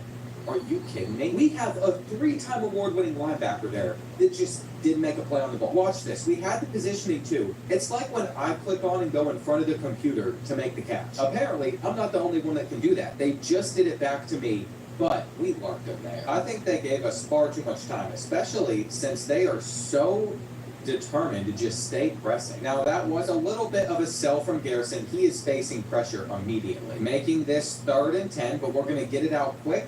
And it's dropped. I can't believe it. Miami, Ohio might actually beat us. Man-to-man coverage, turn around on a dime. What a play that was right there. Now we're hitting them with the halfback screen, and this should get us to like the 40. The Redhawks also have the worst defense setup possible here. I don't know why recently the computer has been acting so weird. When this game dropped, I did not see them sit safeties like 30, 40 yards back whenever they can't give up field goal range. It just doesn't make sense, but it allowed us to set up for the win, so we're going 4-0. And I wonder how long we're going to keep this up. By this point on the recruiting side of things, Jim Timothy Howell seems like he's going to be ours. Mitch Osgood, we're in first place for. We also can choose between Willie Higgins or Jameel Jones. I think I'd still prefer Willie Higgins just because this will guarantee we'll have a solid running back by the final year. And 1-4 Central Michigan, even if they have the home field advantage, 11 overalls worse, should not be able to beat us. They didn't, as Deshaun Nix rushed for 158 yards. I thought the yards per carry was touchdowns for a second, so I was shocked. Turns out he scored 4 touchdowns, not 8, but he was able to do that in a 45-31 win. It's really surprising to me that it only took going 5-0 for us to get back inside the top 25. There's clearly still respect for the Maine football program, and we have a couple players on a visit against the Falcons. Now, I decided I was just going to sim it. I think either way Timothy Howell would have committed, but a 7-point loss is going to sting. We're going to hop into the next 2 since Eastern Michigan 6-1, Toledo is 5-1. It's just so frustrating that we can never seem to run through all these teams in our conference, but it makes sense. We're not not even signing the best class in it every season. These 2 stars can only do so much. If we look at the battle for Mitch Osgood, Texas is coming out of nowhere. This kid's from Texas, so we're going to need that Week 10 visit against UConn. And the first battle we lose is to Army for a 2-star player. Maine cannot be that unattractive of a landing spot that you would rather enlist than come play football for us. I don't get it, but now we have to face off against Eastern Michigan. They're 6-1. And this has almost felt like a waste of a game to hop into just because we are so much better than them, which is why at the end of the 3rd quarter, it is 28-10. I'm not going to respect them. I'm going to go for it on a 4th and 1. Wade Garrison's already passed for 4 touchdowns in this game,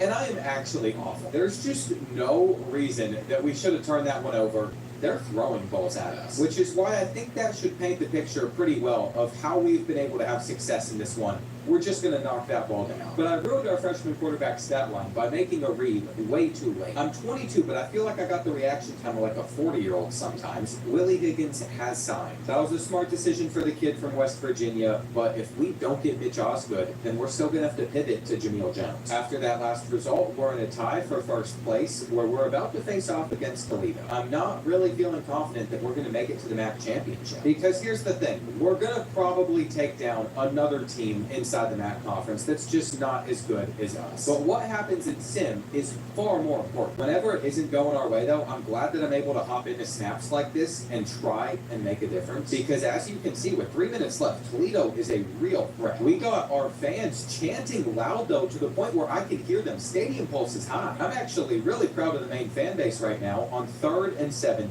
2 minutes left. We got to lock in. We can't give that up over the top. He breaks us out. But sure enough, we're able to get the stop, and we have come out aggressive on 4th down, which worked. I don't mind that at all. We're also going to have our drag route open, allowing us to move the chains. From there wasn't much that Toledo could do as we walk away with the win. And currently, there's only 2 players on this roster that still want to transfer out at the end of the year, with one of them being our punt. This is what really matters, though. It's this next game against UConn. Mitch Osgood is visiting. We could be getting a huge boost here. They're 4-5. We have the home field advantage, and we're 9 overalls better. I'm expecting the best. And thankfully, I don't think I was let down because Mitch Osgood has committed to Maine. We also landed Jameel Jones, which is a little bit of a problem. I have to remove him from our board. We cannot sign more than 3 wildcard players. And if you're wondering how to remove a player from your board, you have to go over to the prospects list, then you can just click on here and then get rid of them. As you can see, our only commits are these few 2-stars, and then our 3 big names, Willie Higgins, our future running back, Mitch Osgood, a future defensive award winner, and Timothy Howe. For the rest of this season, I can only hope that we win these final 3 games because I believe we have a real shot at making the playoffs. We are currently sitting at number 24 in the country. North Texas is the only Group of 5 team that's above us. But I just have a feeling that in one of these games, something's going to go wrong. We are currently losing out on Tyler Johns again, by the way. He's gotten injured 2 seasons in a row, 34 weeks this time. Quincy Hull, our best defensive tackle, injured too. So we're missing some starters. I am going to go down the motivator pathway though and upgrade this because I think we have so many receivers and tight ends that I want to progress. That'll help them out a little bit. I just simmed it raw. I did not want to go game by game because it's going to stress me out. We're 9-2. That was the last thing I wanted to see. I bet this one went to overtime if we lost by 2 points. It's an overtime thriller at Ball State that hurts us. It actually drops us down to 4th place in the conference, and we're not going to make the conference championship again. I know that we were missing a few of our starters, some of our best players. It just stinks to see. Western Michigan is 0-11 and a 57 overall, by the way. There is no way that we were going to lose to them. But we made it to the conference championship after a 59-20 victory. Somehow, we were the 2nd team in a 4-way tiebreaker, even though Ball State beat us. So we have lucked out. If we look at the top 25 as well, USF is going to be ranked above us. So is Tulane. I bet they're going to play in the American Conference Championship. I don't think we have any shot at making it to the playoff. Just from scanning the top 25, though, look at how solid the American Conference is. They're having a great year. I actually want to consider firing our coordinator, our offensive coordinator, only because he is mainly an elite recruiter, and I need someone that's a tactician. Getting rid of him could come back to bite us, and we cannot get into the playoff, mainly because all these other conference championship games have teams rated above us. It doesn't matter who wins those games. We are going to be the 6th highest rated conference champion, assuming we take down Buffalo. And this is where I'd actually have a lot more fun playing in like a snow game at the Bulls Stadium, instead of playing inside a dome at Ford Field. Without our former 5-star receiver, corner, I was wondering how this would go, but offensively, we can still sling the rock even with a bad read like that. And Chauncey Bales, one of the players I remember talking about developing a few years ago, has been a very solid fill. I knew from the start I was going to throw to him on that play. This game was never much of a close battle at all. It just means that Alexander Bean is now 4-0 in conference championship matchups, and we can add this one to the trophy room. One thing I will say, just from doing all of this though, is I am not doing the 1-star only rebuild challenge on this game. I have no chance at pulling it off. Hawaii had another receiving Heisman Trophy winner. But yeah, just seeing how getting a lot of 2 stars and some extra players is treating us, I could never win it all with a 1-star team. In fact, I can't believe that last year I even had a chance at being able to complete that challenge. We're able to pick up a level 41 coordinator this time around. It is so nice to actually have some good options. We want a tactician though, so I'm going to recruit Andy Weiner. It's probably Weiner, but we're not going to say it correctly. Now it is time for the most important part about recruiting, checking these 2 stars dev traits. Just kidding, you all don't care about those at all. We got impact on Willie Higgins, which is good enough for me. Elite on Mitch Osgood, was kind of expecting it out of a 5-star gym. And star on Timothy Howe. That's some good stuff there. I think they're going to be beast by the time we get to the final season in this rebuild. Sam Houston, 7-5. This isn't even fair. I guess EA just wanted to hand us another bowl trophy. And sure enough, in the final couple minutes, all I'm trying to do is have some fun because we've already been able to end this one. Vales is going to get himself a touchdown. I was actually trying to get it to Matt Cantu since the senior just played in his final game for us. But nothing too exciting going on there. I guess Wade Garrison has set the main single-season passing yards record as a freshman. He's also done it for passing touchdowns. Very good sign for the future. And he threw for almost 4,000 yards. It's the 13 interceptions that is a little bit of a problem, but we can get his accuracy up. Rushing-wise, Deshaun Nix went for 1,300 yards, 18 touchdowns. Gadget receiver to running back is a great pipeline. We haven't seen rushing stats like that all video. Then we look at our receiving stats. Could have been a little bit better. We just spread it around really well. Micah Payne had 4 interceptions again, but he had less tackles, so it makes sense why he didn't win any awards. And looking at our record book, though, Matt Cantu is going to be a legend for Maine. We're starting to actually replace some of these UMass records. Yoplait is America's favorite strawberry yogurt. Made with real fruit, it's a good source of protein, and it's wonderfully creamy. Now that's delicious. Yoplait, America's favorite strawberry yogurt. The big 4-color pen helps me go remaster my thoughts. With so many long-lasting colors, the possibilities are endless. In Northeast Ohio, we've got your car care covered. From check-in to check-out. At Radair, our skilled team works fast and does it right the first time. Drive happy. Visit Radair.com. Radair, serving our neighbors since 1975. Hey, did you find the manual? Yes! Something Dale! Who's Dale? American Home Show now provides video chat with live repair experts for home fixes over the phone. Let's go fix that oven. Okay, Dale. Sign up today at ahs.com. Shop the Labor Day sale. Save on the styles you've been eyeing all summer long.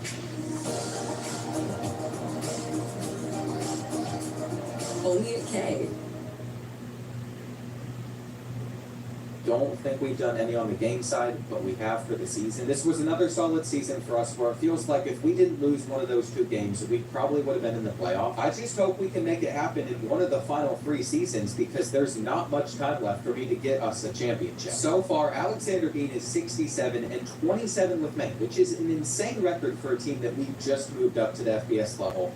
Seems like Dante Kendricks, though, is going to be leaving us. His normal development isn't going to be missed, though that was one of the wild card players I got in. And Xavius Landers, the former 5-star, going to be a 4th-round pick as a 92 overall. I thought he was going to get drafted higher. Matt Cantu might not even be drafted. Maybe scouts are worried that his best season technically came his freshman year. I don't know. I figured somebody would have to love that type of consistency, which is why he did end up getting picked up. As for the portal, I'm about to sign a lot of 2-stars because we have to start thinking about the future. A few years out from now, you're going to notice that we have 26 juniors. There's a lot of guys that are going to be leaving this team in a couple of years that won't be around by season 10. And there are plenty of team needs to fill. I just need to start checking in at what overall some of these guys are coming in at because I don't think it's useful for us to recruit 2-star juniors. If I think back to the running backs I got last year, a lot of these guys were like 68 to 70 overall, so I guess that's what we can expect out of 2-stars. I've basically just decided that I'm going to fill up this entire board with as many two-star freshman transfers as I can. I don't know if this means that these guys were 2 stars in high school or just with their current rating that makes them a 2-star transfer, but I feel like recruiting 2-star transfers is way better than recruiting 2-star high schoolers. If I'm wrong on that, it's going to cost us this rebuild. That's what I've based my entire recruiting strategy around, and we're going to see if it pays off a few years from now. I think this is the most I've ever gone in on the transfer portal, by the way. I made 29 signings from it, and the ones that make me happy is anytime I find a 2-star that had impact development. The transfers seem to have better depth traits than the high schoolers as well. We got star depth on offensive linemen, and there is a reason that we've been able to pull off our first top 70 point forward. I'm just going to have to manually upgrade every single player just to make sure that we're able to retain guys, that they don't transfer out. And I took Wade Garrison up to an 84. I don't know if his accuracy is going to be able to get much better, though, over the next couple years because his overall is already at an 85. Technically, it's only an 80 without tactician bonuses, though, so his deal breaker to transfer out, he just needs a B grade. And if you're curious what I've been able to do with the former 5-star Tyler Johns so far, well, he is now up to 95 speed. It's maxed out. Next year, we're going to focus in on hands and route running. Without tactician bonuses, he's an 87 overall, so I'm expecting him to stick around for his final 2 years, and there's a lot of upgrades I gotta do. We still got seasons left as well, so I don't know if I'm gonna sit here and talk through all of them, though Chauncey Vale's getting up to 96 speed and 82. He became better than I thought he was ever gonna be. And I gotta say, besides a couple receivers in this receiving room, our speed is better than I ever imagined it would be, though a lot of our fastest players are not former 2-stars. It's been really neat to see how high we've been able to get a couple of these guys. Like this 2-star transfer, Delani Coate, I think he's a 90 without any stat boosts. He's easily the best guy on our offensive line. And then Quincy Hall, someone that I have not focused in on run stopping, is about to be a player that's going to get drafted. Even with the 25%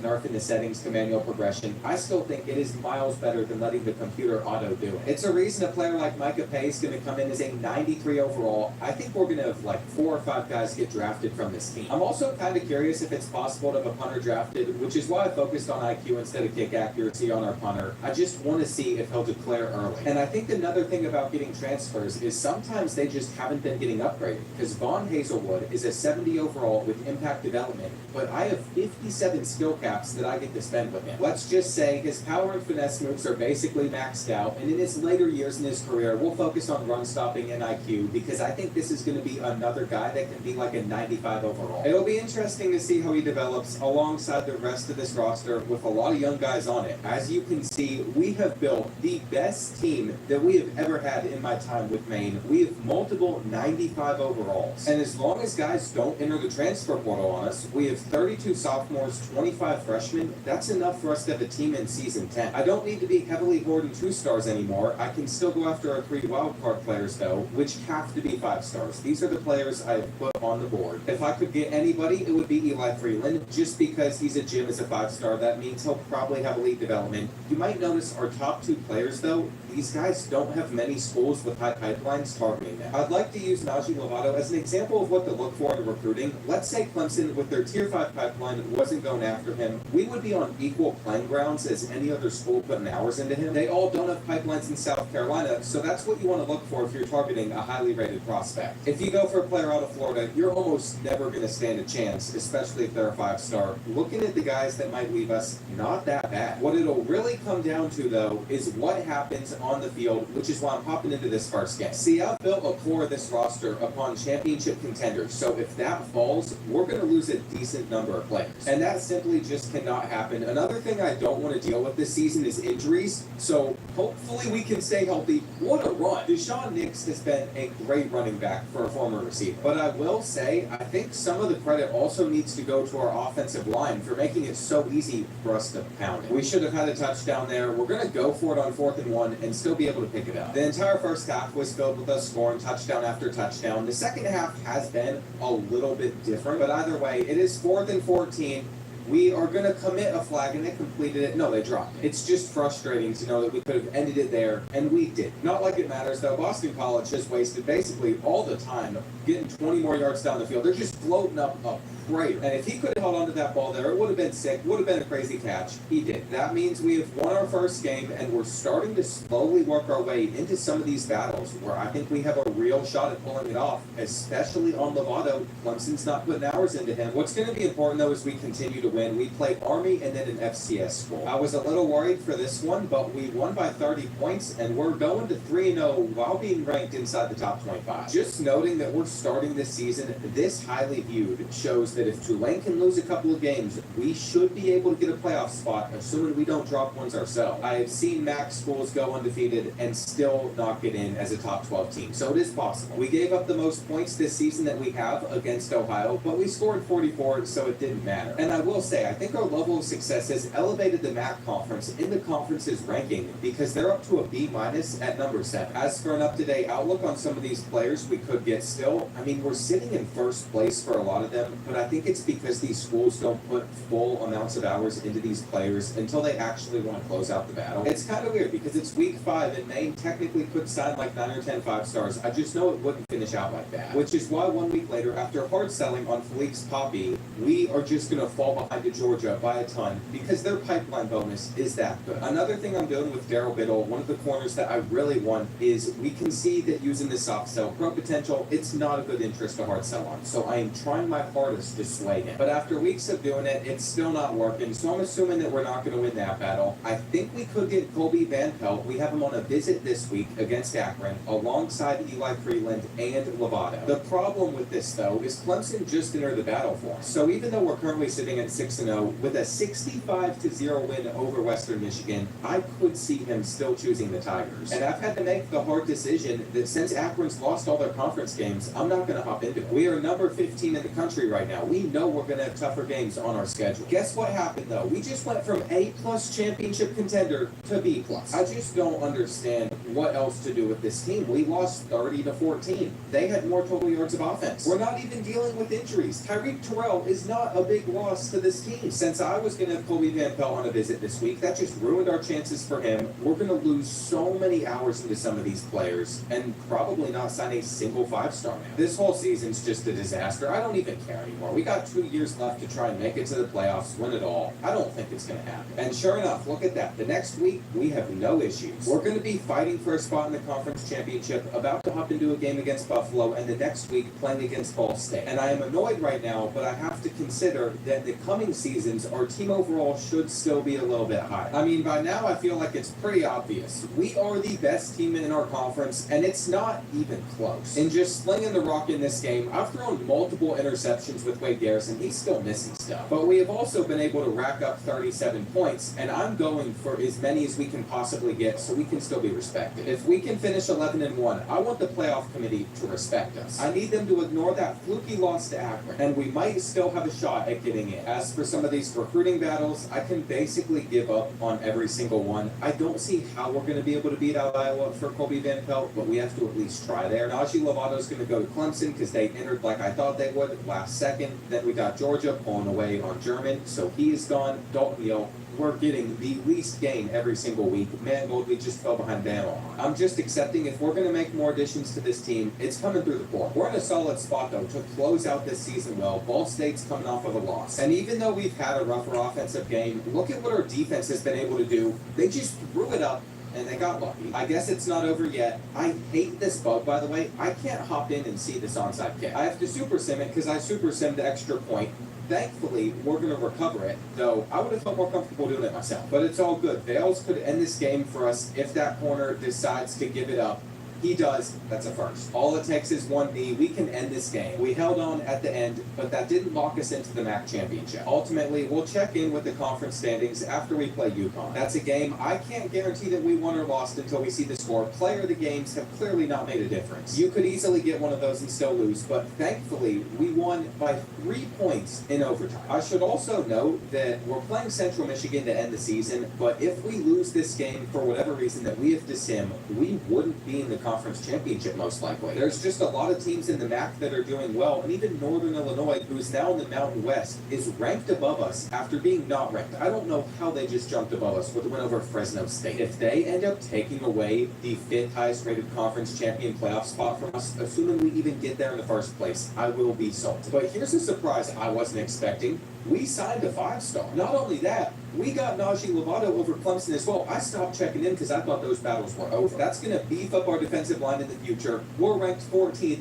We are in the conference championship. With a 53-7 win over Central Michigan, we won when we needed to. I think we're going to get to the playoff. We're still going to be able to sign one transfer in the offseason as well for our third wild card spot. This team is going to be as good as it can get. I am just so relieved that things have worked out this way for us. And we have 5 ranked teams inside the top 25 from the MAC. We've taken the MAC to a whole other level. This is nuts to see for the other conference champions who can be ranked highly. If Rice jumped over us, that would be disgusting. I still can't guarantee with the win here that we're going to be a playoff team. But before we worry about any of that, we still need to win. Now, if they hit us with man-to-man coverage on this first play, we're going to shock them, take off the top on their defense. They didn't though, which means we're going to try and throw above their zone here. It works out. You can kind of see that with Wade Garrison, we are just going to be able to sling it. Confidence is through the roof with this team.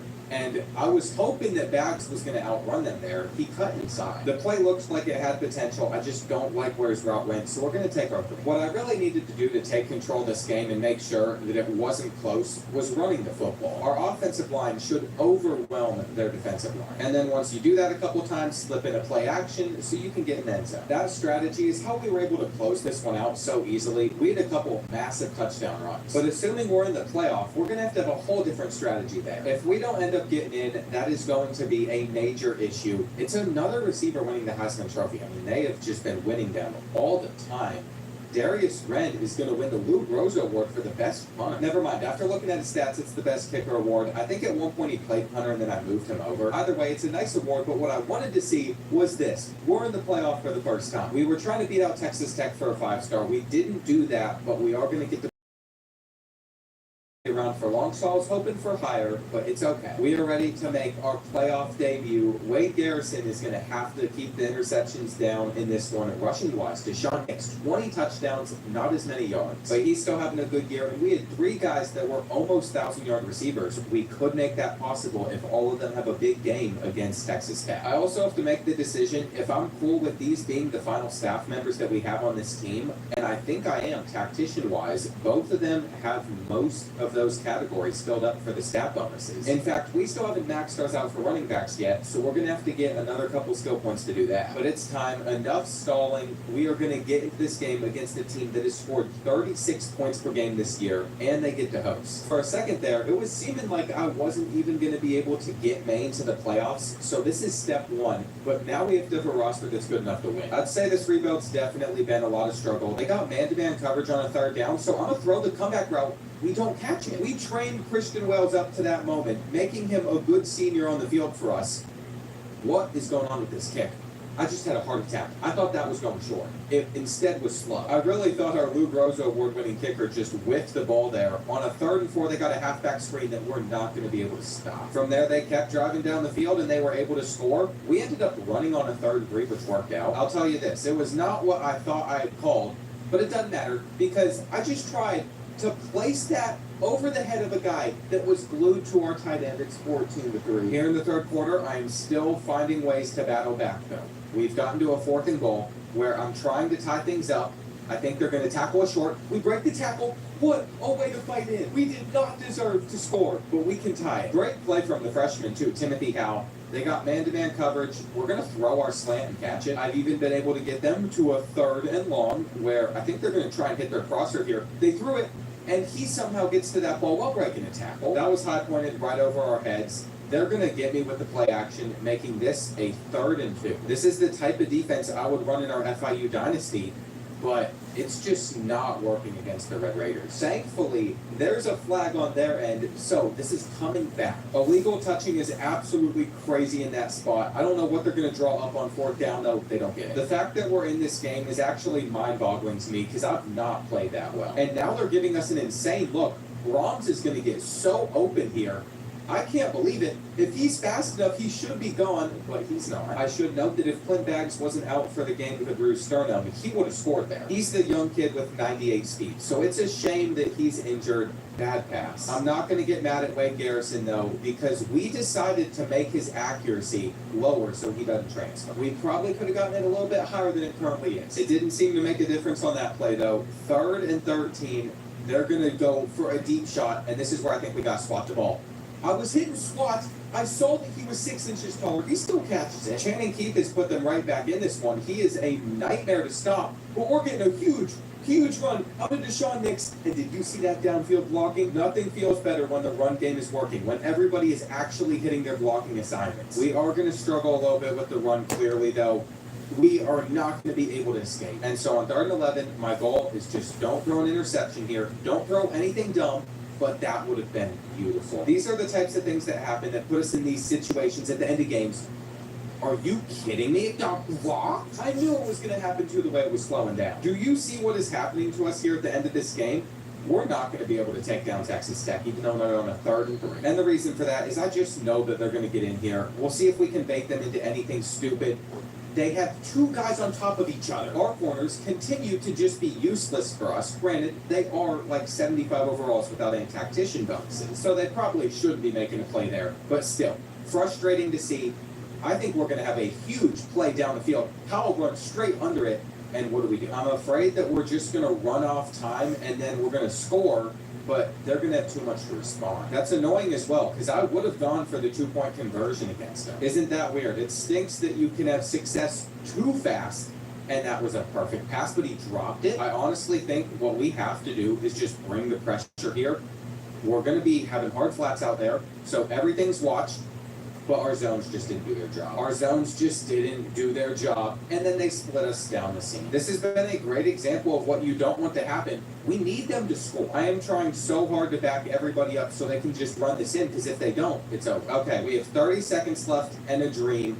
I'm afraid that we need to just drop this one here. I was panicking. Now it's taken us way too long to get back to the line. That has really hurt this drive. So you can basically just lock in that we are not going to be able to move on to the next round. I don't know if this is going to work or not, but we have Tyler Johns in there for this final play. We just want to run it with his 95 speed, and we're going to have to lateral it back. Come on, guys. Pick it up.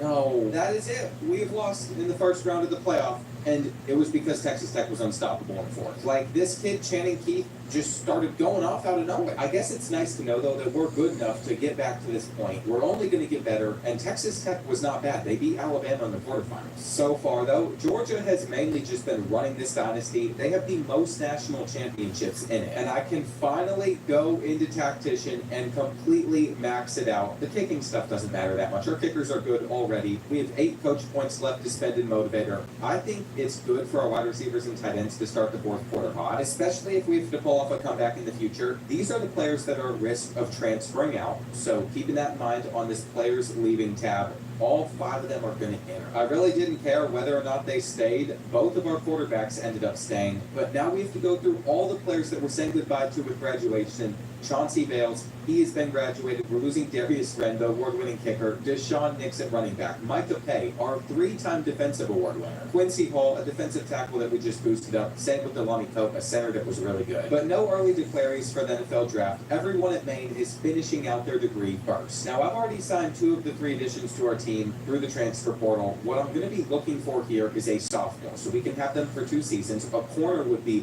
wonderful. The problem is, though, Oscar Westbrook cares about brand exposure, where our grade is just good enough to meet his current deal breaker. If his overall goes up anymore, he'd just transfer out. So I'm also going to look at some 3-stars that could be a decent option. Of all those guys, there's only one I think we're going to be able to get. We're going to try and hard sell on Oscar. If this is somehow his hard sell, we're going to still stand a chance against Arizona State, but that's the only way. He probably just wants to go there and party. Then for James Cruz, we were never going to get into an open 4-star transfer battle and win that. Nate Truman's a lock, though, while these other 2 aren't going to happen. You could say we stand a chance with Tashawn over Tennessee, but here's the thing. I'm comparing stats. He is 70 press, while Truman has 87 press. So as we head into the final week, I'm happy with getting him, but then we jumped into first place on Oscar Westbrook because we guessed his hard sell correctly. So I have to decide which of these 2 corners do I want. Oscar is a little bit slower than Nate Truman, but he has higher awareness, he has higher man coverage, 90 versus 79, and I would assume that his depth trait is probably higher as well. But there was always the chance that we advanced the week, and Oscar didn't choose us. Thankfully, he did. He is just going to have impact development, but he comes in as an 85 overall and makes me wish that we didn't go after 5 stars out of high school. Next year, we're only getting players out of the portal for our wild card spots. I should also note, though, he's probably going to transfer due to brand exposure not being high enough, so we're going gonna actually move his position around, see if that can do anything. Doing that though actually made things worse. It didn't help us at all. Now he's gonna be an 88 when we move him back to corner. I think it's safe to say he's gonna be gone for sure. So I'm just gonna max out his overall, probably by focusing in on some more zone coverage and man. As I go through all these position changes, one thing I'm actually doing this year is I'm checking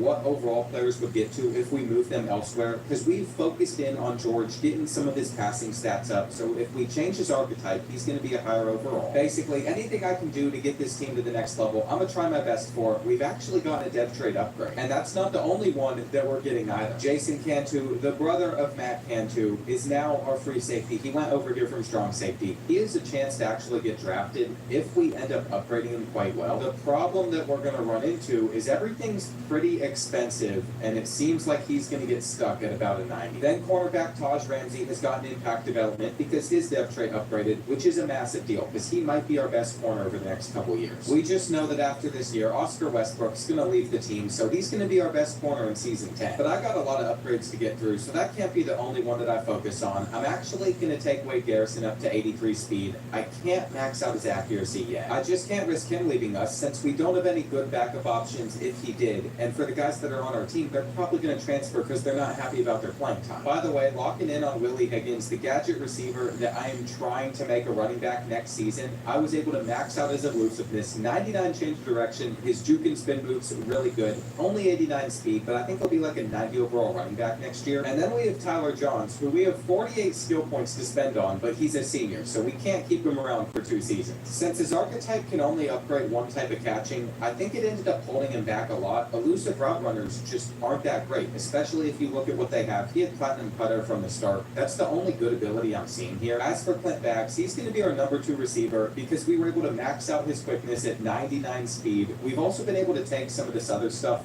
pretty high. He's just going to be a monster if he can stay healthy behind Tyler Johns. And after finally upgrading everybody, I think I can say that the top part of this team is better than what we had last year. You all have seen how much effort it has taken to get to this point, but we're going to be an 89 overall. We're going to be a 3.5-star prestige program, and we're actually going to be sitting here starting inside the top 25. I don't even think I'm going to give any of these 5 stars a chance to be recruited just because I think the transfer portal period is going to get its highest overalls, even if the transfer's only 3 stars. So what that means is we can get straight into season number 9, where I would love to get to 12 wins for a 4th time in this video. It's also basically a given at this point that we got to win a MAC championship and that we should pick up another award or 2. And I don't want to hop into games unless I need to because I feel like we're so much better than our opponents that we shouldn't have many issues. I know we had that fluky loss to Akron last year, but Wade Garrison's going into his 3rd season. And with a 6-touchdown game against Eastern Michigan, he has put himself in the school record book. Our only close game so far was against the Huskies. It was a 3-point rivalry win.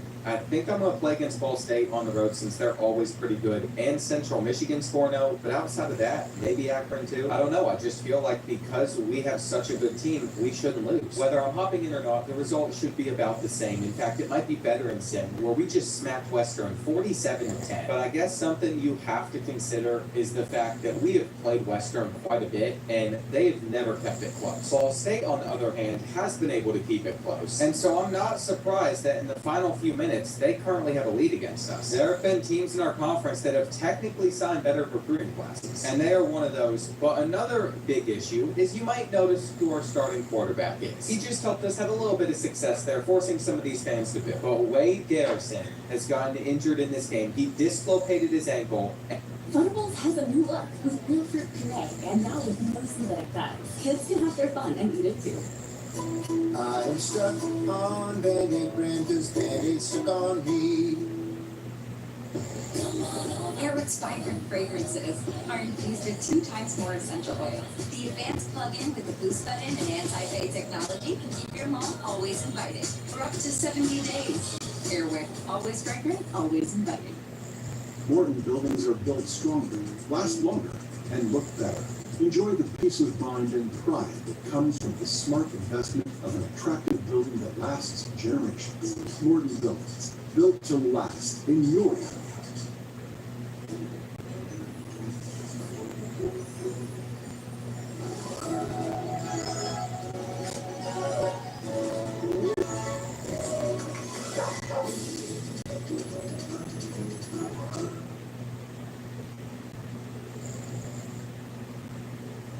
and this could cost us our year. Oscar Fuentes is not the quarterback that you want out there on the field. It's about to be 3rd and 13, and we could even force a stop here, but just the fact that we're dealing with injuries already is frustrating. Luckily for us, Ball State just didn't have a good punter.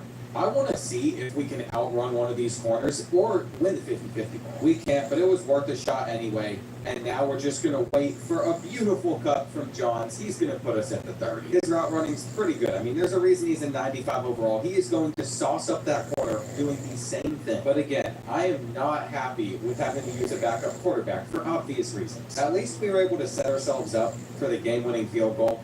I don't know why they're blasting music. Like, we're not about to take down their team on the road. They're like raving over there at Ball State, even though they're about to lose. But there it is. We're going to stay inside the top 15. We also had a bye week, but it's not going to matter that much because Wade Garrison's out for the next 8 weeks with the dislocated ankle. And that means I have to decide between one of these 3 quarterbacks to be our permanent starter. I think I just have to stick with Fuentes. I mean, he helped us close that one out. All their throw powers stink. I could just see things going pretty bad for us. So we're definitely playing against Central Michigan. I'm gonna be honest, against a team like them, we were never gonna lose. I didn't even throw an interception. Their defense just wasn't that good, but it's not gonna be that way against every team. I just expect Sim to hurt us at some point, though we're about to play against FIU, so that could be nice. I'm unfortunately rooting for us to beat them there. I'm just gonna Sim week 14 since I wouldn't hop into a game until the one against Akron, and we're about to see what our record is sitting at. I am terrified to hit this button.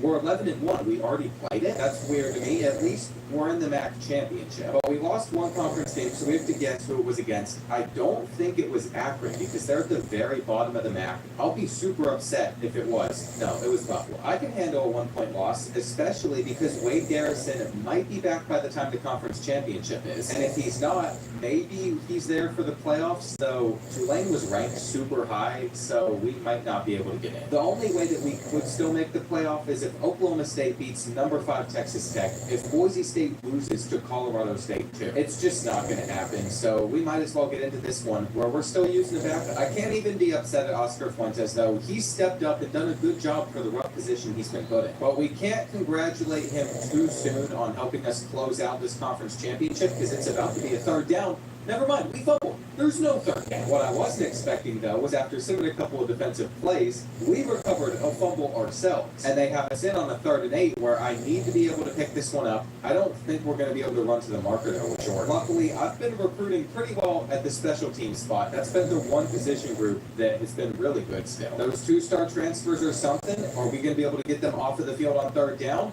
They ran into each other. I don't know how we left them open there. Actually, I do know. The guys on our defensive stats are just awful. All of the linebackers might be the worst position group on our team next year. The ones that aren't starters currently have like 70 zone coverage. It's not going to be a fun time, but we're getting this first. And that gets us one step closer to finishing this game. Jamison LaFell is going to get loose here. I am glad that I made this kid the starter. He was about the same overall as everybody else, but he was the fastest. I mean, he won't have his job next year, but we could never have expected him to get it. We have a plan at running back already. And this 3rd and 4 could literally end the game. They're going to stick with the bubble, but that guy looked very slow. Even though that didn't work out for us either, I have a feeling we're going to get open there. I mean, we have a guy with platinum Heisman cutter activated there. He's in. Tyler Johns basically calls game, though he would have been better just not getting in. And I don't know how I'm going to ever get defensive stops against some of the best teams in the country in the future, because we can't stop Toledo. Assuming we make the playoffs in season 10, I have to play those games and stop. I can't just super sim my way around everything.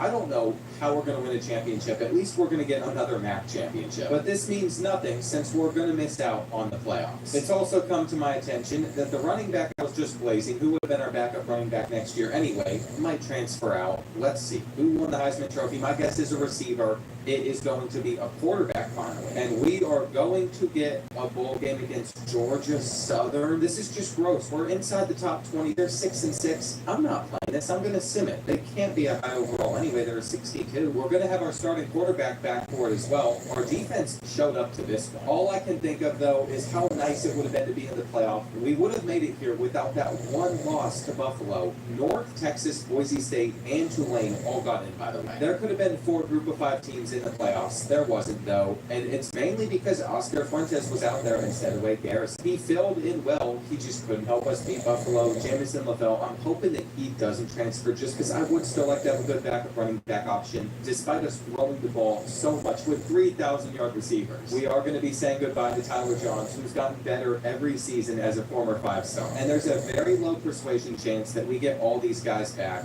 I don't think we're going to get any but Oscar Westbrook. We just convinced him to somehow come back. That was the best one that we could have had. I do not care if we get a couple of these quarterbacks. That is a massive deal to us, especially since we're losing a lot of key defensive starters. If we were losing him as well, our defense might even get worse next year. So that's great news. Also, having these guys get drafted might open up some more transfers wanting to come to Maine. And what did I say? Ricardo Fleming is one of the best receivers out there. I might as well just try and get him. I'm more so going to shoot for our 3 wildcard players being defensive transfers, but we might as well throw some options out there because I don't know how this will unfold. I even have a couple quarterbacks down there as 2-stars just so we can have some depth. What all of it will really come down to, though, is if we guess hard sells correctly or not. That's going to be a major deal. And as we head into the final week, I have some choices to make. We can see which ones we're probably going to run away with, the ones that could be a very tight battle. Ultimately, I think I need to pick up a linebacker, another corner, and then a receiver. We're going to take the defensive tackle off. We're going to take the free safety off, which could be a mistake. I can't even guarantee I'm going to sign all 3 of those guys. The 2-stars popped up first, but we have been able to get the linebacker.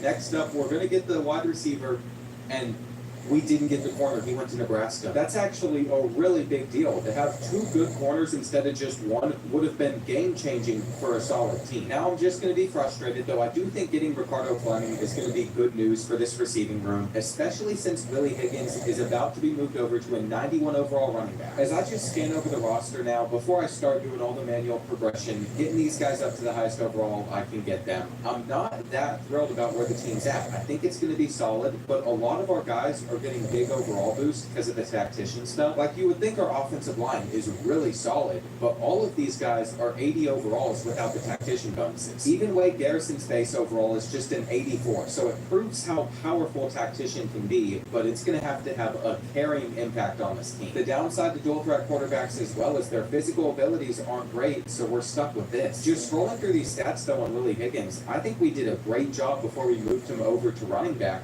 He could be faster, but I think I'm going to focus on abilities instead. Sidestep just has the potential to be super overpowered, especially since it's going to be platinum. And I know I spent a lot of wildcard spots on building up this receiving core, but it is far better than I was ever expecting for mainly just recruiting 2-stars, because I think it's good enough to win it all. As I go through the defensive side of things now, Devin Zidania, the guy that just transferred in, whoever had him previously only worried about his speed. Now we can upgrade some of his other stuff, but he's going to make for an incredible user. And I think by the time that I'm done with this, our top 3 players are all going to be on the defensive side of the ball. That's exactly how it worked out. We have over 10 players above the 90 overall on this team. I feel like we should be good enough to compete for a championship. It'll just be really interesting to see what our team overall is after we advance past this screen. We didn't have enough guys on the team to cut more than 1 player, just to hope that our overall takes a slight boost. We're going to have a 99 overall team with the tactician bonuses really kicking in. I don't think it's a 99 overall team, but then again, this is comparing it to Ohio State's roster, which looks very similar to ours. They're also 99 overall. Then we could take like a Georgia, where they might be a little bit better. They're probably deeper whenever it comes to the high 80s. But the difference between us and them is we are going to play an extremely easy schedule. I'm going to play that road game against Buffalo since they beat us last year. We'll probably play UConn in either Ball State or Central Michigan. We are going to need to be blessed in sim. If we get any unlucky losses this year, then that's probably going to be it. It is always going to be stressful simming. We have FIU dropping 34 points on us, by the way. We just scored 73, and they had 4 interceptions, so it didn't really matter. It was really interesting to look through some of these stats. Willie Higgins rushing for over 102 touchdowns. We started 3-0. Now we face the Bulls. We could spend a little bit inside motivator if we wanted to make sure that our quarterback started the 4th quarter hot, though I would love if our defensive line started the fourth quarter hot, so we're going to try to get to that by the end of the year. There's just some good stuff in Motivator. This game against Buffalo, by the way, if it's close at the end of the game, I'm going to be disappointed. With a 99 overall team, I should not have to play a single snap against a MAC opponent. And sure enough, in the final minute, we're just going to be trying to run away with this one. I wanted to pad the stats a little bit, find bags for a touchdown. The fans are so far away from the field, by the way, at Buffalo, they can't even make an impact on the game here. But if there is one thing I've noticed so far, it is our defense that could end up costing us. I just don't like how many points they've been giving up. Wade Garrison is going ahead and taking all of the main passing records. I figured that might happen later in this video. I am going to switch over from the multiple defense, though, back to the 4-2-5. This has just been the one that we typically run with. I know that our linebacking core is not the best, and I always typically do a pretty good job recruiting defensive backs. I haven't done as well of a job with the Black Bears, but we're just going to have to accept the fact that we're going to have weaknesses. What a performance from Willie Higgins. With 3 rushing touchdowns on the day, he also won National Offensive Player of the Week against Eastern Michigan. And currently, the games on my schedule I'm still looking out for are facing off against both Ball State and Central Michigan. Toledo is one of those teams where they're going to be a 77 overall. This is not very comfortable to sim, but what can we do about it? We have to do it anyway. Which ended up working out 45-17. I'm starting to think that the actual team overall doesn't matter as much as the record. For another year, the overall calculations on this game are a little off. Like Western Michigan, they've been at 62 forever. Granted, they really are that bad. We blow them out every season, but they're not that much different than Toledo score-wise. Even though their overalls were super different, it was a very similar score. Miami, Ohio's 30 overall scores. And Timothy Howell just went for 258 yards against them. I think the major difference between this season and some of the last ones is we aren't dealing with any major injuries so far. It's just been to backup players, which is nice. We can't get too excited yet, though. The year is not over. As for Group of 5 teams inside the top 25, Southern Miss is sneaking up at 7-0. App State's also undefeated. I don't see Tulane or Boise State, though. We still have to take down Ball State, Central Michigan, and we should be good. I can even mention that Wade Garrison is currently leading the Heisman Trophy watch with 30 passing touchdowns, 2 picks, 2,500 passing yards. We really might have a Heisman Trophy winner on our hands. And so with that in mind, you best believe that down on the goal line, we're going to be trying to force it through the air. We'd end up winning this one 38-17. And it's another record that has been set by Wade Garrison. At the end of this rebuild, I'll just look through all the record book stuff. Ohio is 4-1 in conference play. We have to face them on the road, but I still would rather play against Ball State. So that's another one that we had to sim over, but there's only 2 left. And could you imagine if our rivals UConn gave us a loss? That'd be really bad. At the moment, I think we're still going to be able to get into the playoff, even with our ranking dropping due to our strength of schedule being super weak, because App State, undefeated as well, they're ranked even lower. Southern Mississippi's barely inside the top 25. We're currently benefiting from being so good over the last, 5 or 6 years. We're getting more respect in the polls, but we still have to close out the season. What I've been able to take away from this one is offensively, we're going to be okay, but defensively against bigger schools, I don't think we can. This is no disrespect to Ball State. Actually, it is disrespect to Ball State. They shouldn't be able to score 28 on us. They've made it challenging to just close this one out, even though we're about to. And I could go for another touchdown with Garrison, but we're not gonna. I'm not taking any risks where we could blow a game. This stat line is more than enough to still be in the Heisman contention. What it all basically comes down to, though, is this game against UConn, where if we end up losing this, if one of our rivals ruins the undefeated season, that's it. From the school update, we are 12-0, so we didn't lose. Lots of players want to leave, that's fine. They're on the roster for our championship potential run anyway, and we beat them by 11. I wasn't sure we'd ever see the day, but we have finally gotten an undefeated regular season with Maine. There was just no doubt that this roster was better than every other team on our schedule. I made the schedule easy. I'm not going to sit here and act like we were playing against hard teams on our schedule, but we were good enough to win games in sim. That's important enough to me. Now it's all about what I can do whenever I hop in.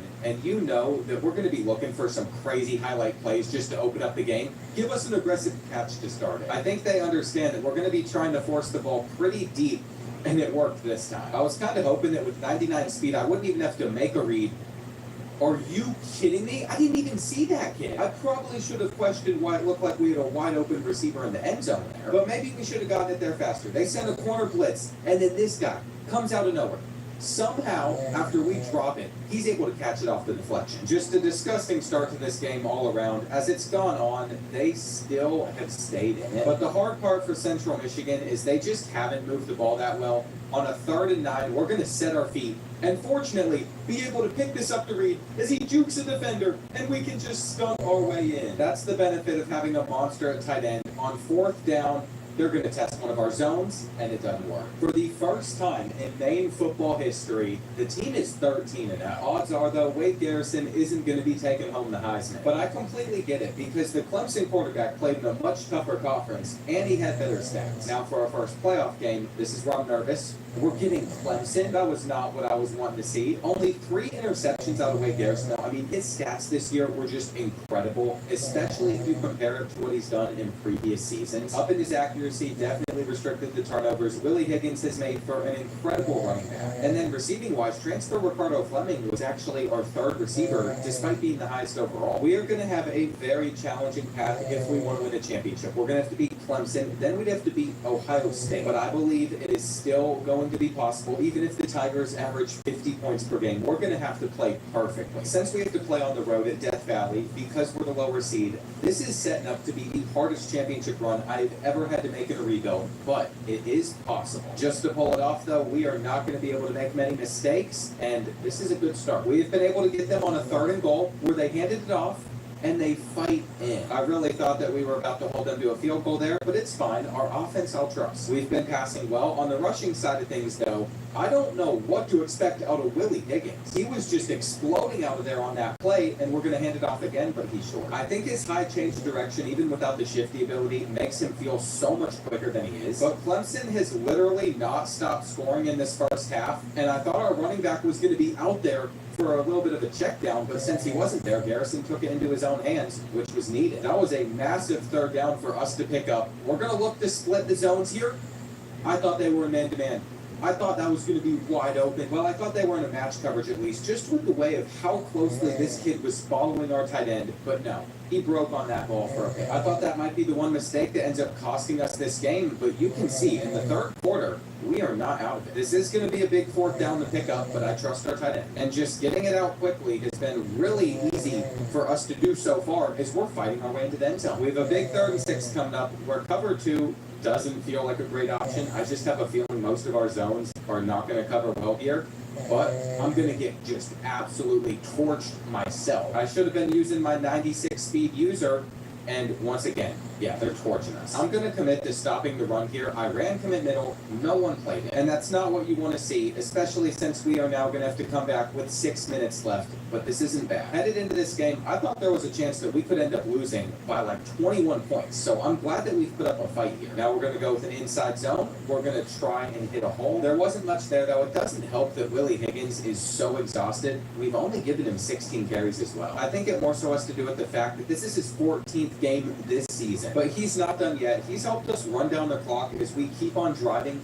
down the field. I don't want to give Clemson that much time to respond, and we were just able to throw that one. I should have turned off 2 clock before snapping it again, though, because we currently find ourselves in a really bad spot, except we make a great throw. We're in the end zone with 20 seconds left, and Death Valley silent. I did not think that Wade Garrison had that in him. They're going to just go with the check down, which doesn't help. We had to clutch up at the very end, but we are going to be moving on to the quarterfinals. And what is this pass? Of course they still catch it. That's what we were facing off against. With a bunch of 2-stars and then some wild card players, we still got the win. But things are not getting any easier. Next up, we have the Buckeyes. It really is just brutal on this side of the bracket. But we score more points per game than Ohio State, and this time it gets to be on a neutral site. If we could actually pull off winning a championship, this would go down as one of my favorite rebuilds ever. I like keeping it more realistic on the recruiting side of things, only being able to get a few players a year.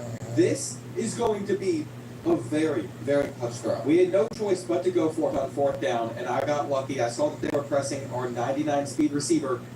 Okay. I thought our linebacker was about to just not make a play on the ball there. I don't care what his coverage stats are. He's not just letting the dude catch that over his head without at least making an attempt on it. Cutting this back, we're going to midfield. By now, you should be able to pick up on the fact that we just haven't had that much success offensively. It took them pressing for us to score a big play. We currently have 28 rushing yards on 16 carries. It's not been great. Look at what defense they're running on 3rd and 1, though. It's like they want to tempt me to try and throw this deep. We had to take it underneath. And I'm running the same playbook I ran against Clemson last week, where I'm very willing to chew clock. There's no way we've been able to do this again. He's out of bounds. I was about to say, that'd be a pretty crazy play. We're going to look for our tight end immediately. I don't know why they leave him so open. There's still 4 minutes left in this one, so this might not be able to be the last drive, but we'll see. I think the counter play could go absolutely crazy here. Blocking's looking good. Jimmy Lander's speed just isn't that quick, so busting a run to the outside isn't going to work. And all of a sudden, we've hit the 2-minute warning, which is not ideal for us. See, here's the thing. No matter what, the Buckeyes are going to have their chance to respond. I'm hoping for man-to-man coverage, but it's going to be zone, so we're just going to go underneath. But this is where our defense is going to have to come up clutch, and I hate to say this, but we aren't going to. I have no faith. We actually can't even sit in a cover 2 like I normally would like to, because our safeties literally only have 84 speed. They're going to take a check down for the first. And I think we're just going to have to hope that they do that all the way down the field while not managing the clock well. I want to sit back in either cover 3 or cover 4. Quick check down. Again, you can see we got everybody back. They're going to hand it off, and this is fine for us. I do think we'd be better off if we brought 4 players instead of 3, but that was close. That's exactly why we're not going to run a quarters. We're going to just go with this cover 4. And that forced them to use their final timeout. I really don't like that Osgood is sitting back here in coverage. He's one of our edges. He should not be playing here. But we're going to have to swat this ball away. I don't love the size mismatch. It does not matter. We have somehow done it. We have won the Rose Bowl. We are headed to the semifinals. And we're getting the number 2 seed, Pittsburgh. I would love if we could just get an easier matchup. It seems like the other side of the bracket's worked out well for us, though. Duke won 51-7 over Georgia. And the Panthers scored just as many points per game as us. Their team overall is an 87. We're going for one more bowl trophy before we have a chance at winning a championship. And I've been pleasantly surprised at how this one's gone so far. They've been playing us aggressively. I guess they're starting to get desperate for stops considering our defense is getting plenty. And that is back-to-back close plays, close calls for us. But we still have to be able to finish this drive off, and we do. It's never a guarantee that you're going to maintain a lead, though. That's the lesson that we have unfortunately had to learn. Pittsburgh has been able to get things within 3 points, and they're going to test our zone, but we knocked it out with a hit stick. That was so clutch right there. 4th and 10. They're going to just go over to the flat. That's not going to be enough. We are so close to being able to win this one, and we're just going to hit Howe out there in the flat. What I want to see is man-to-man coverage on Fleming because he should be able to get open versus it. If he's not there, we're going to take our underneath halfback angle route. And from there, we were able to pull off the win, so we are headed to the championship. It's actually going to give us a chance to get revenge against Texas Tech. They beat us in our first playoff appearance. And can you believe our 10 years all comes down to this? We have been able to finally make it in that last season. We have one more game that we have to win. If I end up fumbling this one away, I am going to be extremely upset with myself, especially since we're 10 overalls better. It's just so close to the point where you could grab it, but we're not there yet. It would certainly help, though, if we were able to score the first touchdown of the game, because both teams have gotten a field goal so far. I'm just hoping for a little bit more. Halfback direct snap on 3rd down, and we're in the end zone. To my surprise, Texas Tech just hasn't felt like that difficult of an opponent to face, probably because of our first opponents. We had to open up the playoffs with the hardest playoff games that we were going to have, and now we're facing some weaker schools. We've been able to play defense better, we're scoring easier, and as we chuck it up 1 or 2 more times at the end of the game here, I just want to say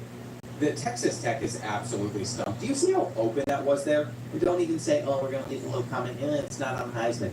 No, it was on Heisman. They just stumped, literally. Their money could not buy them a team that could compete with Maine, so we're taking home the national championship. We're going to get to celebrate, enjoy it, and Wade Garrison took home so many records. He spent a lot of time here with us at Maine. Imagine if he had Matt Cantu to throw the ball to. He also had a bunch of records in the MAC conference, but for season and career records at Maine, he took some home. Then you have Alexander Bean as our coach. He was the 7th winningest coach throughout this entire playthrough, 109-30 with his career record. He won 7 conference championships. And you know what? Even with some of the more realistic recruiting restrictions, maybe there was a lot of unrealistic stuff that happened. I mean, they would never win a national championship in real life. But just having some of that stuff in place made this one of my favorite rebuilds I've ever done. And if you enjoyed this one, then you should check out some of my other ones too. As far as bedtime, our opening offer is 10 p.m. 8 p.m. Double it. Deal. Now, with no synthetic dyes and real-free puree, Thunderbolts are a win-win deal. Your job depends on reliable tools. That's why Harbor Freight is committed to offering quality tools to pros like yourself at a fraction of the price. Stop by today and put us to the test. Harbor Freight, your pro tools destination.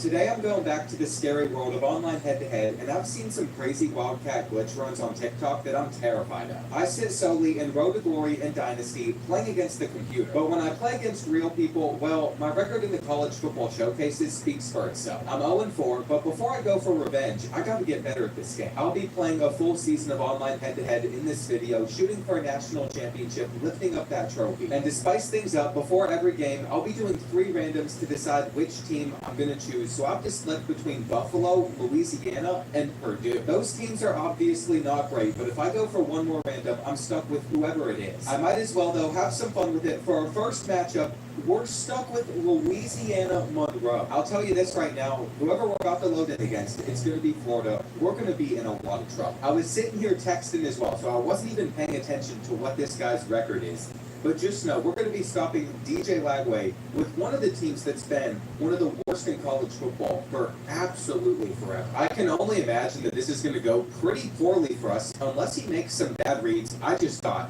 cooked with that double round. I've not played a single online game ever since this one dropped. I platinumed it. I was using LSU most of the time, so it doesn't even count because they're extremely good. But we're about to force an interception on the Gators, and hang on. Could we go for a pick 6 here? Pick up the blocks, pick up the blocks, pick 6. Louisiana Monroe is not going to go down easy against the Gators. Nate Vance, I'm calling you up by username right now. You might stink at this game. I also have to say, I've been pretty impressed. Our quarterback contains have been working so far. Since he just wants to run around with DJ Lagway, he did it again. He did it again. We get another interception. Can it be a pick 6? It's not going to be. He already quit out of the game, though. We go to win that fast. I will say something I really like about online head-to-head this year is it actually tracks your history. So we're able to see what happened in game 1. We can see our score, and then if we back out, we have another 11 games in the regular season. We're obviously set to make the playoffs if we continue to win, but if we lose, we get bad teams like Texas State to use. That's going to make it a challenge, and I think I'm going to go for another random. It kind of worked out for us the last time, even if we got an awful team. And I don't think using Syracuse is the worst thing. We're going to be facing off against Iowa as well, so it's not like we got matched up against someone like a Georgia. I know that Syracuse fans are probably going to appreciate this since I don't think I've really used them in a video. This guy's 13-5 online. We've played about the same amount of games. I was able to get an online championship whenever this game came out and I was going for the platinum, but that was it. It was in the lowest tier possible for online head-to-head. It seems like he's going to be running a lot of RPOs and a lot of screens. See, here's the thing. Before I start challenging other YouTubers to games, I have to get good at this myself. And we're going to have him on a third down. I feel like as long as we're watching the tight end over the middle, we're going to be okay. We get the interception, and now I want to go for returning it back. But they got some hands on it. No one has been able to move it past midfield, and I've been sitting in stock cover 2 and cover 3. I'm feeling pretty good right now. I think this is the first offensive play I'm running in this video. And we're going to hit him with the same RPO that he ran against us. See, if there's anything I've learned from the FIU Dynasty, it is that having RPOs is an absolute game changer. Though I'm not going to be able to audible yet, so we're just going to run another one. I was going to try and put Ross on a streak, thinking about the name John Ross. Fast guy used to using that. I was hoping that Ross would also be quick. We stuck with the smart option, though. Whatever happened to John Ross anyway? I feel like he just didn't pan out that well in the NFL. Now, I do think we should be able to get into the end zone here, whether I throw it to the bubble or I throw it over on that side of the field. Bubble's open. We're going to dive, and we just went over that guy's head. This place is absolutely silent at the moment. The kids at the hospital aren't having a good time either. No one is. I actually think it'd be a pretty cool gesture if inside this game we could sit there and we could wave to them as well, even if we're the opposing team. I don't know if anyone's ever done that in real life before. I feel like someone probably would have. The routes are just box, dude. You have nowhere to go. I'm also going to leave a quarterback contain out there because I feel like a lot of guys roll out of the pocket. Why did my defense just flip like that? Well, seam was open. Oh, well, it's time for 3rd and 10. We're sitting in a cover 2, and he couldn't get it out. The poor guy got hit immediately. He's probably an Iowa fan. Maybe he's trying to play realistic to Iowa's offense. That's something that some people like to try and do every so often. Someone should probably let him know, though. He is playing a video game. You are allowed to score with the Hawkeyes if you want to. This one didn't do much. I have noticed, though, there's an awful lot of pressing going on around here. I don't know who Cook this second is, but I really wanted to give him a chance to make a play. And that could have been a pick. I know I recognize the name Steve Angeli as well. I'm not quite sure where from, but at some point I had used him in a video. He is going to miss this third down throw. But you know what? We are going to be respectful in an online game. Play football the way it's meant to be played. We're going to punt it back to our opponent and get ourselves into a defensive battle. We just didn't hit him back well. To me, playing the game this way is a lot more fun. I don't want to sit here and just cheese this guys out. We're a couple boys on a Sunday just running it up, trying to have some fun while we wait on football. I seriously cannot wait for the season to start. That little delay route wasn't quite there. We're going to play the ball with Kerr. Hopefully first name is not Nick. We're going to be able to go all the way to the red zone. And look at these guys, man. They're expecting it. They've been in the crowd for these Iowa performances. It's the defense we have to worry about. They might be able to force a fumble for 6, but we're still going to run it with our quarterback and not miss the hole. It could not have been more open there, but guess what? They got Wildcat in this playbook. I used to love Wildcat last year. And we're going to be able to spin into the open space, run into the end zone, and please beam this ball, that reporter. He's not going to. Whenever you can trigger that celebration, I will tell you right now, it is the best one in the game. I'm going to also start seeing if I'm able to beam it at a mascot, just because they're normally behind the end zone. When he runs the football, that's when we're probably going to have issues stopping him. I mean, this jet touch pass gets him to 3rd inches. But I've not brought a blitz yet, and that was smart. This guy's starting to have things figured out for himself offensively. We couldn't get in pressure there. But I am pretty confident that just shading underneath is going to give him a lot of issues. That was close. He has done it. He has figured out how to get on our side of the field. His halfback gets him 7. Do we see ourselves losing this game, though? That's the real question. And I don't think so, because Perry is going to get the interception. Where's the mascots back there in the end zone? I'm trying to beam this ball at one of them. And there's the quit. I didn't even get to find him. We have an online connection survey. How would I rate my connection? I'd say it was very good. I had an absolute blast playing that game. It is now the 2nd time where we have a pending game result. But we're just going to go ahead and get into our next game. I want to see, what are we getting with randoms? FAU, I will never use them. I'm not going to use Hawaii. I'm not going to use Charlotte. What do we do? You know what? We're already using a random for a 3rd time, getting stuck with whoever it lands on. I'll respect North Texas. They had me out there last year, and they treated me well. It'll really just depend who we load into a game against, because if we're playing another smaller school, I think we stand a chance. If we get a big matchup here, that's where we're going to have some problems. It looks like, though, we're going to get the home crowd, which is nice. Never mind, we're playing the best team in the game. It's LSU. They are like unstoppable. The guy that's using them, though, is 12-10, so he isn't unstoppable. Maybe we stand a better chance than I'm thinking. Just remember, you know, as a Kentucky fan last year, when I was loving using Barry Brown with his 99 speed, platinum takeoff, that's who LSU has. He is their wide receiver 3 as well. I'm pretty sure their running back's got like 95 speed. I mean, he's going to have to be throwing blind reads for us to stand a chance. But what did he do? He threw a blind read. You know, anytime someone leaves a comment about how bad I am at this game, because I can't always win on Heisman, there are people like this that exist that are just as bad. We're using a Poffenbarger as our quarterback, though. So, Mr. Poffenbarger, going to complete his first pass, get us like 20 yards. After having me out last year, I'll always love North Texas. I mean, that place, it was really nice. I feel like there's a lot of potential there in Denton, Texas. It's not on this side of the field, but on the other side of the field, their athletic director's office literally overlooks the stadium. So he's sitting here watching us play. They also got like an eagle's nest up at the very top of the stadium, which is kind of cool. We're going to take this one in. And that is how you start a game. You know, I was not expecting to get 3 rage quits this fast, but it's kind of led me to the ultimate decision that I'm having a lot of fun using smaller schools. We've gotten some really unlucky polls whenever we've been using randoms. I just used Minnesota for a rebuild, so I'm going to select between Western and Tulane. See, here's the thing with Tulane. I know that they lost their quarterback to Duke, so that's going to take them a step down, and I will always take a chance to represent Kentucky. We're going to use Western if I can't play with my Wildcats. By the way, I am 27 minutes into filming, and we're already on to our 4th game. I could have never predicted that, but I have a feeling that Clemson versus Western could get rough. You know what will matter, though? It's our opponent's stats. It seems like he's 12-6. He runs the ball a decent bit, too. I've seen guys that literally run it like 10-15% of the time. He definitely throws it more, but we have to be open to the fact that he could always be running the football, and that playmaker was filthy. All right. Not a great start for us. I guess it's nice to know that he's always going to drop like 20 yards back in the pocket as well. How did he get 9 yards? See, this is the thing about us playing against a team like the Tigers. We're going to get cooked. Why did I try to blitz him? It took us a little bit, but we have found an opponent with a brain. If I were him, I'd be blitzing every play. I'd be sitting in man-to-man coverage, That's what he's done so far, which is why we haven't been able to run for much. It's got us on a 3rd and 7. I'm going to assume he's running cover 2 man under, but our drag is wide open. We just have to hit this throw, and we're also able to cut up field a little bit and break a tackle. I don't know why so many players end up wearing the number 56, though. I'm pretty sure that was a bug that was in last year's game. It's returned to this year's game. I'm so bad. I don't even know what buttons I have to throw to here, which is not great news for me. We're going to immediately hit our tight end, though. We'll take this. We'll take it. Clearly, I've not been hitting the holes very well so far, but I feel like we should have had a chance to get this. We definitely had the numbers there. I haven't even looked to the outside because he has stayed in that man-to-man coverage. We're going to test his user. The second he adjusts, though, and realizes he doesn't need safety help over top, they're going to be able to press us either way, is where we're in a lot of trouble. I do think we could burn him with this RPO, though, because he's been usering over the middle of the field. Right there.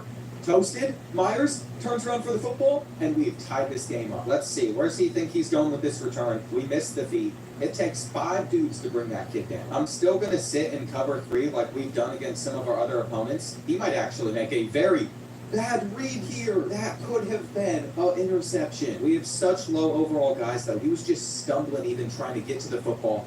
Good cut up there. There's no way no one catches him. Come on. Come on. Someone turn on the burners. Somebody want it more. Big Red sitting there over on the sideline just doing thumbs down. I'd be crashing out. See, this is where he's getting disrespectful, though. He's going for the 2-point conversion. And I know he's not going to run it, which is very stupid on his part. He even tried to hit us with an onside kick, so I had to burn a timeout. We're going to finish this half with the touchdown, hopefully. Make it 14-13. Whoa, get out of our way. Come on. That could have been a bigger return than that. I don't think this Western team is as bad as you think. Could we get Bolden deep down the field, though? That's cover 3. We're going to go to our flat, turn around, break the tackle, stop running backwards, all for like a yard. It might be dumb to try and run the football here as well, but just look at the numbers. He's not prepared for this, assuming we got a little better block. I don't know what defense he's trying to come out in, but I know of the 2 guys we're going to have out there. Oh, he decided that he can blitz. That's not good. I'm afraid that for a split second, he had figured out the method. Now he's going back to some sort of cover 2. This should be a cover 3, and I expected his user to stick with the drag. I threw it straight at him. There's my first read where you know it's me playing, because who else is going to throw it straight into double coverage? You know, the saddest part about this, too, is I think we had a chance. I'm not saying that this one's over, because it's not. We get the ball to start the second half. We could still end this first half with the touchdown. It's just going to be a lot harder for us to come out on top now that he's got the lead that he does. I might just sit in 5 wide, though, and see if I can tear apart his defense, because we're still able to do that pretty well. It'll really just depend. Is he going to give us man-to-man coverage or zone coverage? Because if it's man-to-man coverage, man, we're cooked. In fact, I have no idea who McIver is. I feel like Western doesn't typically have scrambling quarterbacks, but we're going to give him a chance to run. That was mainly just so we could run a little bit more time off the clock, though. I hope he's not thinking about it, because I want to make sure that once we get into the end zone here, he can't score. I mean, it's pretty obvious that we are just cooking him at the moment. That read wasn't one of my best. I do think, though, if we stay in hurry up and he doesn't switch his coverage here, we should have our zig open. That was bad. I think I'm going to have to lean on our running back angle route to get into the end zone. At BMW, text Chris. Busy with the performance review. This summer, make your own plans in the ultimate driving machine. Find yours at the BMW Summer Sales Event on now. It's dinner time. Woohoo! Want to take the next step with Entivio? Then it's time to talk to your healthcare provider. With Entivio, you may be able to pay as little as $5 per dose. Plus, our team can help connect you with additional support programs. When Verizon gives you a free phone on any plan, you use AI a lot. Gemini, show me the concealer. The long, thin tube in the middle. Like, a lot. Get a Google Pixel 10 Pro on us. Boyfriend of the year. I found it right. Tonight, one night, a little better. I found it right. A little better. Tonight, better with you.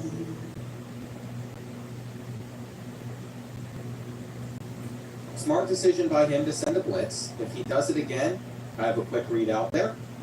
But we are going to have that receiver, and that gets us a tutty. This is going to turn into one where I start to sweat. I can guarantee that. We're playing on the road with Western Kentucky at Clemson. I mean, we know how this is supposed to go.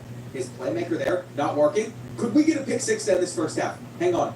I need the blocks to pick. Oh, that was such a close call right there. I guarantee he tries to be disrespectful and hits us with an onside kick again, though. I'm not going to sit here and call my return until he does. It's time that we start to respect some Kentucky football. You see that user that he's got right now? We're going straight at it on this play. And it worked. It worked wonders. Oh, get lost in the sauce. This is what truly makes that interception I threw so bad, because we are just as good, if not better than this guy. I can't believe we're even able to run the football at the moment. I don't know if this one's going to do anything. It definitely should have, though. We're looking at his user again, so I know that he's going to give this up. You can't bring him down right there. Now we're going to spread him out. He has to think more about the tight end. It didn't work. We only have a few more plays to get into the end zone from this spot, and I'm going to throw it straight at that flat. That's the problem with predetermined reads. If I can get enough time in the pocket here, we're going to have a touchdown. That pump fake to throwing it to him was beautiful. I learned that one from Kurt Benkert. At least I think I did. I saw it somewhere on TikTok. Shout out to whoever taught me that one. Headed into this one, there was no hope. You all thought, there's no way we stand a chance against Clemson. And to be honest, our ankles just got cracked. Like, that's a hard play to recover from right there.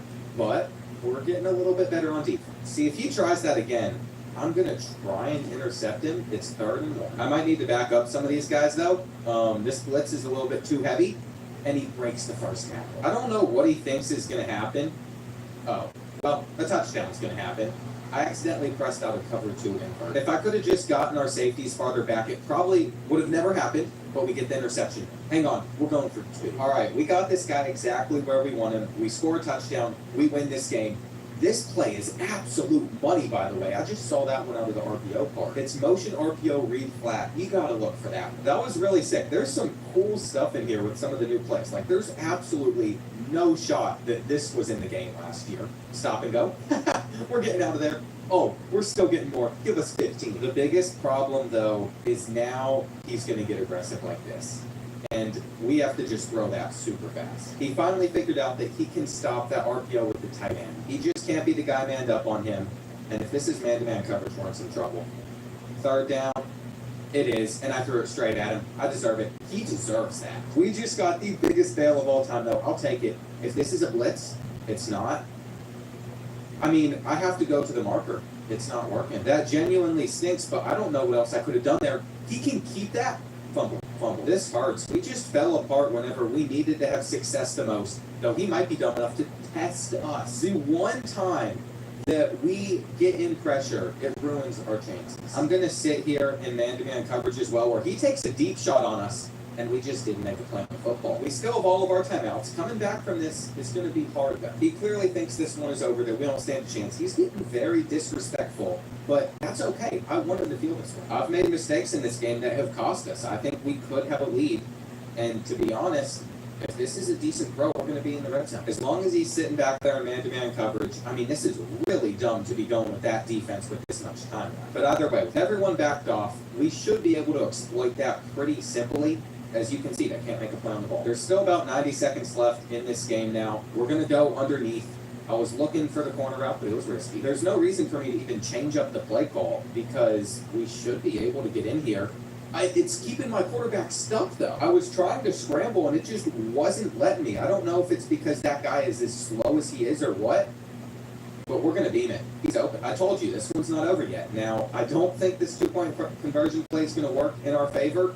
He knew exactly what was coming. It's okay, though. We're going to take our chances with the onside kick that he missed, but the other guy scoops it up, unfortunately. Do I believe that we can stop the run with this much time left? Not really, but that's a good start. The hardest part for me is we have to go hard flats underneath, and then we also have to make sure, wait, I gotta lock in. I don't even care what I'm saying. Anyway, after we press, we have to back players up a little bit. We're going to go with the full blitz on 3rd down.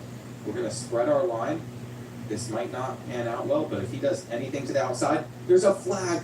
I ran that guy just a little bit offside. I guess it doesn't matter. GG's to him, man. This game's over unless he just throws up something very stupid, which is possible. I mean, he might try it anyway. though I'm going to assume that he's just going to throw this one away. We wanted him to take a chance here, and we get the interception. Thank you. You're going to notice I pulled out there. I did not want to get the sack because I figured he's going to be dumb enough to just throw that one up anyway. Don't underthrow that football. If he sticks in man-to-man coverage, we are bound to cook him on this play. I'm going to come back to this one. Grab it right in front of him. We only have 17 seconds left, though, so we might need to throw up a really aggressive catch. That 2-point conversion would have been absolutely massive for us. Looking back on it, I don't really love the play call that we have. We have 2 shots to the end zone now. He got way too comfortable, and this is going to be caught. He's in the end zone. We did it. Top tier, Trev. How you feeling now, buddy? Man, I actually really appreciate him for playing such a cool game against us. This has been an absolute blast. We even just caught it on his head. What a performance from these Hilltoppers, dude.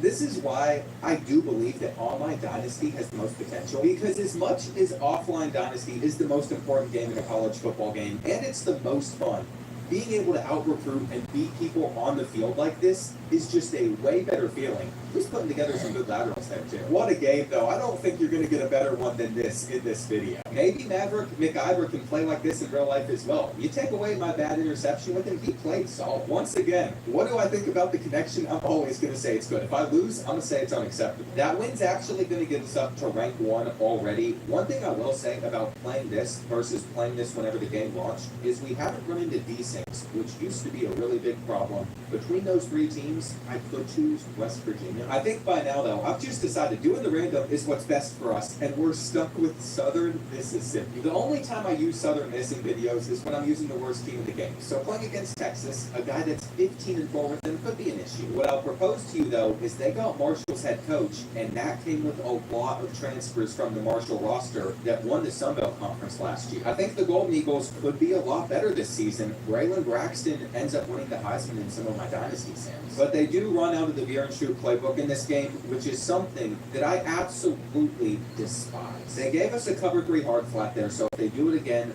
we should be able to complete this for our first down. We just need this pass to be on the money. Another thing we can do is we can run quarterback blast. This play seems to be pretty solid.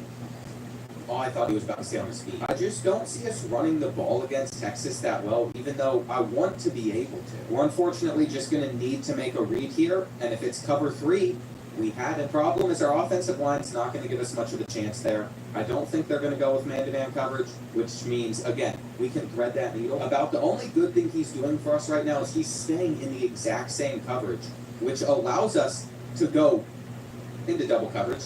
I didn't even look if there were guys there. I just assumed that we were going to get a touchdown. It's okay. We didn't deserve to beat Clemson, and we still took them down. So I'm going to expect that this guy's going to make mistakes as well as we have it back already. All right, nerves are out of the system for both teams. I haven't really been paying attention to who he's using, but it seems like it's more on the defensive line side of things. As long as he's staying right there, and there's a gap for us to throw it, we can. The defense just needs to hesitate for half a second, and we'll be okay. Because now, we believe on the Longhorns. I will say, Southern Miss, playing the Eagle sound squeaking every time you have a successful play is pretty obnoxious. This might be the one tradition EA could have just skipped over, and I would have been fine with. At the end of the day, though, hearing the squeaking in my ear is a great sign for us. We're going to be able to make this guy miss. He's already thrown one atrocious read. We got number 2 coming up pretty quickly. As you can see right here, he has absolutely nowhere to go, and he's going to make a mistake of throwing this, isn't he? Come on, give us that. Give us that. We'll take it. That was a great ending to this first quarter. I am sure that when we went into this and you saw me not score on the first drive, you thought it was over. You know why I know that? Because I thought this game was over, but it's not. In fact, I think we're going to be able to hit our tight end immediately. I'm even being a little bit of a scumbag myself. I'm trying to run out all this clock. See, if we have a 2-possession lead at the end of this first half, that's going to make it very hard for him to take us down. These blitzes just aren't working the way that he wants them to, but it's going to be 3rd and 3. Now, if I throw that seam, I have learned my lesson before. It's not really there, but a drag across the field gets open versus the Longhorns. We're basically already in field goal range at this point. He's not going to drop into zone coverage, and we're actually going to dust that corner over there. The Eagle keeps on squealing. We make the wrong read on the read option, and I'm pretty sure here he's going to get into some better coverage against our defense, but his user isn't going to stop our other tight end. You know, as bad as our randoms have been in this video so far for the teams we've been stuck with, I'm having a lot of fun. I see no reason why I shouldn't just continue to use some of these smaller schools he's not going to get a field goal before the end of this half. That was all I really cared about there. He can get a little completion. He can't even do that. Now trust me, I am very aware that since I've not played much head-to-head this year, I'm in a lower division. I know that I'm not currently playing against some of the best players in the world, but who cares? Right now, we're able to compete with Southern Miss. If I do more online videos in the future, it'll just continue to get harder and harder. I could have gotten that one. I'm trying to contain those so he can't just roll out like that, and he figured out how to crack the cover too. That's a good play. Let's see, what's Arch going to go with next? I didn't go for hard flats this time, so he's going to have a check down. The biggest issue we're running into at the moment, though, is we're legitimately just not getting the pressure that we need. That's why I'm going to be in the contain myself here. If he tries to roll out, we're fine. There we go. We finally get the pick. When he throws it straight at us, I think he's about to quit. There's just no way I'd be staying in this game right now if I was losing 14-0 to Southern Miss. Again, though, we're just dudes sitting here chilling on a Sunday playing some college football. And he's about to have us on like a 3rd and 18. See, I don't think there's much I can do about this. I will be punting the ball back to him if we don't pick this up. We're just not going to beat the press over on that side of the field. Is that a dot? Oh my gosh, it is. I mean, we're just having a great performance at the moment. 56, by the way, did not look like a lineman in there at left guard. On 5 carries, we're currently losing 2 yards per carry. It's been a disaster running the football on the ground, but we'll take a completion. I didn't want much there. I just wanted a chance to hit this field goal and basically put this one away. We're locked in. This might actually go in. I mean, I could not have done any better than that. You know, after this performance, I think I've decided that at least until we get to the playoffs, I want to use small schools in this video. Schools that normally wouldn't get as much love on this channel. We know that the more schools are used in this game, the more that they actually end up getting paid, and we got another pick. I think that is what's going to do it for him, and I can't blame him. I am glad that he stuck in this one until the 4th quarter. He is gone. What an absolute tear we have been on so far, though, and I think this is just going to keep on continuing. What I'm curious about is if I were to select something, like let's say I went to the map conference and did 3 randoms. Is it going to give me 3 to choose from just there? It is, and now I have to make my choice. I've decided I'm going to go with the Broncos. Some people from Western Michigan were showing me some love whenever I was trying to decide which team I wanted to rebuild first. We're going to see if they're capable of taking down the Fighting Illini. Fearsome Farmer 69 is not great at the game. You got to think, though, Illinois is going to be pretty good this year. They're ranked inside the top 10 on these rosters. If we're going to be able to keep up with him, we're still going to have to play pretty well. And I have a feeling that as a runner, we're going to have an issue. These guys on defense seem pretty slow. If he would have just set his feet, then he would have been able to complete the pass as well. I'm going to put a quarterback spy out there on the field, but I don't know how much it's going to do. That can't be fine. Now, I will say one of the features I've not used yet is the dynamic substitutions, but it might be useful in a game like this because then we don't have to go into the depth chart to make this up. I can just go through here, but I want to be able to see what speeds all these guys have. He's running the same play over and over again. Though, if we can't click on, he's going to complete that pass all day. I should have known that sending a guy is not going to be very helpful. There's a really good thing about the people that run the exact same play over and over, though. You can figure out how to stop it pretty easily because eventually, if it's just the same thing, you're going to figure out how to counter it. And now, we're close to a pick 6. I'm really excited to try this next play as well. I've seen the computer run this formation against me, but I've never gotten to use it before. Unfortunately, I think he's got the perfect coverage for it because he's in man-to-man coverage. Never mind.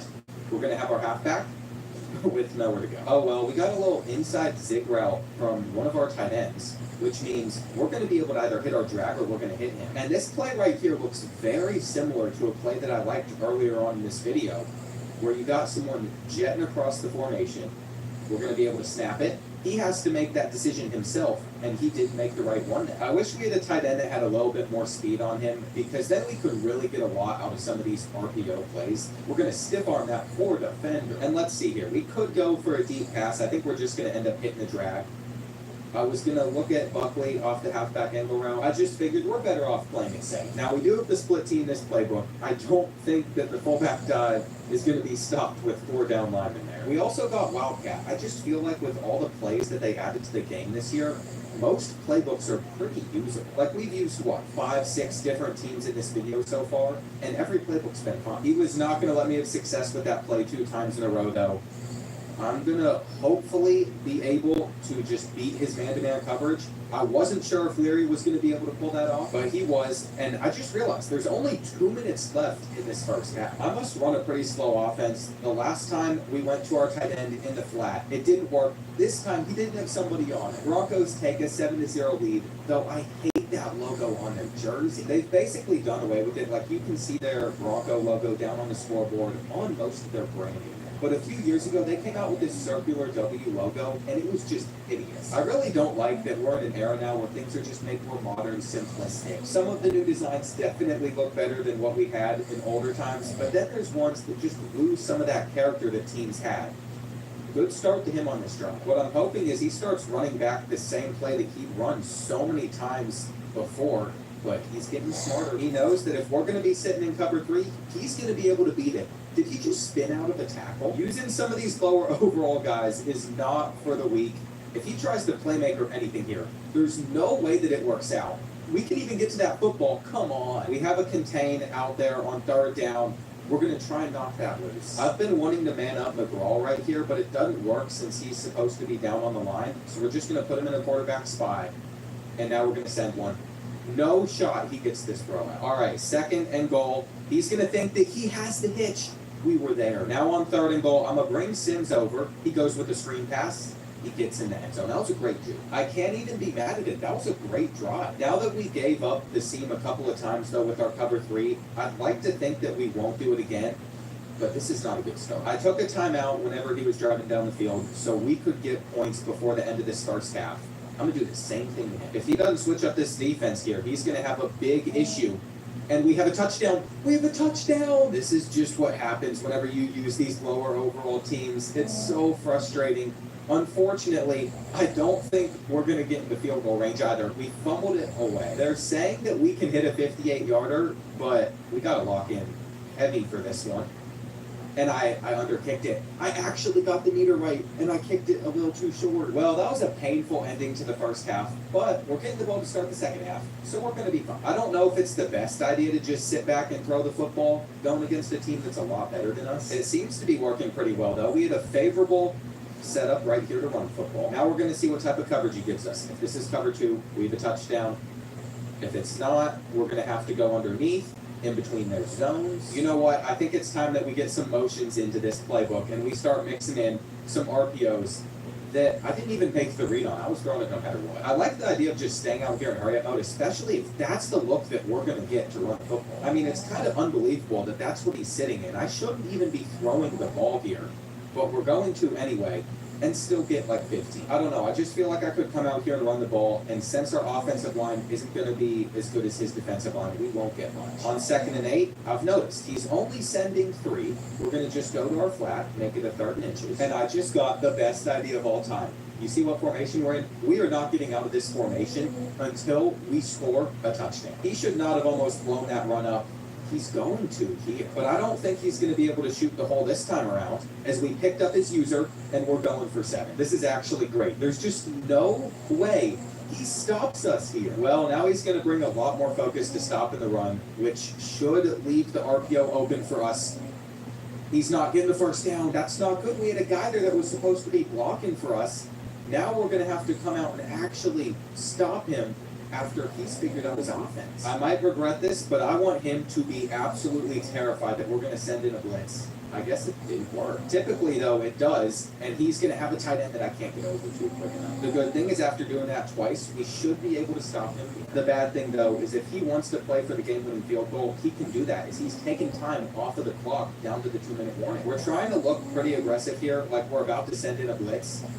We're actually going to box him. This next play, though, could be a little bit of an issue, as we're on it, and he catches it still. We're in trouble. He's just going to run the football at this point. We almost need him to get in. He's not being very smart about the clock, which is a good thing, though I think he's about to start taking it down. Not good news for us. He's just going to hand it off on this next play, and now we're going to have to start calling timeouts. The good thing is it should be extremely difficult for him to do much. We're not giving him much room to work with, But I literally had that play figured out. Our guys in coverage just aren't high enough overall at Western Michigan to get the interception there. He's kicking his three, and he's going to shank the kick. What did I say? We can lock in. We can pull this off. That's cover three right there. We're going to shred that with the easiest completion of all time. Out here in hurry-up mode, he just switched his defense because he knows we're going to do that exact same thing to him again. It's cover two, though. So what do you mean? That's not going to be a good counter to stop us. We'll take a touchdown. We'll take our points, and we'll hang on with our D. I'm going to give him that good D here. Don't you worry. We've been doing it all game. He only has 7 points for a reason. The interesting part about this is going to be, does he try to playmaker? What's he go for here? Because if he does, he would have been able to get a pretty sizable win. It might be time for us to just confuse him a little bit. And if that tight end didn't stop right there, I can't believe he got the throw off. Anyway, until his tight end stopped right there, we had everything boxed up. We have him boxed here. I think if we go ahead and we go with a cover three shell, but we run Tampa 2, it's going to really throw him off. I wish I got a quarterback contain off in time. Now he's going to have a chance to get a huge play down the field. And he caught it. He caught it. Plus, we just got our ankle snapped, and he's going to be in the end zone. Bro, what was that guy doing? I tried to click on to make a play. There's just no way he's going for the 2-point conversion here. We had him. This is bad, but he gave me 21 seconds to cook, and I just realized we hit that field goal to end the first half. We win this game. Now, there's one route he should be guarding no matter what because we annihilated his defense the last time that we were out there on the field. I can't believe he just took that guy that far back. I'm going to continue to run this concept until he figures out how to stop it. I'll take it. Now we're going to put him on a slant because he's probably going to play the streak, and we're just going to have him beat immediately. All we needed to do was get in the field goal range. He's going to be able to ice us, though, which is a problem. It is a 45-yarder for the win. I cannot choke 2 kicks in one game. Normally, I'm pretty locked in for these. Just going to lock in. We're going to get a decently sized meter, and we're going to beat Illinois with Western Michigan. We are now halfway through the regular season on online head-to-head, and we're still undefeated. Every time I do this video, I have the time of my life, though. Coming up, we got 2 road games in a row with some very bad teams. I don't know if I should just sort by like tier 5 if I want to keep on using small schools. We're going to go with Arkansas State, Marshall, or Middle Tennessee. You know what? I think Arkansas State has a fast quarterback. We're going to get some experience with them. It looks like we're going to get the ponies for this matchup. We'll see how good our opponent is. He is 14-35. That does not mean that this is just going to be a cakewalk for us, though, because our team is much worse. And the last guy that we played had the worst record of this entire video, but he gave us the best battle. I'm really hoping that he just comes out with an RPO this first play, because I feel like I could be able to bait it. Throw it. Oh, we're getting sacked. That was perfect right there. We got slants. We should be able to pick this kid up. Never mind. Our pursuit's not going to be good with these low overalls. I do think this kid's going to get confused, though, if we end up using Dickerson on this play. I gave up the route that he was hoping for, and he threw it. I had contains on that play, though, that just didn't get in the way that they needed to. We got a hard flat here. If he threw it to his running back on that play, we still would not have been able to make a play on the ball, though. And I should have gone for the swap because now he's going to be up 7-0. That's the one bad thing about going for picks on this game. We just don't get them all the time. I was in cover 2 there, though, so I shouldn't be able to play that with like a 70 overall safety on Arkansas State. You just think that you're still going to get there, and then you don't. Now, this is a cool little variation of this play. Normally, Summers would be on a bubble, but instead, I just made the wrong read. We are off to an absolutely atrocious start to this game. But we're going to have our out route.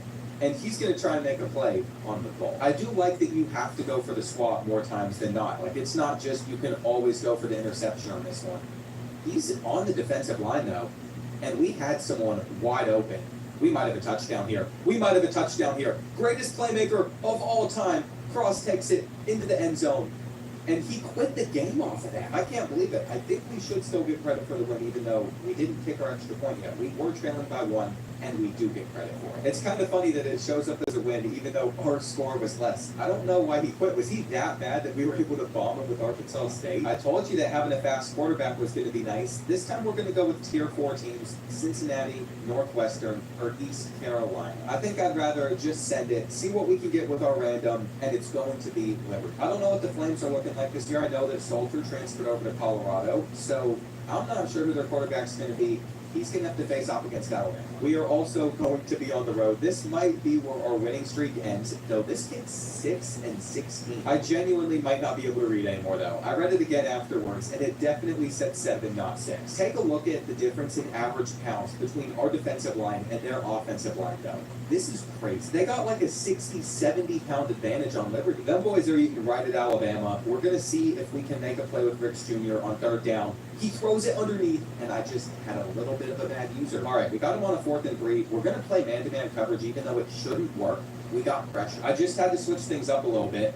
Ethan Vasco, that's our quarterback. I can't remember where he came from, but I do recognize the name. I don't think he's going to be much of a runner for us, but, I mean, on the ground, we just got a huge carry there. Then I found this play, which allows us to have an RPO with a corner route. That is one I've not seen before, but we just ended up keeping it on the ground anyway. I'm going to have to actually make a read on 3rd and 7. There's a flag on the play, so I think it's a free one. It was offside. We're just going to decline. As long as it's not against us, we're in a good spot. Quarterback wrap on NCAA Football 14, super good play. On College Football 26, also super good play. Now it's back to our defense. Last time we got him on a 4th and short, and he decided to go for it. We are shaded underneath. We're going to play that ball. Now, he had another guy there that could have been blocking, but I don't think it matters. He's rage quitting already. This is a crazy run, dude. I don't care that I'm in the freshman division, one of the lowest ones. We're still absolutely balling out. We'll go back to Tier 5 teams here between Kent State, please no, New Mexico State, and Missouri State. You know, no offense to the people out there in New Mexico. I say that right before I'm going to say something offensive, but I don't think I could ever come up with a reason to use y'all for a video. There cannot be that many people that live out there. It's like the middle of the desert, right? Anyway, we're playing a guy that's awful online, and I am going to personally do my best to serve y'all right here, because it might be like another year before you see me using your team on the channel. Listen, I'll give y'all some props though. This stadium's pretty sick, especially the back of the end zone that we're striving for on this drive.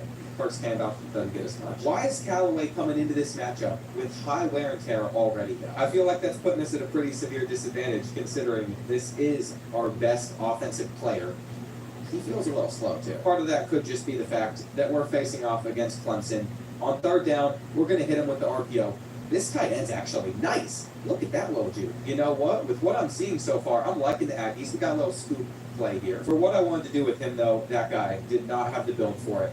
He's bringing in a blitz. Harris is going to cook you. I really hope that he does that again and he doesn't change up his play call, because we're going to get that throw out fast. I don't know what he's expecting. If we're about to get a cover 3 look here, which is what I was assuming, we would have been fine, but look at the underneath throw working out too. All right, now we're going to attempt a play that could lose us a lot of yards, or it could be absolutely massive. It turns out it's going to lose us a lot of yards. Now he can just sit back in his coverage, and we can look to dot it up, but we're going to have to come back to that ball. This stinks, but I think we're just going to have to settle for a field goal, unless...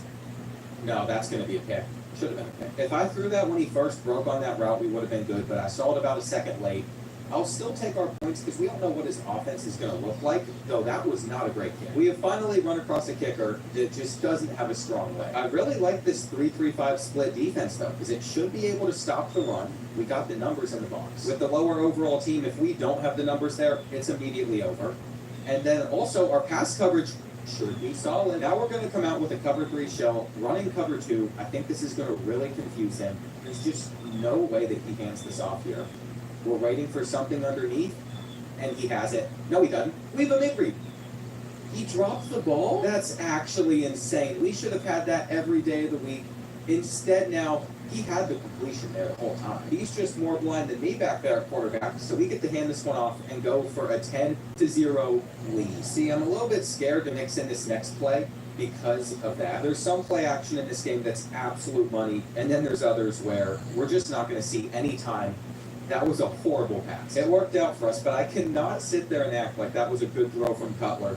He's going to fill this gap perfectly. I think we're going to have to get him to fall for this bubble pop, and it seems like that's not happening. We're still going to try to click on. He dropped it. I really don't want to settle for another field goal, but it seems like we might have to. Never mind. Never mind. White boy fights his way in. I'm going to be honest, with some of these small schools, sometimes the random white guy wearing like number 31 is the most terrifying guy on the field. USF had one of those last year. I think he was like number 38. Couldn't have been taller than 5'9", but he would make everybody miss. Like, he was so hard to bring down. just a fun player to watch. Of course, we are facing off against Clemson, so they got far more terrifying players than that. But look at the start we're having in this game so far. We're staying out there in this cover 2. And all he can do is go underneath. It would make sense for him to just hand this ball off, but we're not going to be able to stop him. Jay Haynes gets him the first, but he's just immediately running. If you don't slide, Kate's going to fumble. See, here's the problem. The second the guys that are using the better schools start using their brain against us, all I can do is just sit back in coverage and pray that he makes a bad mistake. But checkdowns hurt us. Like, unfortunately, if he's going for checkdowns, or if he's just immediately rolling out to scramble, wait, there's the fumble I was talking about. If he just slid, we wouldn't have been able to stop him. His offense was moving, but he just made a massive mistake, giving us the ball back. And has the speed option worked for us once? I have started to chew the clock because I feel like unless we just get a huge play right here, it is going to be better for us to just take this one to the end of the first half. I have come up with an idea, though, that could get us a pretty big gain if he falls for it. Though he's in man-to-man coverage. No, he's going to get back to that football. He gets back to it. Okay, that's a perfect way to end the first half. As long as he does not return this for a touchdown, get our numbers over there, get our numbers, we're good. It has been a very low-scoring game. It's also been far from a pretty offensive game, but I like where we're sitting. Now, before he made that fumble mistake on his last drive, he was cooking us. We have a quarterback spy out there, hoping that that can help, but that's a great play. I don't even know if that guy over there on the edge is going to be quick enough to keep up with Cade Klubnik. I'm so terrified of him being able to just burn us deep as well. Good runs, too. We might just be better off having a contain out there on the field, because our quarterback spotted absolutely nothing there. Give me that. Give me that all day. You're not going to split or 2 zones. We're going to have a chance to go up 17-0 on the points. If only I could switch stick as well, I could have gotten back there a lot faster. The people that are good at that on this game, I mean, that is just a huge skill gap. Go, we're getting outside with Stanley. Stanley, all the way to the crib. Go ahead, run into the ref. Get out of his way. I told you, New Mexico State fans, I was going to do you right with this game. Another guy has quit. This is actually an insane winning streak. It's up to 9 games now. We have 3 more before we get on to the playoff. I was expecting like one person at least to beat us, but it might not happen. Anyway, let's start the search between these Tier 4 teams again. We're going to have Rice to choose from, Boise State, or James Madison. I think we should give Boise State some love. Actually, I take it back. They're an 82 overall. Let me go show love to Marshall. I know that they're not going to be a random team I selected, but their fan base has showed me love. I'm going to show some love in these final few regular season games to teams that I didn't select for my first rebuild, but that were very close. It looks like we're going to have to play Alabama again. We've seen a lot of the Crimson Tide and Clemson in this video so far. This guy's 14-8 with them, so he's not terrible. I already got the other 2 teams in mind as well that I want to use in this video before we get to the playoff. I'm excited. We're just going to continue to get some of these small schools a little bit more love. I hope that we pull this off with Marshall. Seems like he's going to be coming out and stuff like 5 wide, though, and we already got him on a 3rd set. Now, I don't love being in man-to-man coverage here, but there was a chance that we still got to their QB. Ty Simpson wasn't able to do too much, and we have guys to knock that ball loose. Come on, come on. Whenever it's online, everything happens so quick, so it's really hard to even think about what I'm going to say for a play before it happens. I like the way things are looking, though. Norton seems like the bubble is going to get absolutely naked. He plays it with Jefferson, but not quick enough. The blocks are lining up, and we're at the 6. Zion Turner is their quarterback as well. I feel like I recognize this name from a guy that can run the football pretty well, which is why we're trying to take it in. He just got rocked. You know, I'm going to be honest, I think they deserve that there. We're going to try and hit them with an RPO, but they're all over it again. Just not the best way for us to open up this game. I was hoping our drag would get open. I know that there's like a 50-50 chance I'm going to miss this kick if I kick it here, just because it's on the hash mark, which is why I'm going for it on 4th and goal. Why would you catch it like that? We had them, and instead, they're going to get the stop. They're going with the jet touch pass as well. This could actually be it. This could be it. Ryan Williams is going to probably juke here, or he's going to try to outrun us. I just didn't hit the possession catch button quick enough, and now we're not getting hands on him. Someone, put your hands on the kid. He better not be running this down the entire field. Oh, he got me. He got me good there. We just cannot afford to give up easy touchdowns, and we had one. Luckily, we have Bama where we want them. They're on a 4th and short. Come on. That's so unfortunate. Now he's going to throw us a pick. He's going to throw us a pick because he's just stupid. We're fine. We're fine. Run to the outside and get caught. I'm going to try to hit this guy with the taste of his own medicine as well, but I'm pretty sure we're just going to lose 5 yards. Yeah, he's ready to play it. It wasn't working. He's pretty solid on defense. It doesn't help that he's got all the stadium pulse on his side.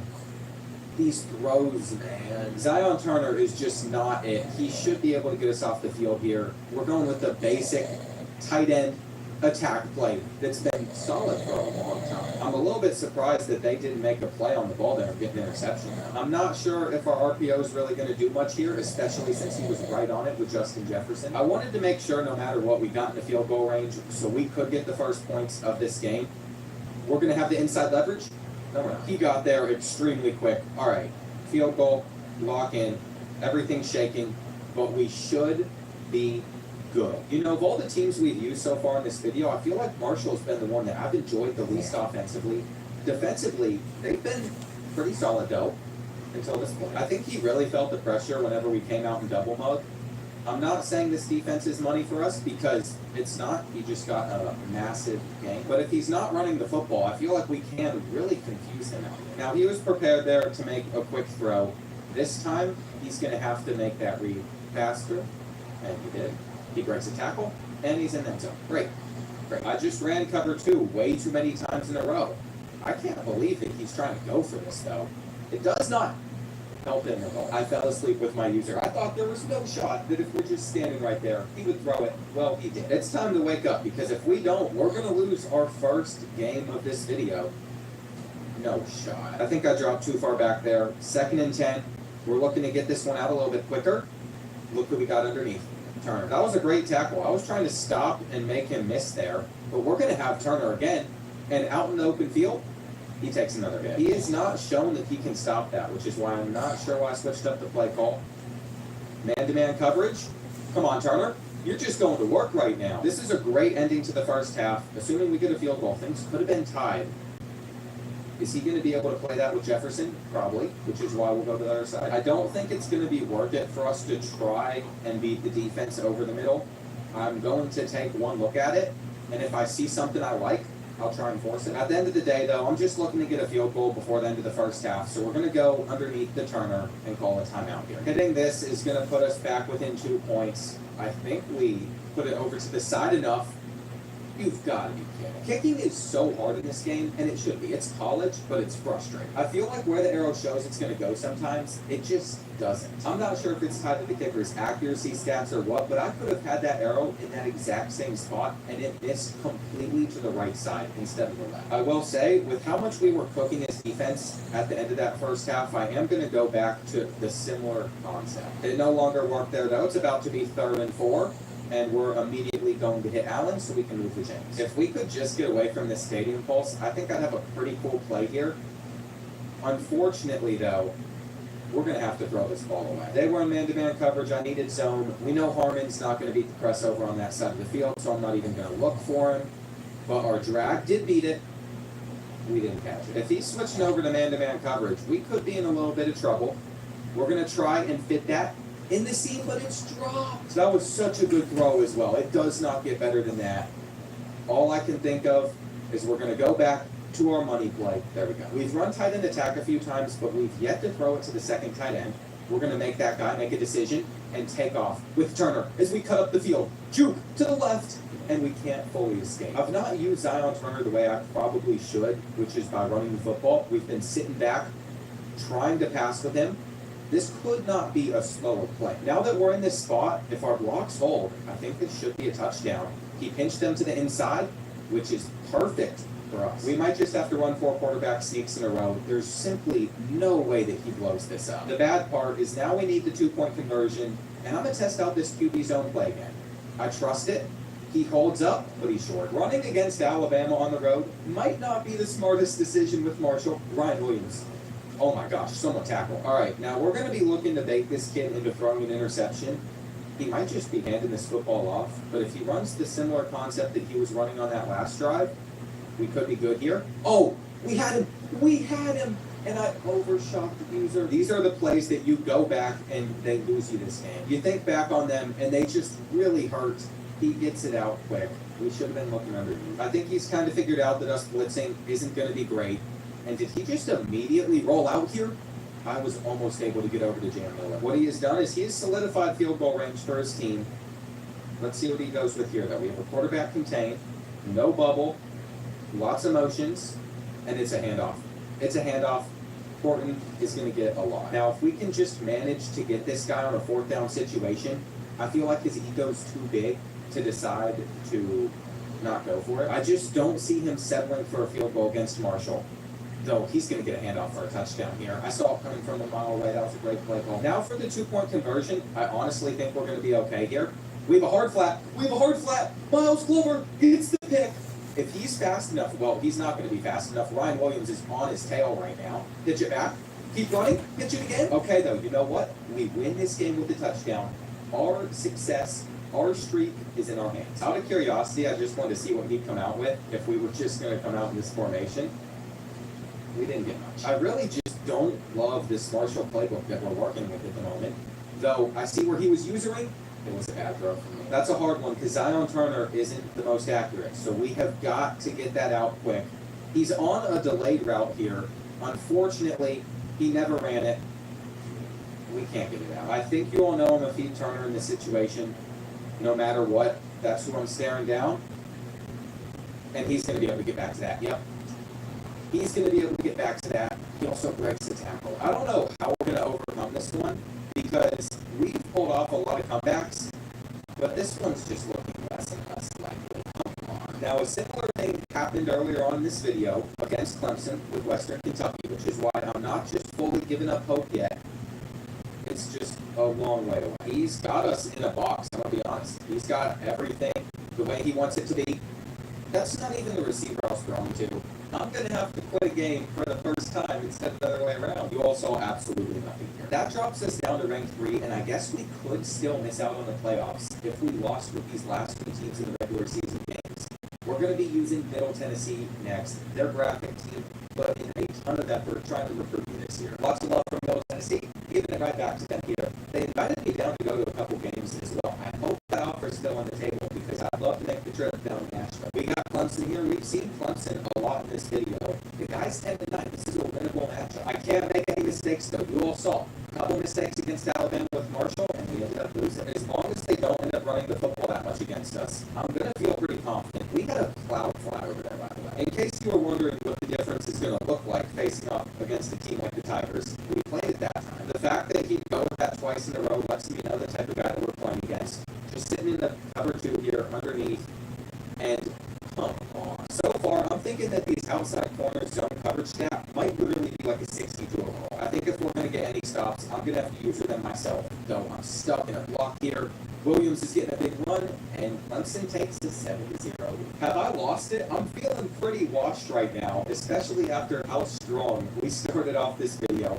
But there's still plenty of time left in this game. Okay, this first play has never steered us wrong, though he's playing it with his user. Our run of just taking down these big teams with small schools might be over. He's not ready for the bubble, though. We only got 5. 2 times in a row. He sat out there in the cover 3. The issue is since it's match coverage, I'm not exactly sure how to play it, though that was it. We had figured it out. Unless he plays the flat, we're going to have him wide open every single time.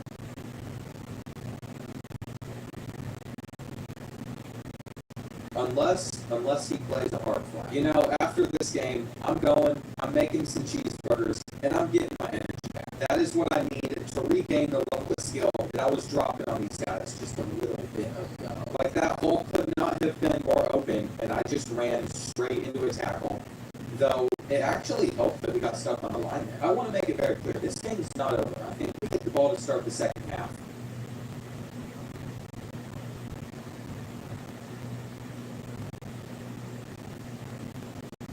I'm so hungry. I can't wait. I can't wait to go throw it down, get some burgers on the grill. Let me get out of this game. Stop celebrating. All right, y'all saw nothing there. We're going to bounce back. We're going to have one more game in the regular season. Then we got the playoffs coming up. We're still going for that championship because these last 2 losses do not define the season that we have had. Now, for this last game, I had to decide which team do I want to select that was showing me so much love during the whole process of me selecting my first rebuild this year.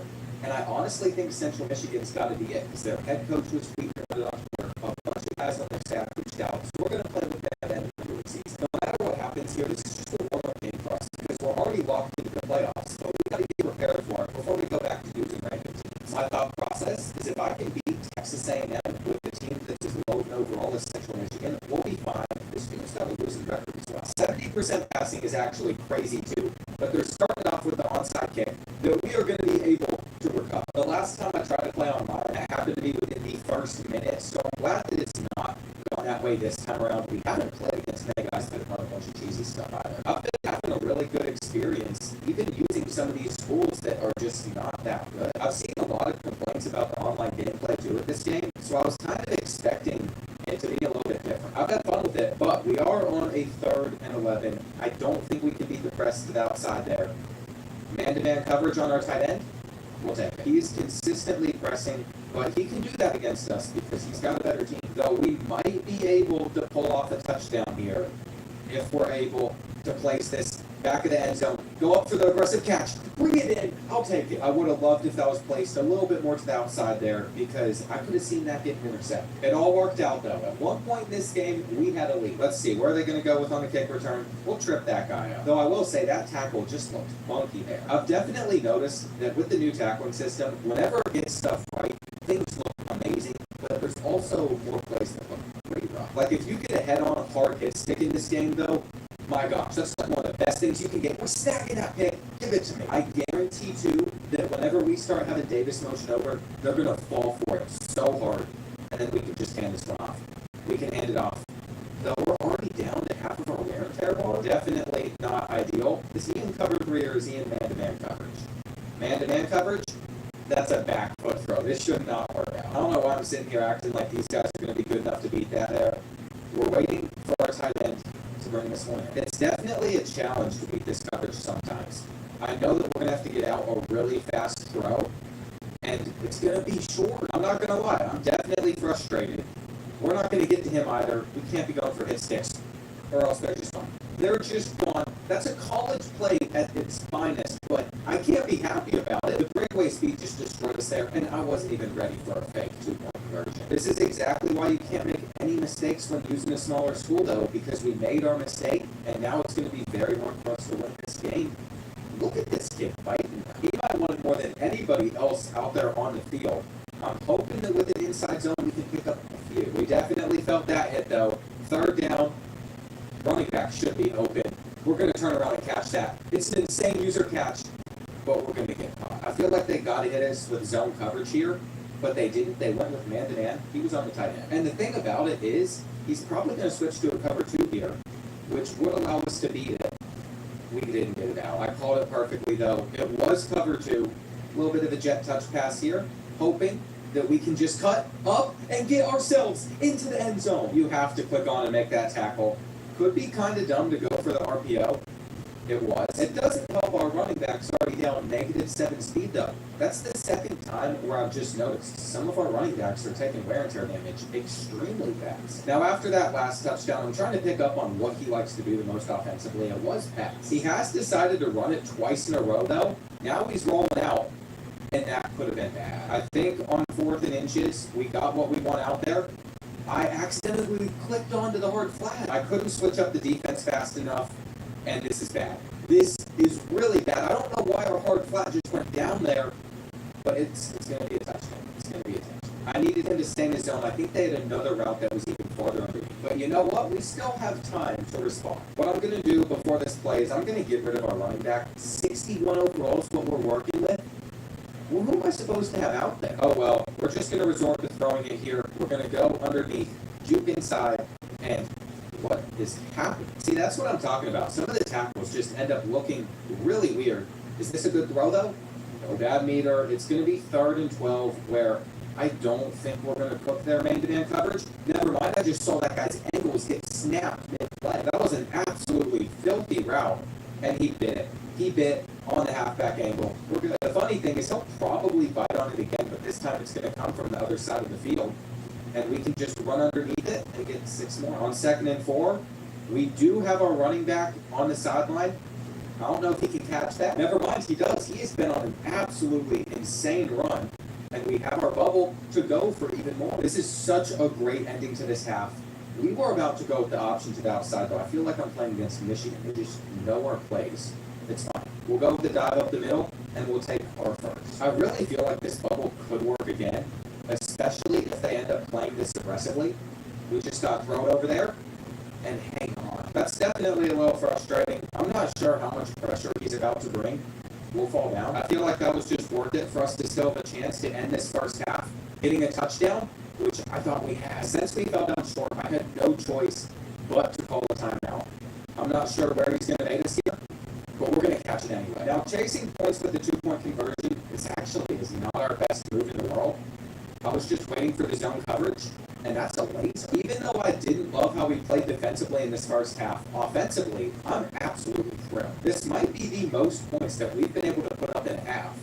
I let him just go to the open receiver underneath because Black's not making that play. He just caused himself more pain than he needed to for absolutely no reason. You're going to try to run a stretch, but it's not going to work. This could be a great start to the second half. We're filling that hole. Literally can't even discredit Le'Veon Moss. He's pretty good. But does anybody on Central Michigan know how to make a tackle? I'm not so sure about it. We went with cover 2 hard flats. That was always going to happen. I have to be usered on this linebacker here, especially if they're going to try to hit us with plays like this.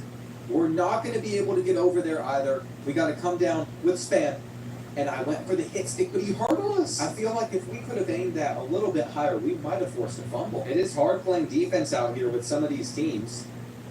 I was throwing the bubble. Oh well, on 2nd and 12, we're going to run a play I have loved in my FIU dynasty. It didn't work as well here. I love how they continue to go with man-to-man coverage, though. We got him. We got him right there. You cannot tell me he's getting back to that. That is so unfortunate. He's going to try and get in a very fast place. It's not going to work, though, and now he's calling a timeout to readjust his coverage there. I'm not sure what he's thinking. Probably that he doesn't need to be running press any longer. We're just going to hit one of our drags. I've not run the ball much, which I'm going to attempt to do here, but there's just nowhere to go. There you go. That is exactly why I have not run the ball much.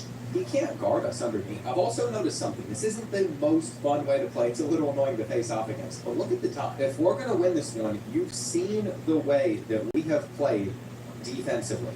We have got to control the clock. I feel like a speed option to the right side of the field could be money right now. We just don't have that prepared to call. And just like that, we have hit the 2-minute timeout. We're going to be able to go underneath to Temple and get another first. It's kind of crazy, but with the quarters being this short, we are in a prime position. We're just going to keep on hitting him where he can't guard us. Even if we only get a field goal out of this drive, which we had a touchdown, I'm still going to like the spot that we're in. And there it is. There it is. Perfect pass, great catch. I hope you all like the placement of that ball. That was absolutely insane. He's let us chew it down to just 30 seconds. I didn't realize he only has 2 timeouts left.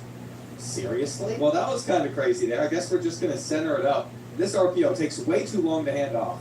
What do? I feel so bad for this, but our guaranteed win is literally on the hands of just handing it off, staying still, not fumbling, and then calling a timeout that's going to allow us to just end this game. I can't remember if he even touched that ball in the 3rd and 4th quarter. I think he had the opening drive, and then after that, we just controlled the clock, but it made sure that we bounced back with a win. What I say, I eat my burgers for dinner, and now I'm back with energy, playing better, and now we get to lock in because we have made it to the playoff where we are 3 games away from winning another online championship. Like I said, once we make it here, this is where it's serious. I will allow myself to use whatever team is available out of these 3 randoms. We got Bowling Green, Syracuse, again, who I don't want to use, and Illinois. I feel like if I hit a random and we get a tier 5 team, this could get ugly, so we're just going to settle for the Fighting Illini. When I did this same thing on College Football 25, I don't know if it's just because team overalls were better last year or what. There weren't as many terrible teams, but I felt like we never had to play with that bad of a team. The random teams have not been on our side for this, though. We are going to be facing off against Nick Harbor, Lenore Sellers, South Carolina. If this guy knows how to use them, this could be a disaster. He doesn't run the ball much. He's 15 and 11. Now, what I'm not sure about is if this is actually a playoff game for him or if it's just a playoff game for us, and he is a completely different field and different branding. I would assume that we're both in the playoffs, though. Just the fact that they got Nick Harbor back there on kick returns as well is absolutely terrifying. On 2nd down, we have match coverage out there on the field, and that's not good. because he's already getting a big play. Match can be an absolute disaster. I thought we were just sitting in the cover 3. We filled that hole. I feel like we have a good coverage of these receivers over on this right side, but if he hands it off, I mean, he's set to get a large game. This is a guy that typically doesn't run the ball that much, but you know what? This is a playoff game for him, so he's going to play this one a bit more seriously. I really don't like any of the defensive formations out of this Illinois playbook so far either. We are technically going to be out of a 3-4 here, and we can get this to work the way that I want to. Everything's boxed. Come on. Come on. What? I don't know how he just did what he did right there, but it doesn't even make sense to me. And he's wide open. What type of play was that? Not a great start for us, that's for sure. Do not tell me that we just played a whole season for this guy to ruin it for us. I didn't let that get in. No shot. Jerome Simba, 2-3-0-4. I'm going to give you your props for that first drive, but we cannot let this one slip away. I want to get my second championship in my second attempt ever. I have no idea what to expect out of this Illinois offense. I haven't even been looking at the rosters to see who's fast or anything. We're just playing football. It looks like some of our RPOs might be taken away, though, especially if he's able to get over there with his user. He wasn't, and we get another 10. Okay, so he's sitting back in Tampa 2 right now. If this is man-to-man, what I want to do is not going to work. It is man-to-man, but we're going to hopefully be able to make a play on that ball. Dixon, what a catch from Dixon. We're back in it. I'm not chasing points either. I'm going to trust our defense and hope that we get some stops. Here we go, though. Nick Harbor coming out with the kickoff return. It's always going to be scary facing that. I mean, we're talking 99 speed, 6'5", 240. What are you supposed to do against someone like him? We're going to have to just click on and make a fumble. We pick it up out of midair. What a play. What a play. Give us that lead. This is what I said. Defense matters. I'm not chasing points. That's exactly why I said it. We're not going for the 2-point conversion. We don't need it because we're going to give him that good beat. This is where I expect him to try and test us deep with Nick Harbor. As you can see, he's going to do that right here, and he's going to toast us. I knew it was coming, and we still could not stop it. We saw what happened the last 2-point conversion as well.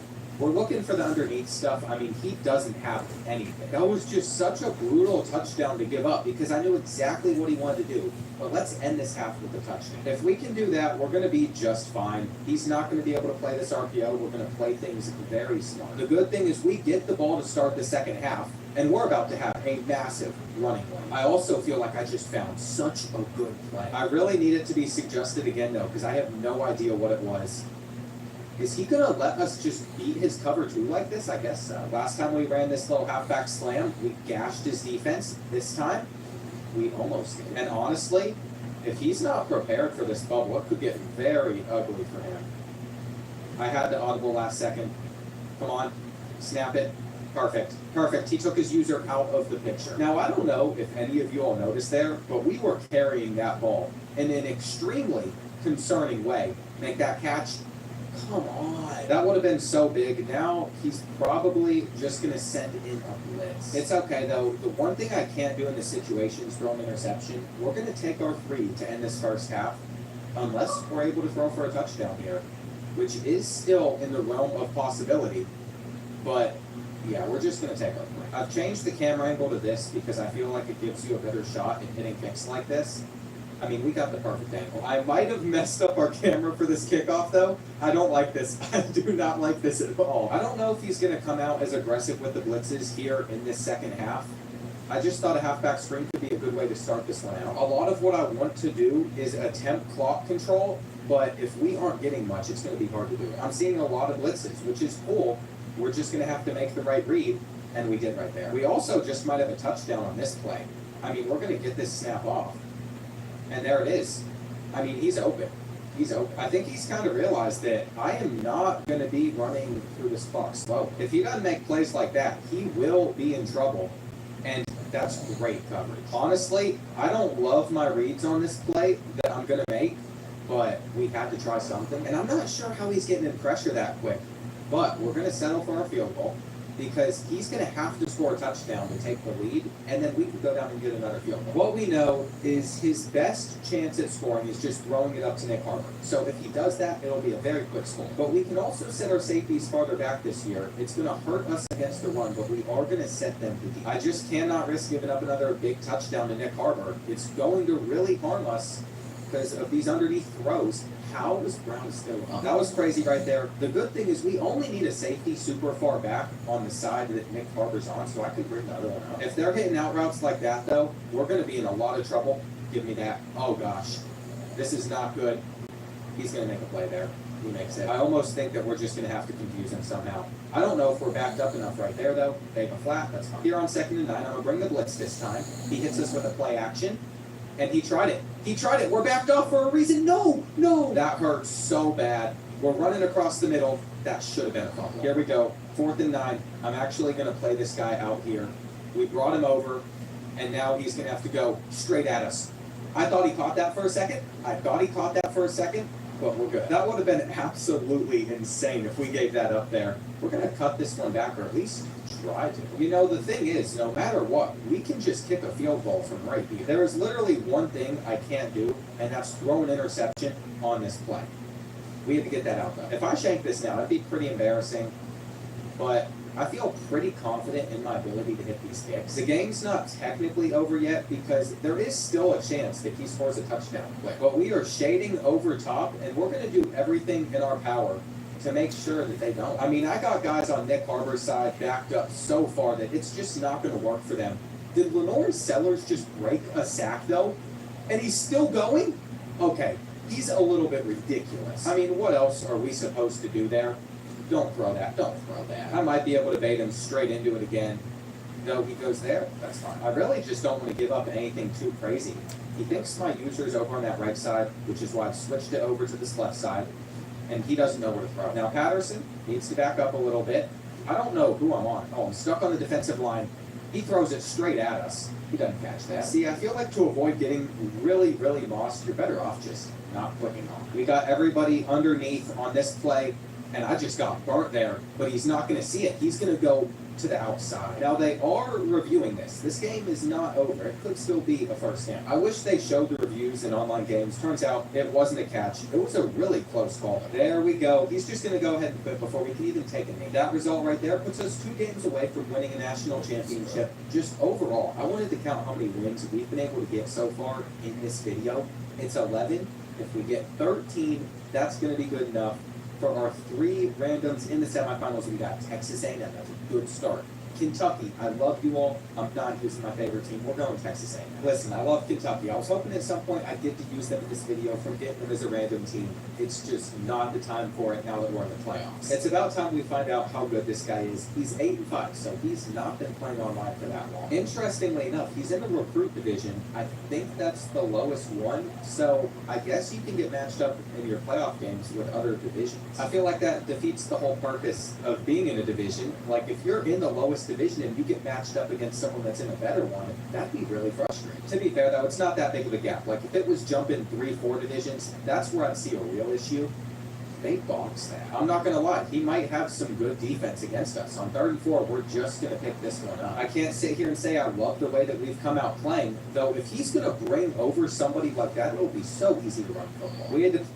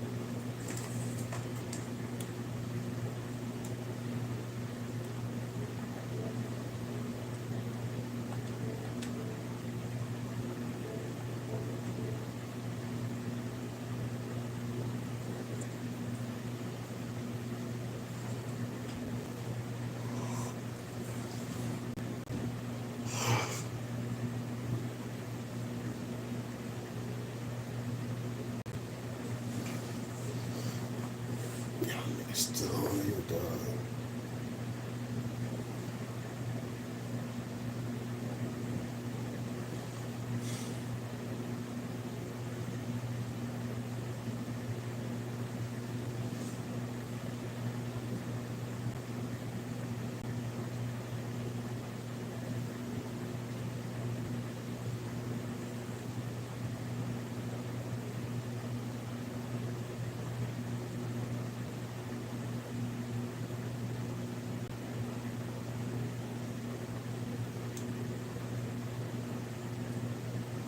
The group flight crew, FTC.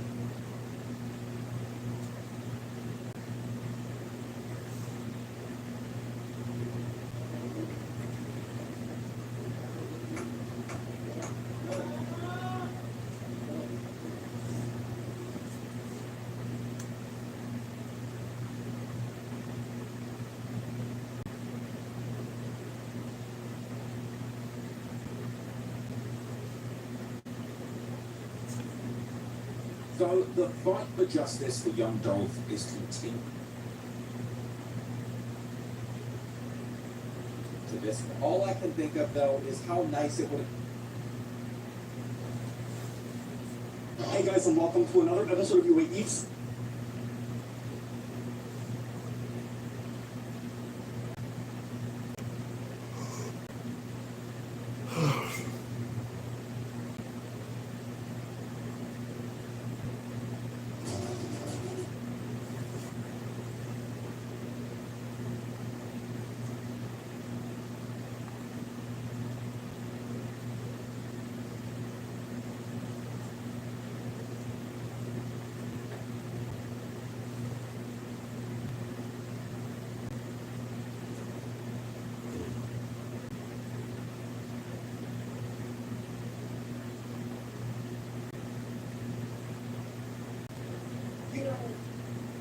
I always sing.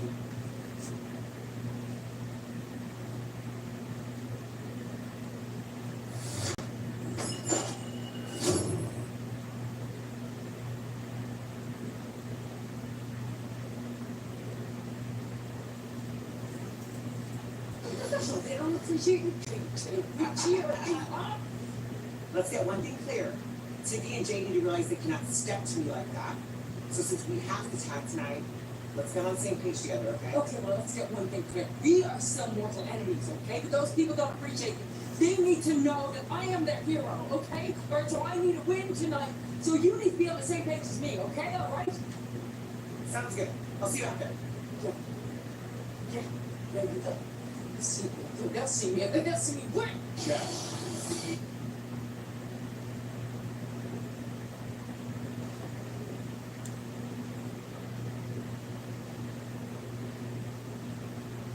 Corn dogs. Style and substance. In the GMC Sierra.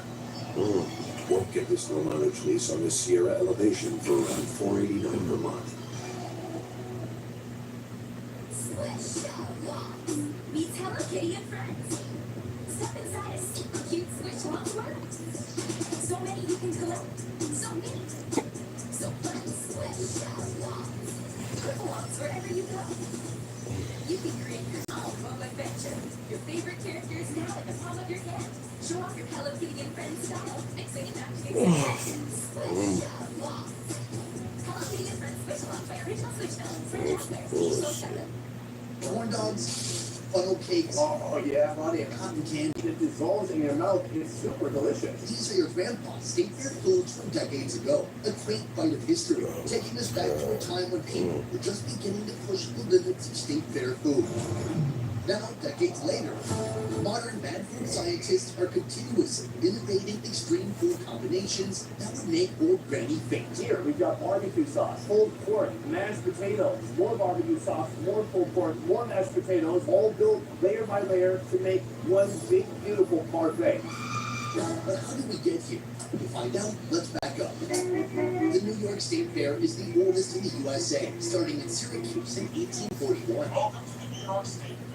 Back then, state fairs were a way to promote agriculture, a way to compete over who has the most handsome pig or cow, and in general, they were meant to promote rural life. They have a beef farm, they have a cow birthing farm, they even have pig races, perhaps they want to be contestants. Over time, state fairs evolved to include entertainment like games and rickety rides ran by questionable parties. That machine has gases on it. But more than that, state fairs have evolved to serve up over-the-top food creations you won't find anywhere else. Because as we know, Applebee's or Denny's simply wouldn't have the funds to serve up deep-fried Pop-Tarts. Do I need good health insurance? Oh no, that's free grease we use. You're all good.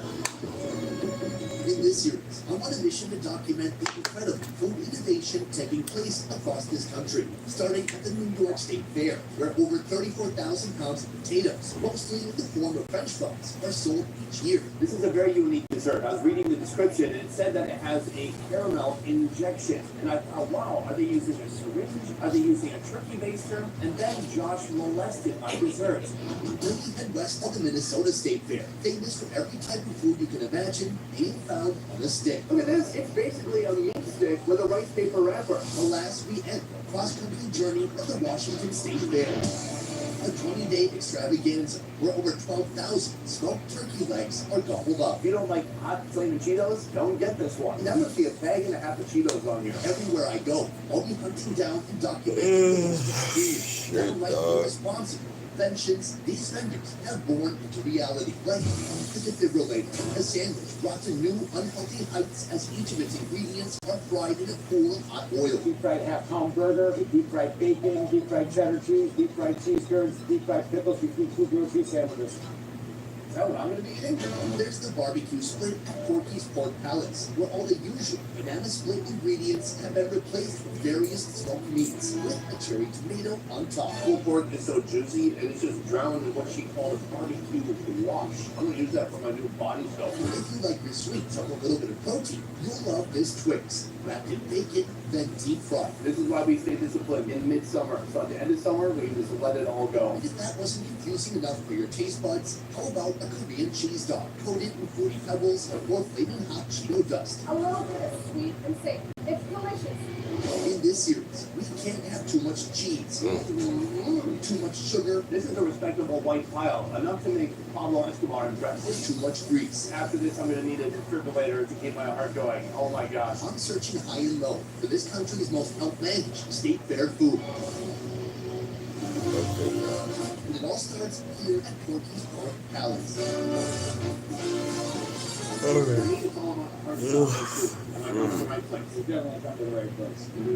the last 30 years, this place has produced nothing but hits. Their journey started with brisket, pulled pork, and smoked turkey legs. Now their menu has evolved to this, a reinvention of an American classic, translating the concept of a banana split into the language of barbecue. This is the barbecue split, and it all starts with the meat, smoked right here on premises. This was built by a company. It took about a year to build one. For the whole trailer, what is the capacity? 1,500 pounds of meat. That's Wild. A traditional banana split doesn't exactly require a smoker. Let me explain.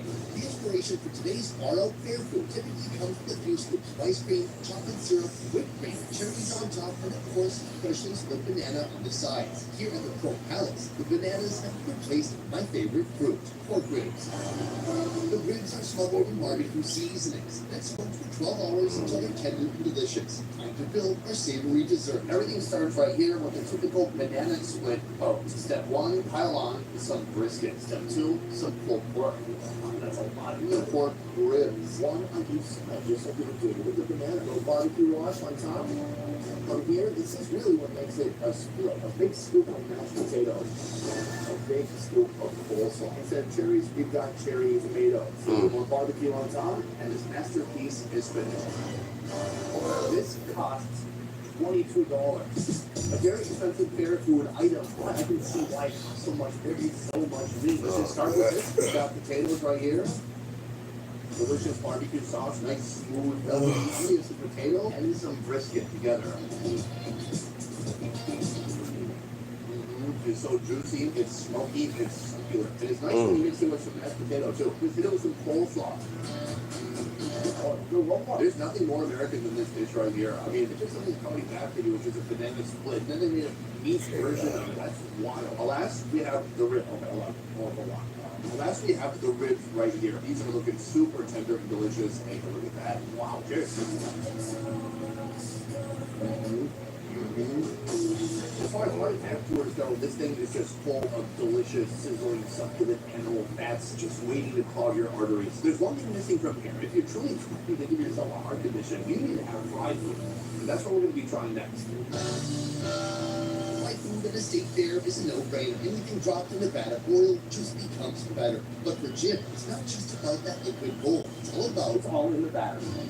I'm here with owner of Fried Specialties, Jim. How you doing? Nice. How did you get started with this concept? I've been deep frying for like 30 years. I finally stopped out. I used to deep fry every single thing. 15 years ago, we built a trailer and decided to do it to the fairs. Here, over the last 30 years, they've developed over 40 different questionable fried creations. So I need good health insurance if I eat here. This is perfect for you. It's fat-free grease we use. You're all good. That's a really fashion. I might be unhealthy. Okay. Now, we're using prep for 3 different foods, starting with the Nutter Butter. It's a cracker with a little bit of peanut butter inside. Step 1, take a handful of them and put them in the batter. Once it's completely enveloped in batter, it hits the fryer. In the meantime, they're just soaking up all those healthy oils.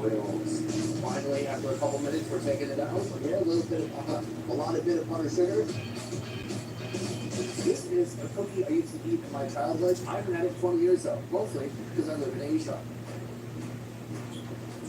Oh wow. That's really good. The physical properties of this cookie have changed completely. The bread has kind of become soggy and the peanut butter has melted. I can't believe it. He's really nailed the batter because this is not dry at all. This is creamy, peanut buttery, smooth, and delicious. I'm on number 2 already. Oh, it's gonna be a problem. I have no breaks when it comes to fair food. Here's the thing, this is food number 1. We're trying 2 more. Let's keep moving. For our next fried food, we're doing a fried pasta. There are a few different flavor options. We have frosted chocolate fudge, brown cinnamon sugar, and frosted strawberry. My all-time favorite Pop-Tart is the brown sugar and cinnamon. That's what we're doing today. Step 1, grab your Pop-Tart, rip it open, and return back to the batter. Thorough dipping, completely covered in batter, and then put in the oil. Deep fried Pop-Tarts. This looks awesome. Alas, they're finally ready to be taken out from here. Each one is cut in half with a little bit of glaze. Oh my god. And then some butter sugar too.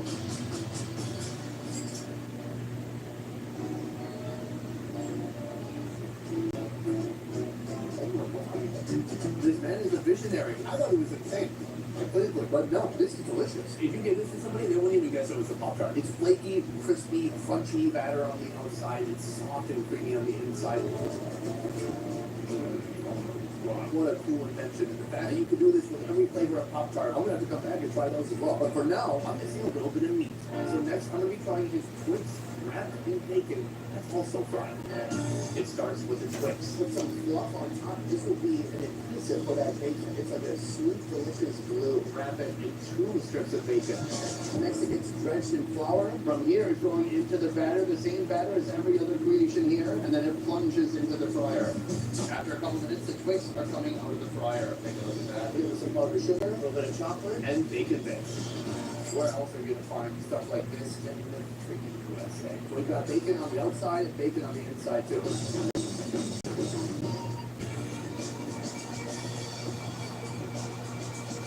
Start the front door. It's a wonderful mixture of textures. It's chocolatey, peanut buttery. The bacon it's putting on is already grilled, but it actually becomes crunchy, even though it's frying underneath the dough. That's wild.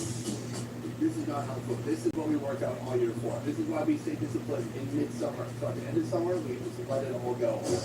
After eating the bacon wrapped Twix, I'm beginning to wonder what can't Jim fry up? Well, he's invited me to find out, challenging me to select any fair item from any vendor for him to batter and fry. After this, I'm going to need a defibrillator to keep my heart going. Oh my gosh. But before that, we're heading to our next location. Right behind me is known as the Tiki Turtle, and their slogan is not your average place. They have a deep fried burger. They have deep fried mac and cheese. Well, what I'm here for is the big potato parfait. Now, what is a parfait? It's layers of flavor. It's usually strawberries, yogurt, blueberries, some oatmeal layered on. This is layers of flavor, but there is no fruit involved. We're going to go into the kitchen now and see how it's made.